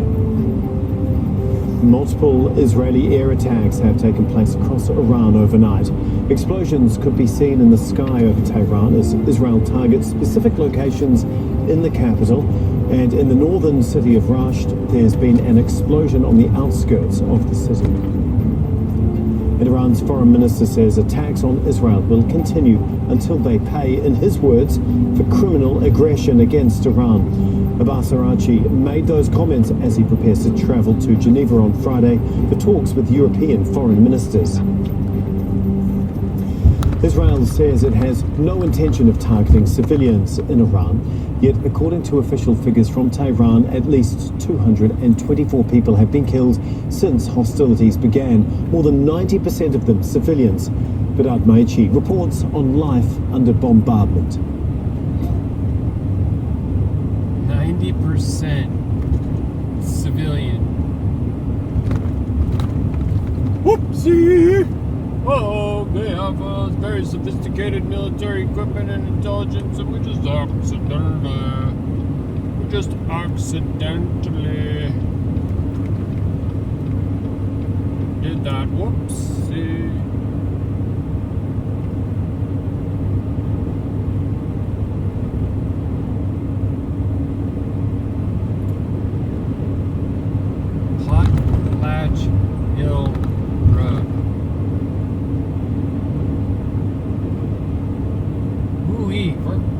Climbing again here. Actually, what are we doing? Oh, we're at 17. So, hey man, that last stretch there, that was well. Dang, look at that lake out there. You guys see that? Wow, look at that lake out there. something else. Let's go over here. Oh, there's a car there. We don't want to do that yet. It's not that I'm trying to like not pass you. It's that I think you're speeding up. I mean, I'm still going the same speed.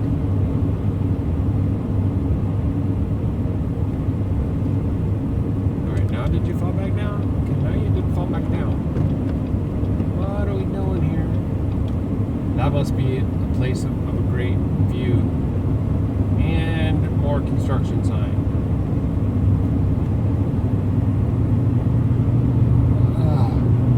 My ears just popped. This is where you got to get back over because big boy's up here going kind of slow. Not that he's has a choice. It's a climb and he's got a load on there. It's loaded down. And like I said, right lane closed. Okay, so just in the actually got a little bit more room, but you didn't want to do that too close. And now we're going down to 55. So we're going to start slowing down, and that car is doing that thing again. That was behind me. Oh, wow, look at this bridge. Look at this view, you guys. This is something else. Wow. Wow.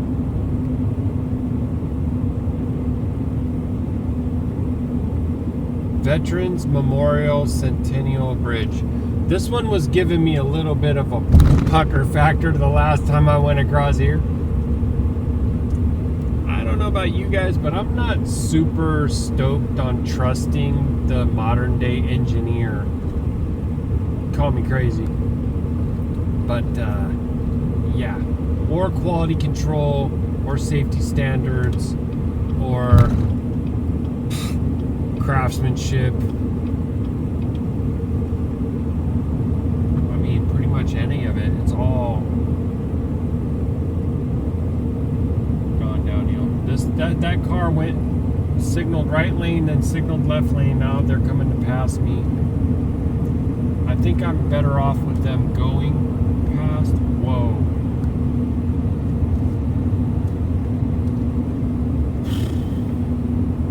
Makes a lot more sense. All right. I don't want to mess with that. We don't want to touch it with the 10-foot pole. All right. So we got a descent.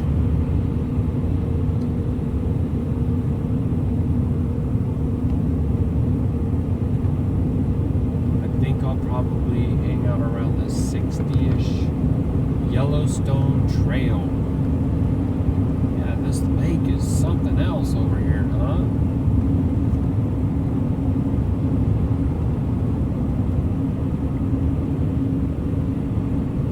It's got that weird name. It's like a French name. I don't know if I should try. I'll probably butcher it and run out of it. Then again, who really cares if I do?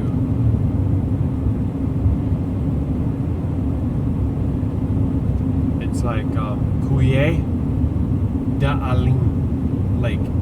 Couille d'Alin. Something like that.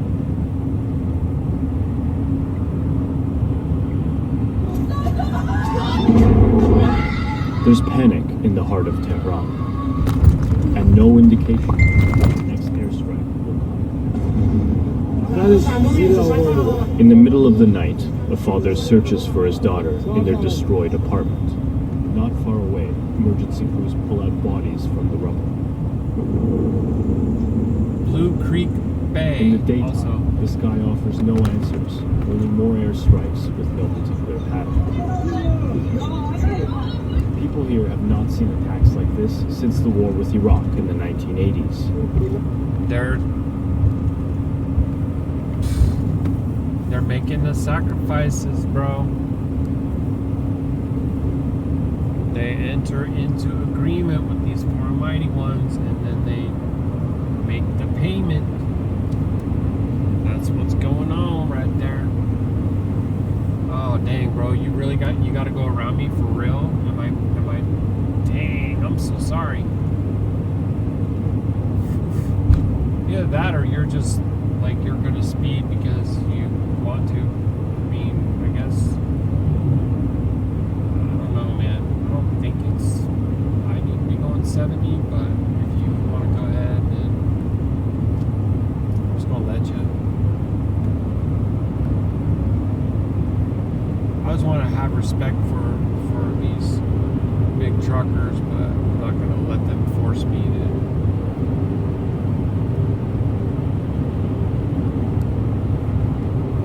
Something I'm not actually wanting to do. You know what I mean?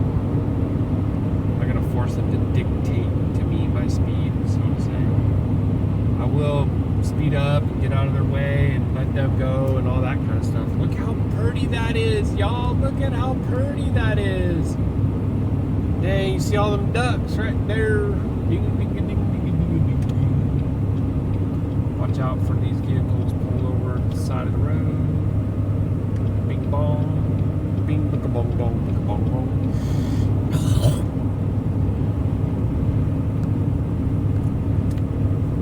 Oh, you know what? I think I'm gonna get to pass through maybe some of that Crow country and also the town where I spent the night.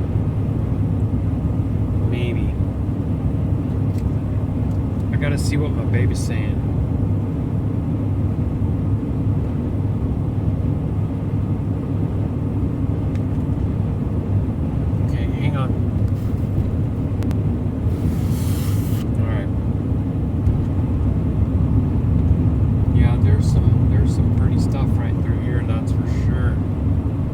Israel says it's targeting Iran's top military leadership, but most of those killed have been civilians, according to Iran's health ministry. Same. Yeah, same woman was killed over there. Same playbook, right?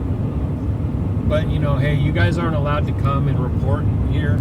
You're not allowed in our country because you tell people what's going on, I guess, or do they? Among I those don't know. killed, You decide. a young Taekwondo prodigy, a graphic designer, and a university student. I actually think that the numbers, the losses, everything is way higher than they tell.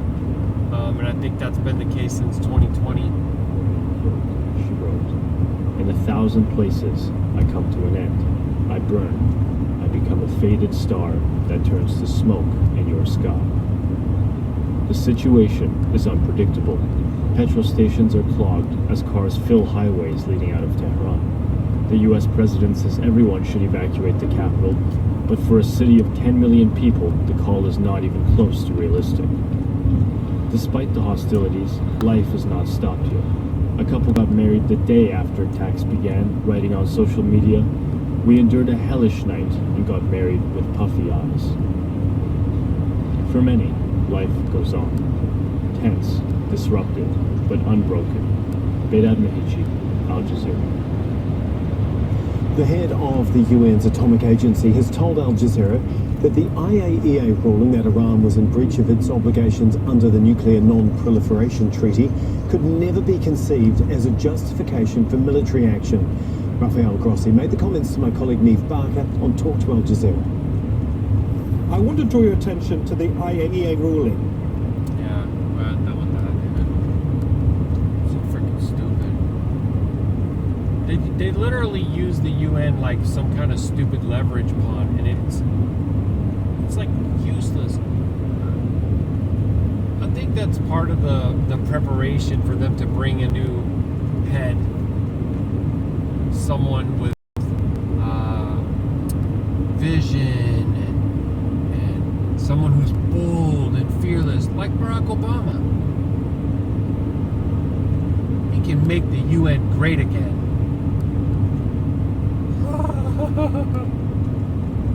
Sickening stuff, dude. Sickening stuff. I wanted to fire up my auxiliary tank's pump here, so I'm gonna get myself down to the new speed limit right here, 5. Okay, and we're gonna shrink our little YouTube player so I can open up a timer Bing, bing, bong, bong. And we'll start with 10 minutes.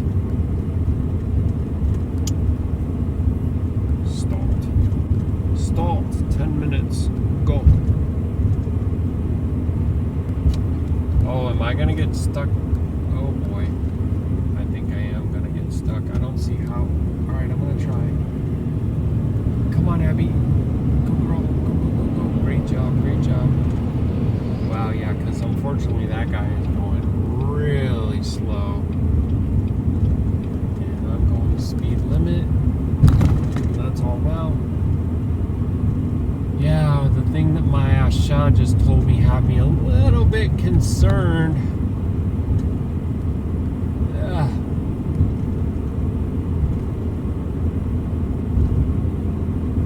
I hope that she gets my message and double checks it for me because I need a little bit of navigation assistance. I thought that it was going to be fuel then campsite. She's saying that it's campsite then fuel, and if that's the case, oh well, if that's the case, then I can just get the fuel in the dawning, but I recalled it differently, so we'll have to see what happens. Either way, it's really Yapa up here. Pretty. All this forest. Even though you guys, like, seriously, a lot of these trees are, they're like, they're a fraction of what they could be, or really in essence are. You can see actually a little bit too easily that you see all the trunks because the foliage or the leaves or the pines or what, I mean, whatever you want to call it, the completeness of the tree is like bare bones almost.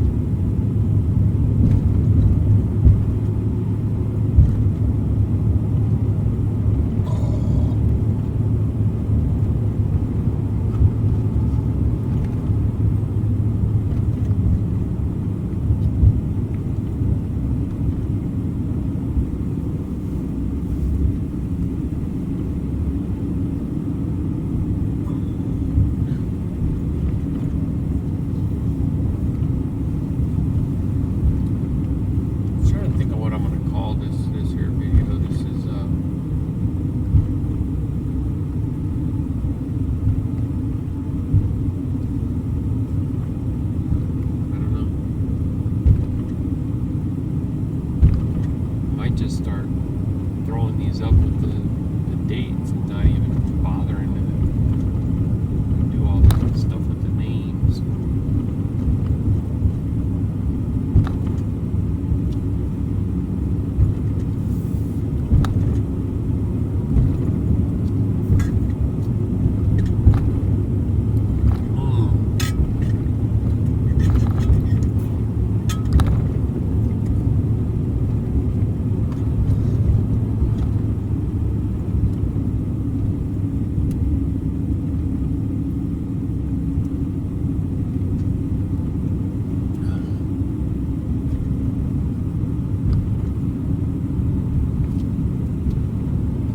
I could try to back out. Oh, and then see, it is saying the silver dollar first. Alright.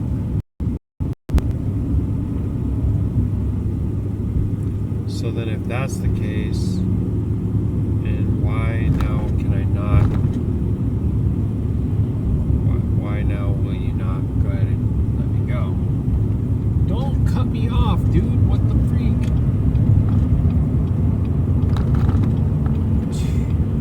Whatever, bro. That was uncool. He signaled and punched it like right away as soon as we came out of the thing.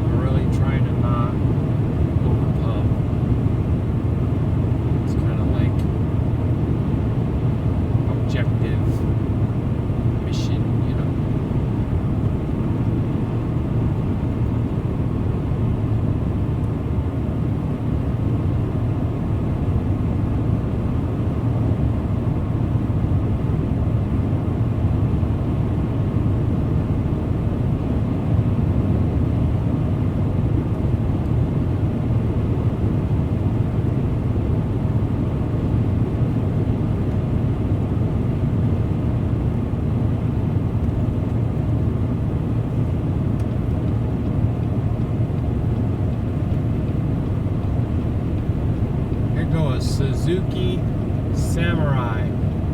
For all you young folks who don't know, these, I think they outlawed these because they would roll over. It's actually kind of a noisy little sucker, that one. I'm surprised.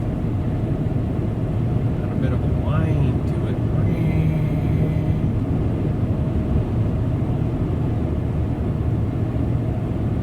Little four-banger. Got that thing floored. Going 80 miles an hour downhill. Again.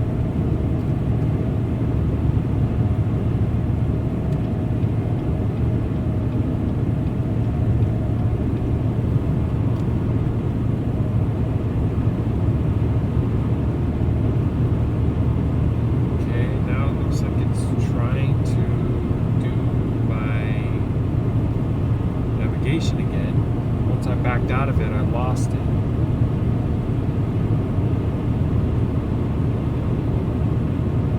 Now it's just oh, there we go.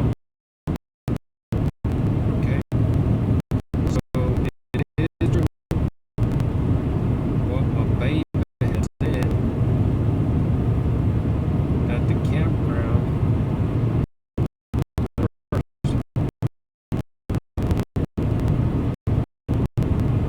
That's all right. That's okay.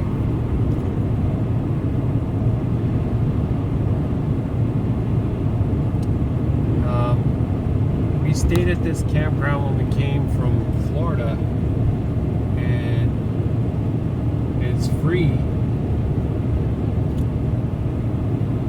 And it was right on. It was okie dokie for sure. And then we went the next day for breakfast, which I'm not doing this time, but that was also pretty awesome. Okay, I'm just going to shut this off now and give it some time, because I think that part of the problem that I'm having is that the gas gauge in the Chevy is just not accurately reflecting what's happening with the pump and the extra fuel that comes in, gets pumped in. I don't know that to be fact. It's just been trying to figure this mystery out for a while now. Oh. Woo!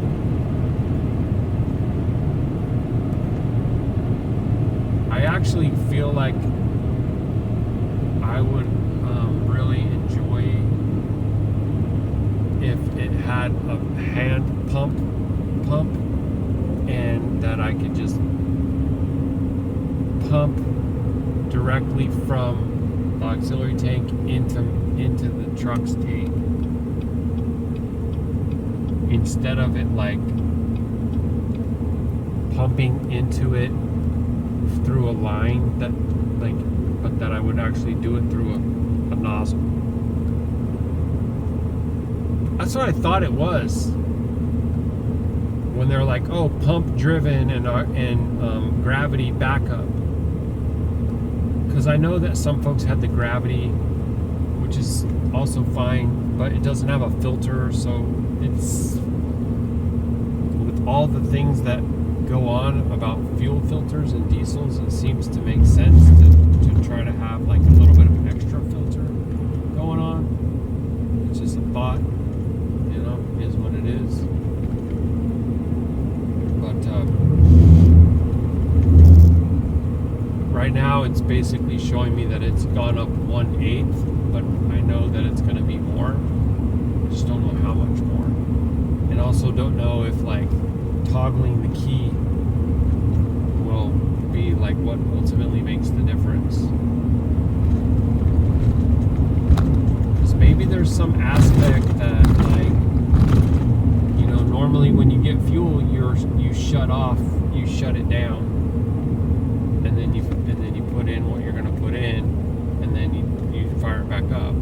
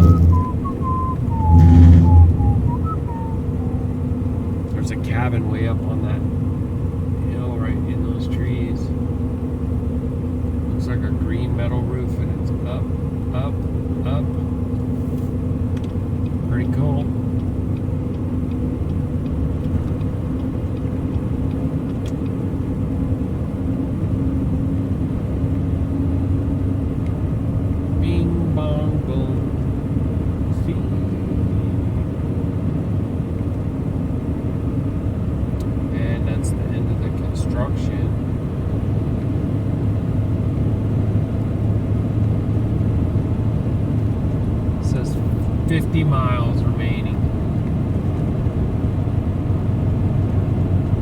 But what I was starting to say was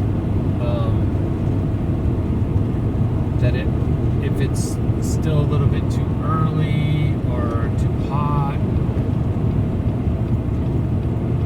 but it looks like the weather's going to be at least dry, kind of like clear and maybe like partly cloudy, whatever. So if I can find a little spot that has like a little bit of shade, and heck, maybe there's even like a picnic table, then I can arrange my little propane stove on there, and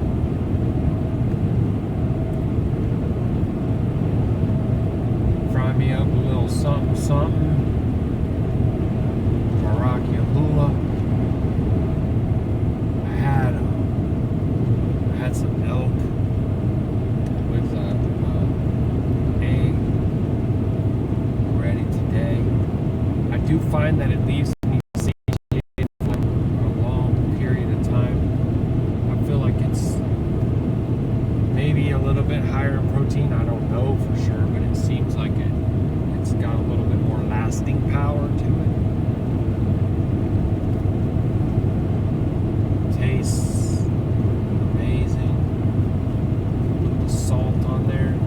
I don't know if I brought black pepper, but I got a lot of different types of spices. And I got Cholula, which is just kind of like one of the things that I really love. I love it on chicken and I love it on eggs, and it just ends up being that I kind of have it on a little bit of everything. Maybe not steak. That's definitely one thing that I'm not having. That, like, my baby was like, you could take some steak, and now I'm thinking, dang, why didn't I take some steak? Because she's right, like, I have the skillet. But it's also pretty awesome that I have steak when I get home, and I look forward to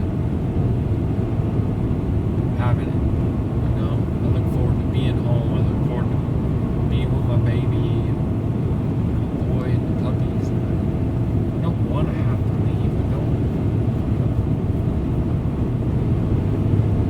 It's kind of infuriating that it's like this right now.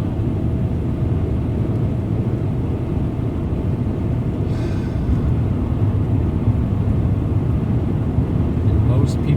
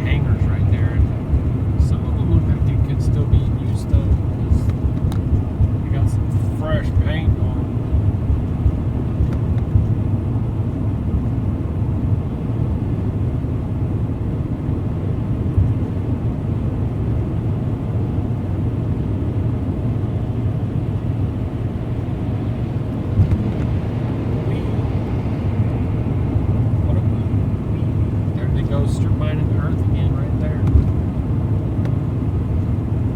don't know if that's the right thing to call it, but that's what I've been calling it.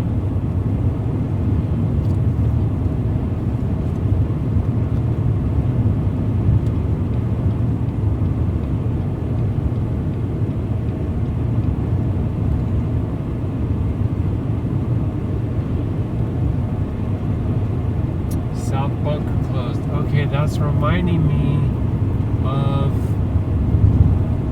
the place, Silver Mountain, when I went to try to stay there, and it was like mega crowded, touristy place. And then even the Walmart over here was not allowing overnight parking, and I was like, I gave you my money, boo. I did too. I bought that butane grill there, but we're gonna end up returning it because I got a propane one instead once I learned that I made a mistake and bought butane. But it was a Coleman, and I thought, hey, you know, like name brand, whatever.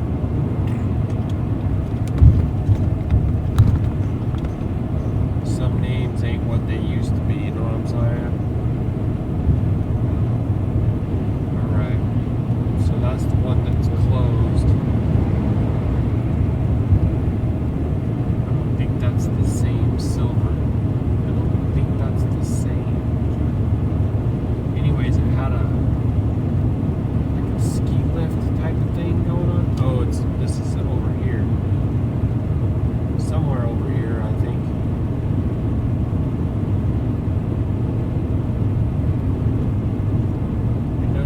Exactly. Division Street. Ugh.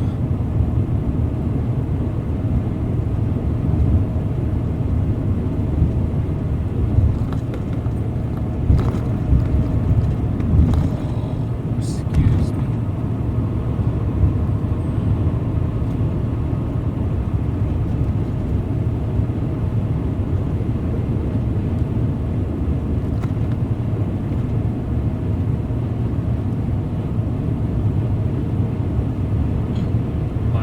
Hat Realty.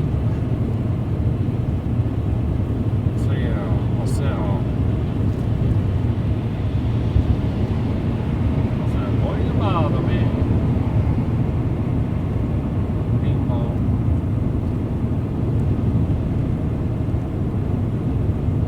And a billboard with a miner. So I guess that's kind of like a local theme to this area, huh?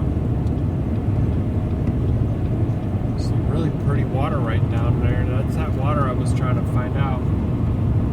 That crisscrossed its way back and forth. I can't remember the name of that. But I will learn these, because I'm going to be going this way likely, often, willing.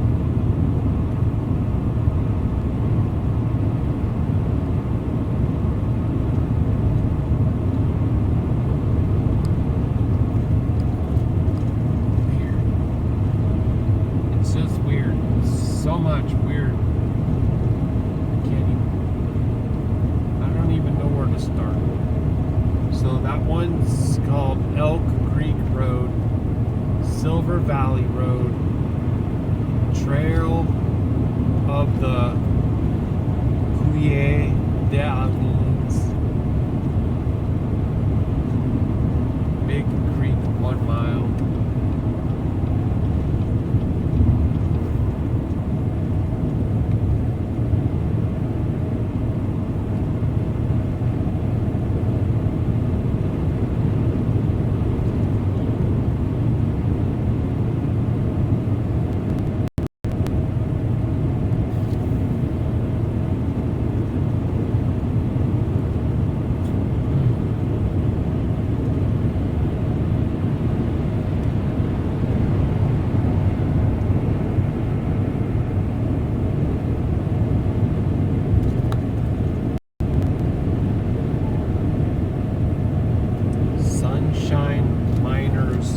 Memorial.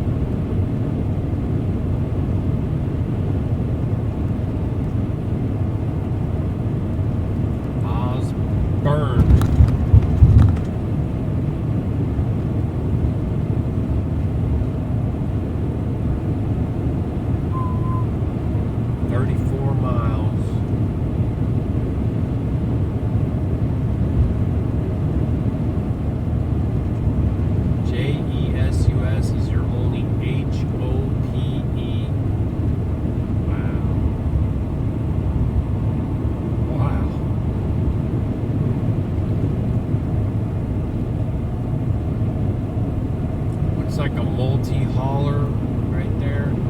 I think they actually call that a haul and tow. He's got one up on the flatbed trailer and the other one is like hitched up like a pull behind. And he's got two, but they're actually not they're not super small, so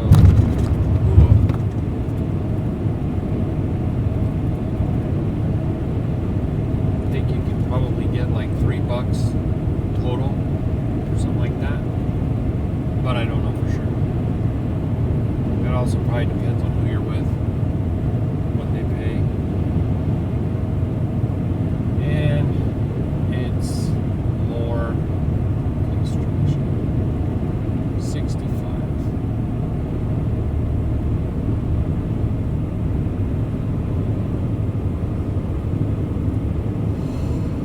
Excuse me.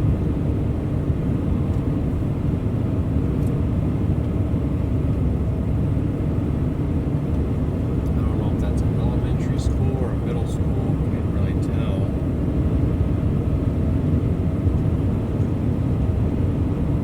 Left lane closed.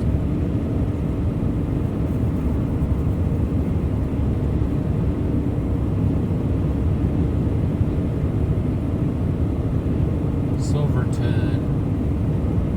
And we's going down to 55. 55. There's a cyber truck behind me. Don't like, not even one little bit.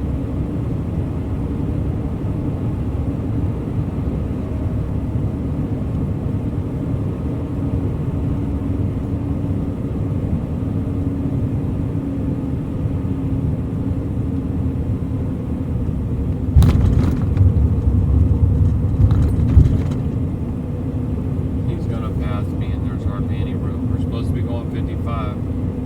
But I have forgotten the world revolves around you.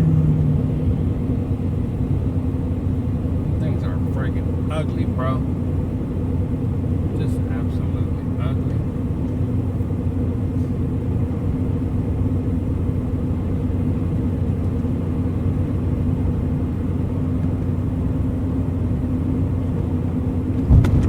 Wee. What a wee. Wallace. Next 2 exits. Baruk Yahuah.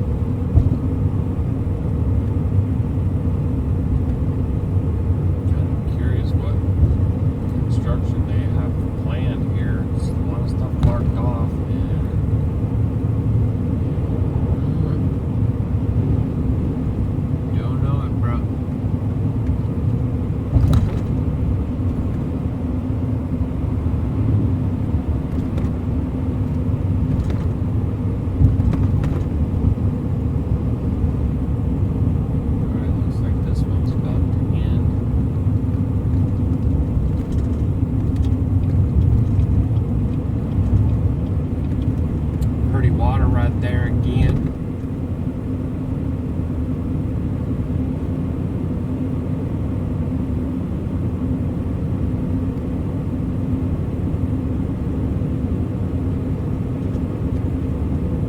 Does not tell me the name of it on the map there. Got a whole bunch of little towns through here. Gentry.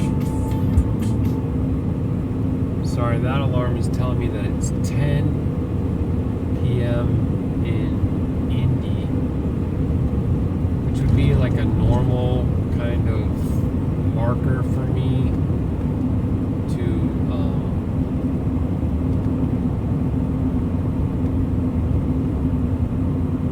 it's like a goal marker for my end of my 11-hour driving type day.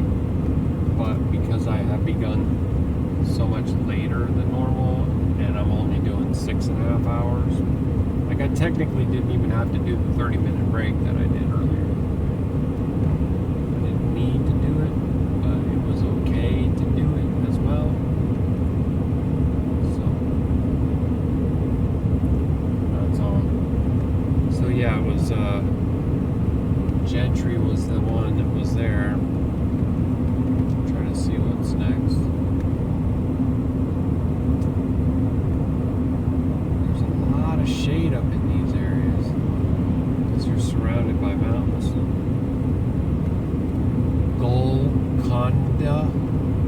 Golconda, and then there's another one that says STUL. And I'm pretty sure that it's not accurate that it says 45 miles an hour on the Google Maps there. Yeah, I don't think that's what the speed limit is there. Opie. Up 60. There you go. Not 45.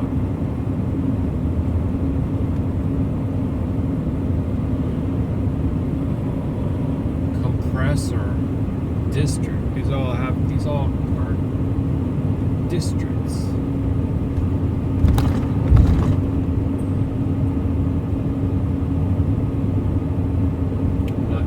Historical significance of the naming different districts as opposed to, I don't know, like some kind of municipalities like cities or townships or what have you.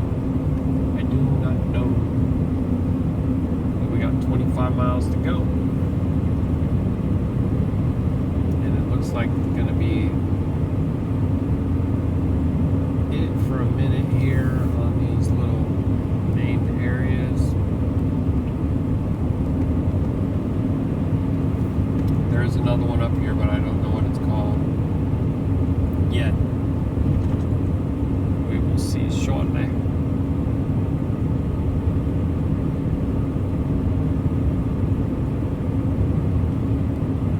But it's actually like Shalum filled through here.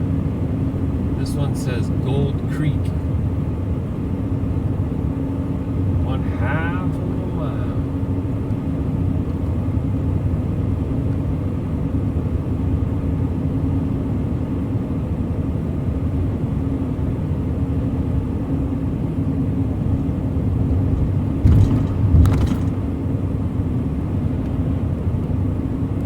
Huh. It's like a little pull-off thing right there, and then slip it all off.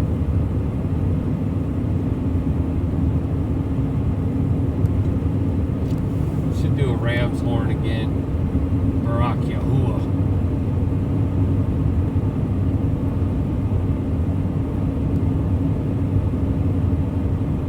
Some kind of museum it said right there.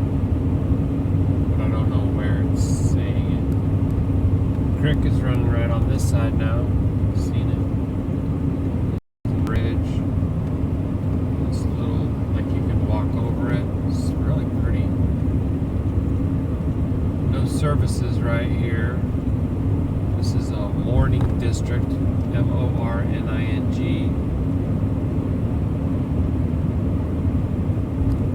Even though it actually sounds just like MOURN.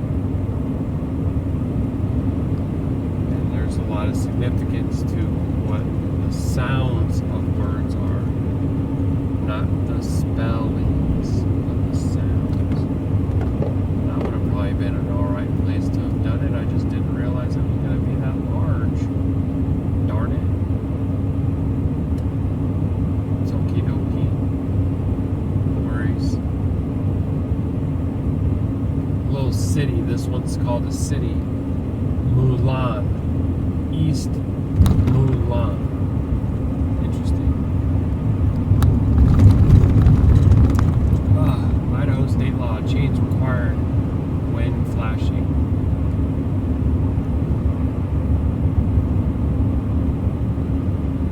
6 miles. There's a recreational area, it said, but I don't know if it means that you gotta go a ways off the path to get there, you know what I mean?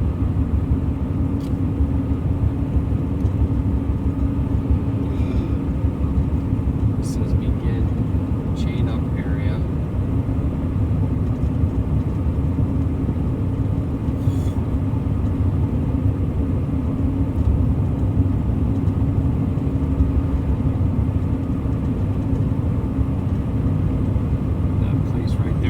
Probably employs a very large portion of the town.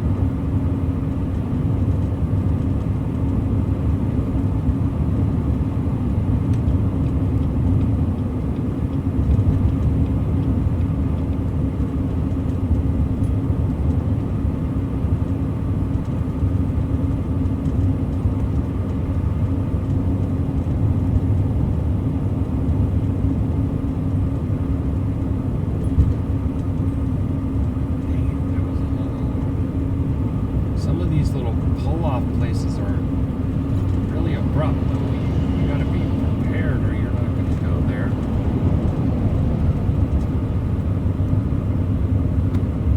But we would get a lot of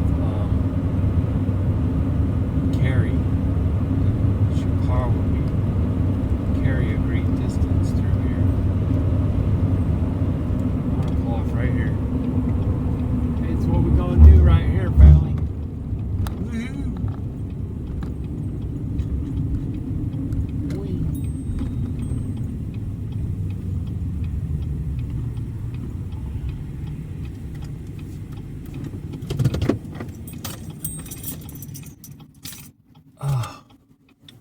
So it's going to be a little bit of the clicky sound, but that ain't going to hurt nothing.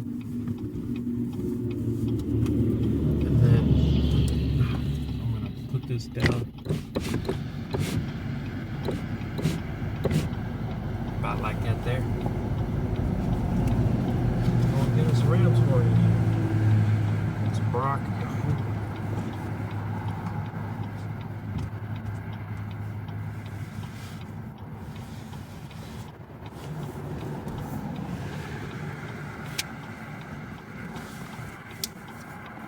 Just keep that leg on. Oh, until we get to the. It says we only got 20 minutes. So, find my shoe car right there.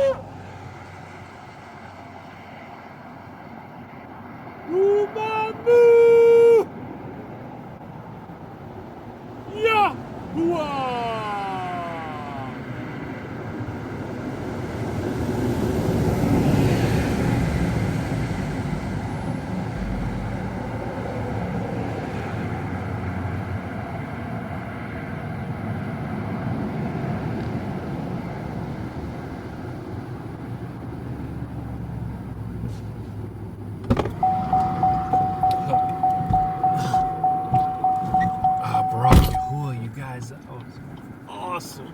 Awesome. Woo! Oh. Can't put up the window because of the key. Oh, that was so great.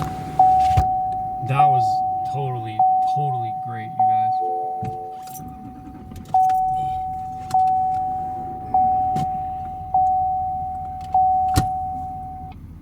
All right. I hear you. Ding, ding, ding, ding, ding, ding, ding, ding. The fuel gauge did not do what I was kind of thinking it might do. Okay, so we're gonna go ahead and get on this a bit here.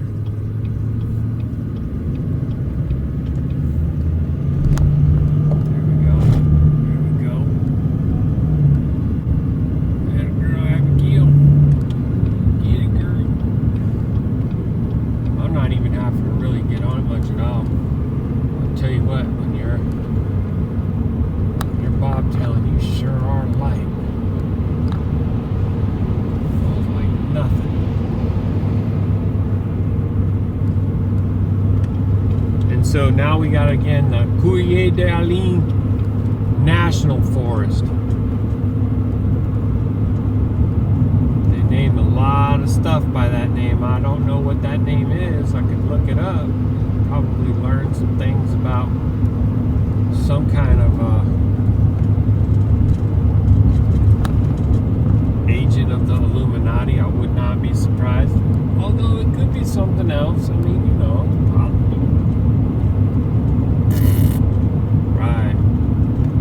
And this here's 55. And that's what we got, 55.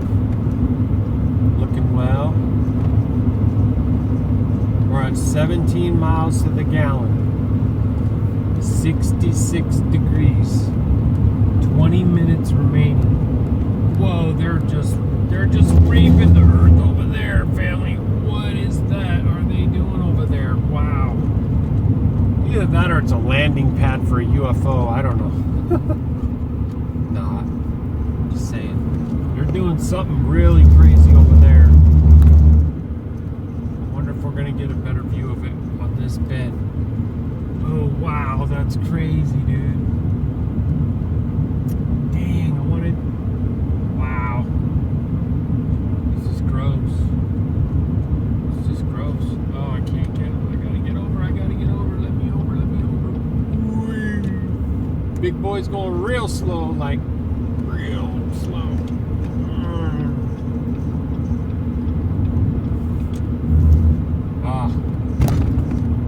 Yeah, that guy's pulling what I don't want to pull. Park model. 2-story travel trailer. Absolute brick wall. They're nicknaming them truck killers, transmission killers. Freaking pretty crazy. And then, but they're not sitting there paying you like $3 a mile. No, they're paying you like, I don't know, probably $1.85 for a biggin. Get you like 6 miles to the gallon. Oh wow, look at that. That's a huge pull-off place. Look out past 1 mile. I'm trying to make a mental note of some of these places so I can maybe catch them in the future.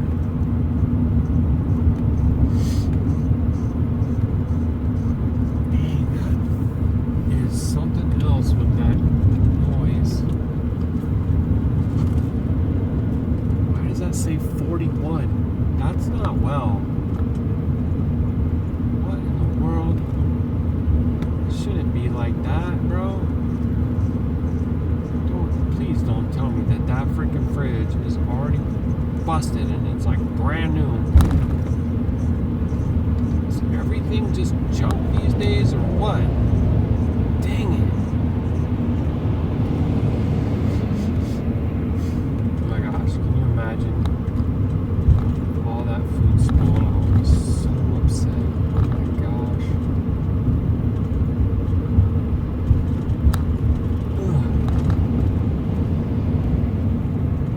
president of Montana right now. Welcome to Montana. And the speed limit has gone up to 80, which I'm not just jumping right out to do that. That's for darn sure. Okay, now it says 40.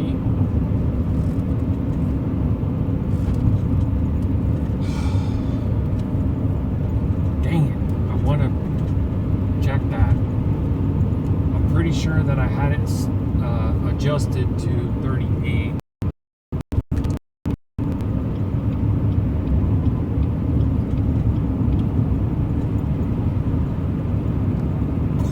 Excuse me.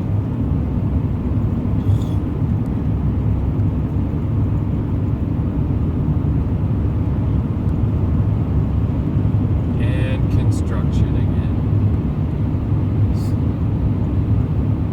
Can't make this up, dude. What is going on? What's going on? Yay, what's going on? Fines are doubled when workers are present. Well, you ain't said nothing. We don't know what the speed limit is yet. You're gonna have to let us know. Right now, you said it was 80. No, that ain't true. 45.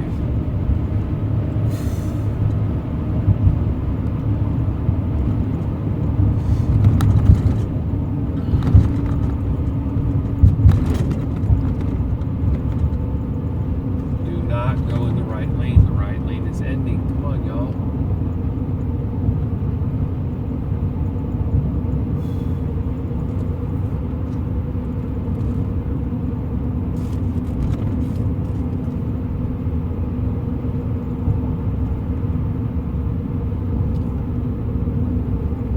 Now it says 39. I'm not sure what that was. Maybe that just was its range to where it kicks on. I mean, I don't know. I might end up having to turn it down a little bit if that's going to be the case. Maybe I'll put it on 37 or something. 36, I don't know. 36 seems kind of cold.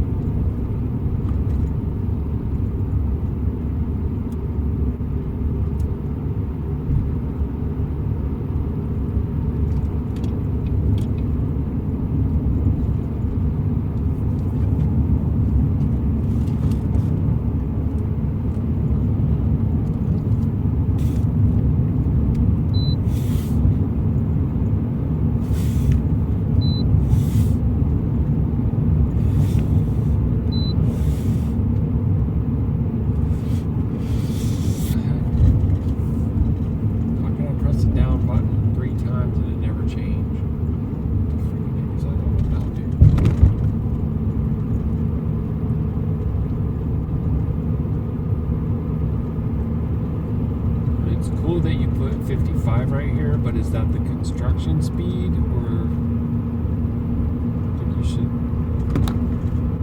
mark it as such if it is? Otherwise it just appears like the other one, but I'm pretty sure that it said it was 80, so that does seem quite a bit less. Traffic is going 55. So will I. 13 miles. Big boy pulled over. Not tight. Boy, if I was a big truck pulling, I'd be like, they ain't doing anything no more. These guys are pretty amazing what they do. For real. The weights, the speeds,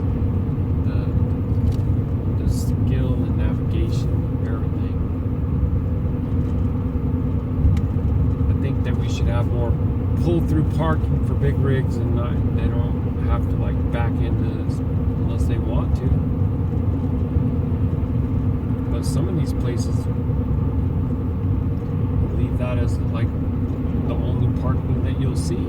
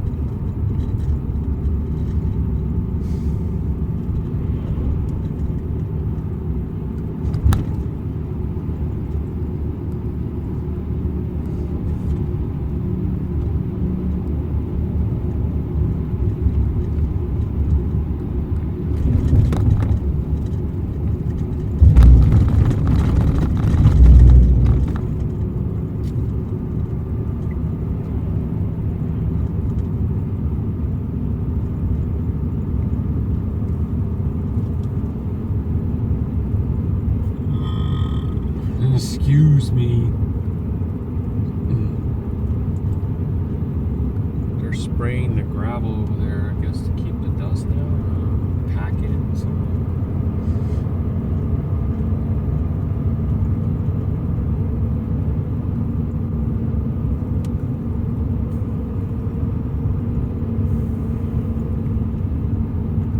And road work.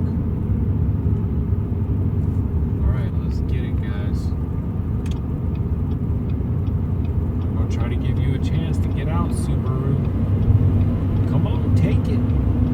Come on, take it. You finna get yourself boxed in, bro. Like I'm waiting. Alright, let's see how it is. You don't want to jump on it. So you're gonna get left. There's also a big rig coming up behind you.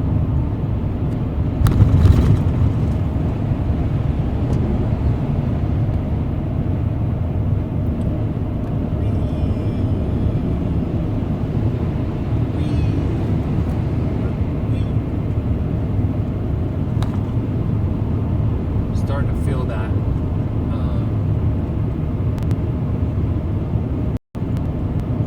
color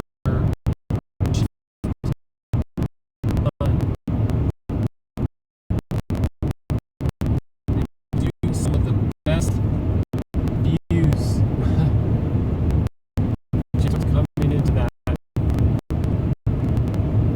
the last few hours of the day.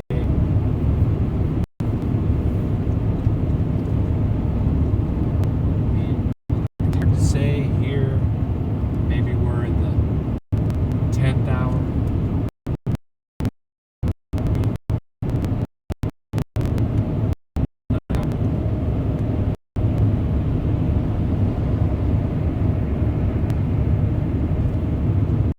Fifth hour here at home.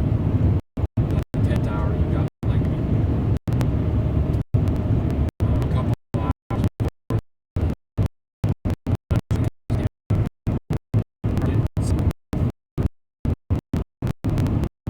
or just coloration changes.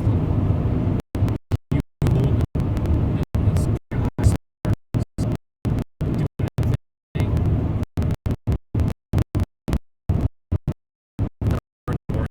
Now it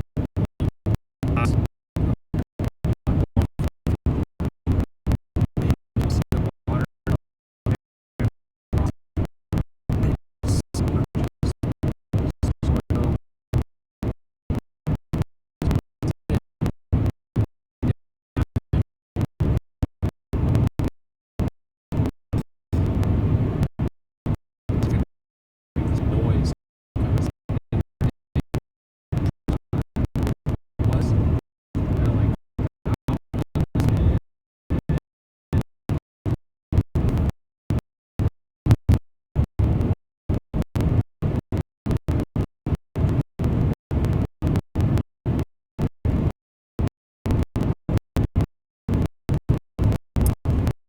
so I guess well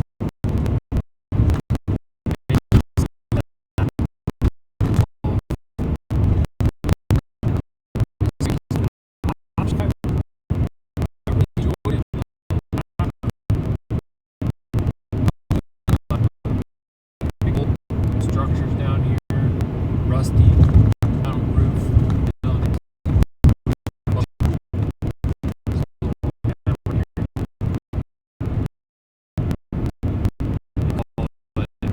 Salties.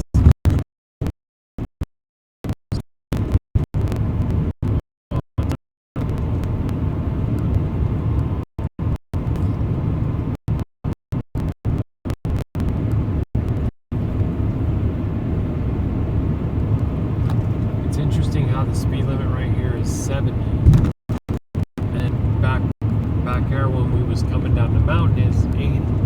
And you know, I don't think it would have really been that safe to go 80 miles an hour on that part right there, because it's downhill with pretty sharp turns. Crazy. I don't know. And you see these white crosses they got. A bunch of them out here. That section.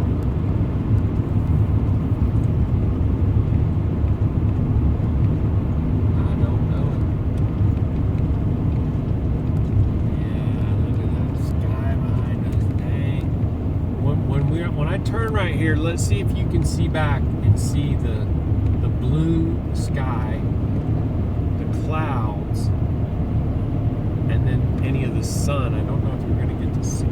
You're not going to get turned enough to see the sun. Wow, that sure is pretty.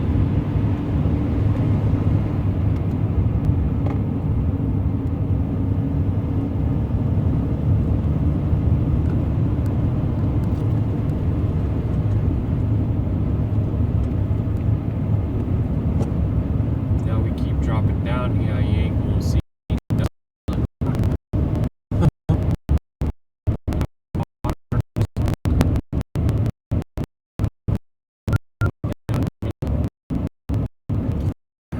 Just gorgeous. So much places all over.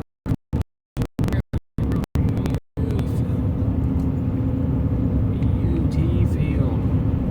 I don't know if you're gonna get any kind of, you can probably see that the sun is back there, but you're not going to actually like see it, you know what I'm saying?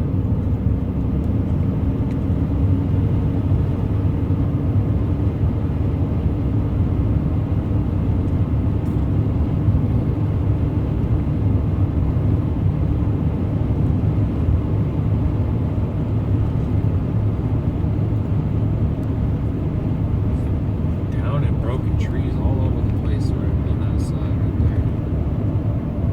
Seems weird. Alright, let's see. All trucks, commercial vehicles over 26,000. That is not going to be me. Ever without a CDL. And I don't know if I'm going to be doing that. I'm not sure though. Man, you don't know.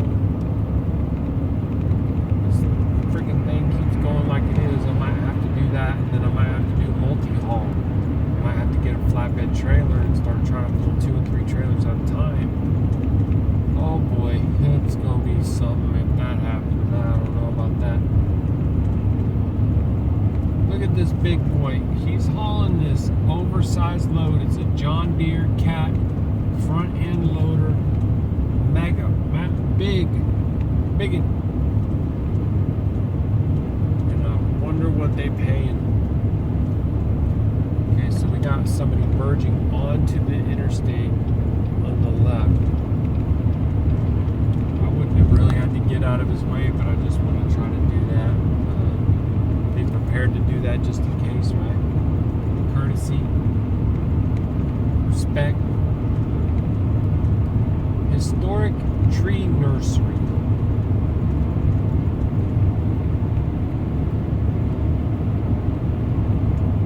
Oh, this looks like my thing right here, family. Better start paying attention, boy. Here we go. This is Haugan. Haugan. There's big rigs all over this joint. And I mean all over.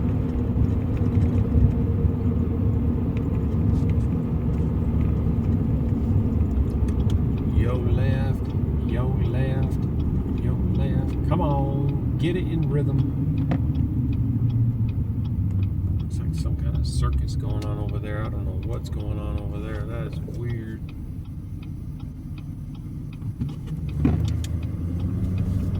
Get around here before the big old U-Haul comes out. And so we go.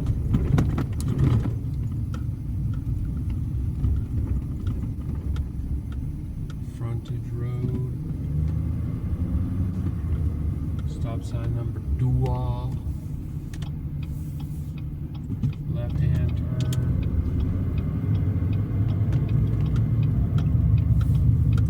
I feel like you go up behind this place, but I don't know exactly where you go in. Here you go. Dang, man, look at what he's got going on with his seismic. He's got that sucker jacked up on high. That's how to keep it level, I guess.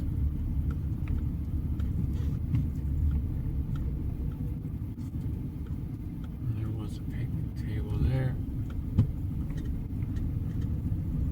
And another one right there. personally going to try to find a spot where I'm not too close to folks.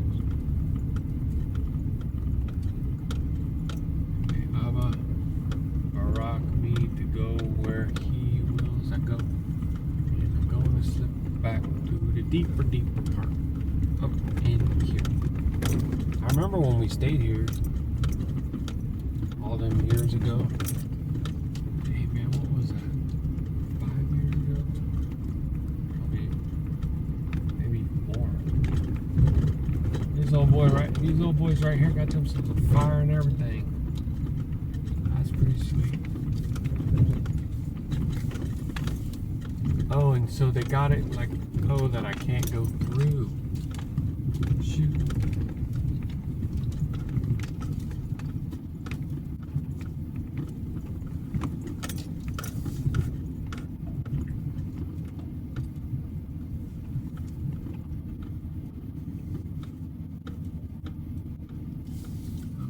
I could be right here. No, keep going. Okay. Yes, sir. He tells me no. He says, no, you don't stop right there. What are you, the fucking, excuse my language, what are you, the RV park manager? No, you ain't.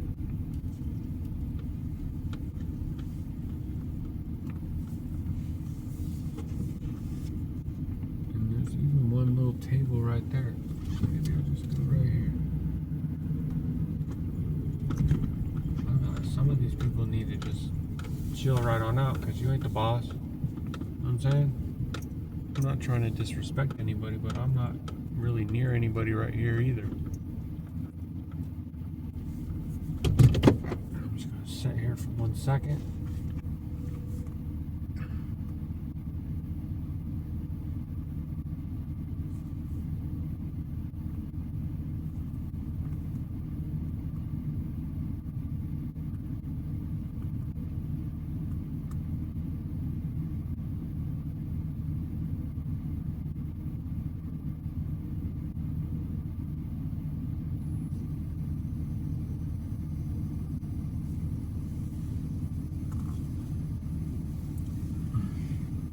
Alright.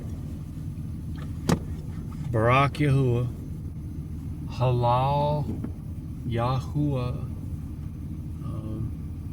Shalom Shalum Mashpaka. I'm going to stop the video here. I'm going to kind of set up my little camp. Now, obviously I just sleep right in the back here. But that little table right there is going to be the place where I'm going to prepare my food. And, yeah, Baruk Yahuah. Baruk Atah Yahuah to you and yours. And I'll see you on the next part as we continue to make our way back to Goshen to see what kind of loads we can get into. And now you're getting to see that sun right there. Through those trees. Halal Yahuah. Shalom.